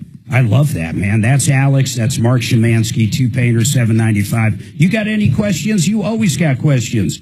No, I think you guys did a really great job clarifying everything for me today. I'm walking out smarter than I came in. You know what I love about that show? I mean, we talk to people every day. I learned a lot today. On 2 different calls. I mean, the one that Bradley O'Brien helped out on with the guy that had been parking in the same trailer park lot for over 20 years, and all of a sudden they don't want him parking his truck there after he had a dispute with the guy in the trailer next to him. That was great information.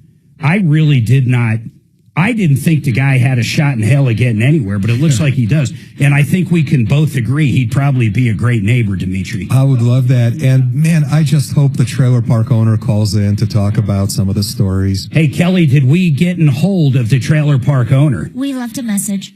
I want you to beat that like a dead horse tomorrow.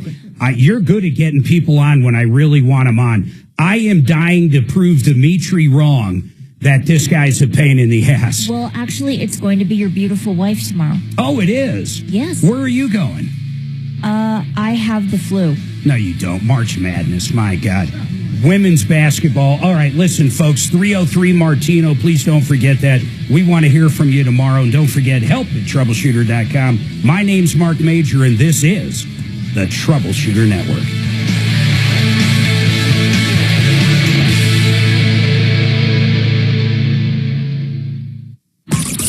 Follow Tom Martino at Real Tom Martino. And stay connected with all of us At 630 KHOW. KHOW.com. And on the iHeartRadio app. This is Denver's talk station, 630 KHOW. Beat the spring cleaning rush. ZeroResDenver.com. $109 for 3 rooms and a $75 discount for duct cleaning. 303-471-5150. ZeroResDenver.com. Taxes was not knowing your full financial picture. Now Taxes is getting and maximizing your refund all in one place. Credit Karma, where a TurboTax expert can do your taxes for you. They'll get you the most money back, guaranteed. Then you can do more with all that money, all in Credit Karma. Now this is Taxes. Intuit Credit Karma with TurboTax. Get started today. See guarantee details at TurboTax.com/guarantees. Experts only available with TurboTax Live. Hi, Dan Cicchini. For custom kitchens or cabinetry facing done right, go to drhi.com. Great cash incentives or a special financing rate of 0% APR with 72 equal monthly payments with approved credit. Call for details, 800-362-8370. Joining the conversation is one thing. Thank you for taking my call. Taking my call. But when doing so gets difficult, there's the talkback feature on the iHeartRadio app. Oh, cool. How's that work? Just tap, record, and send all within the I app. was hoping maybe you'd listen to me for just a quick second. We the people will always find a way. Because everyone's voice counts. We are still going to make that attempt. We're going to get out there and be heard. On Denver's talk station, 630 KHOW. KRFX HD2 Denver. KHOW Denver, an iHeartRadio station. Make us the #1 preset on the free iHeartRadio app. Listen for all your music, radio, and podcasts. Free never sounded so good. ABC News, I'm Michelle Franzen. President Trump spoke with Ukraine's President Zelensky. Comes a day after the president held a call with Russia's leader, where Vladimir Putin has pledged a 30-day pause on striking Ukraine's energy and infrastructure. At today's briefing, Press Secretary Caroline Leavitt has more on the talks with Zelensky. President Trump also discussed Ukraine's electrical supply and nuclear power plants. He said that the United States could be very helpful in running those plants with its electricity and utility expertise.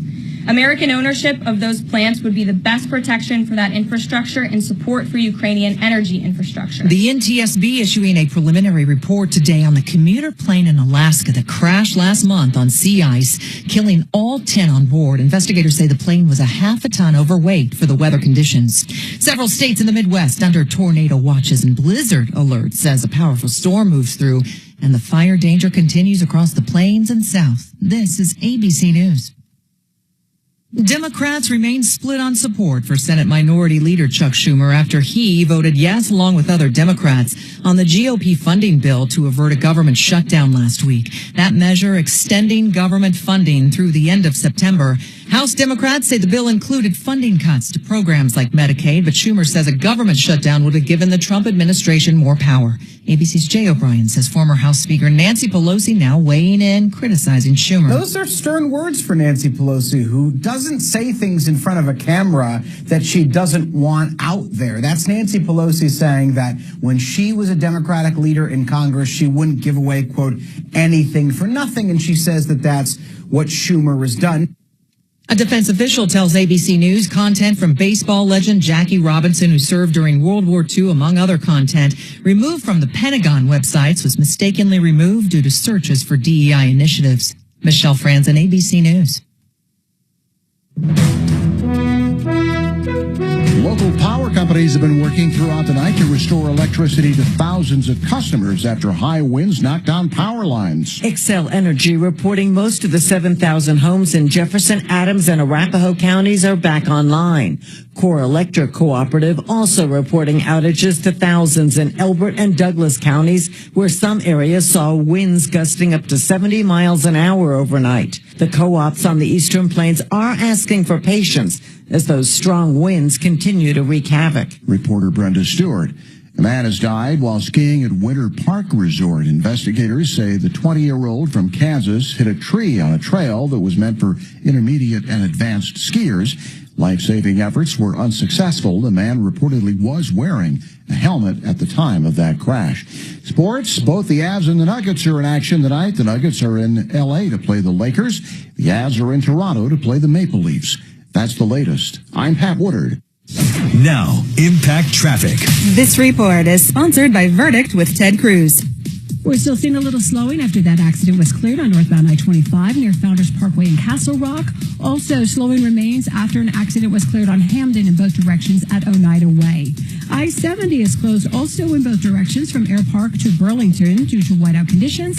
And eastbound I-70 is open once again between Veterans Memorial Tunnel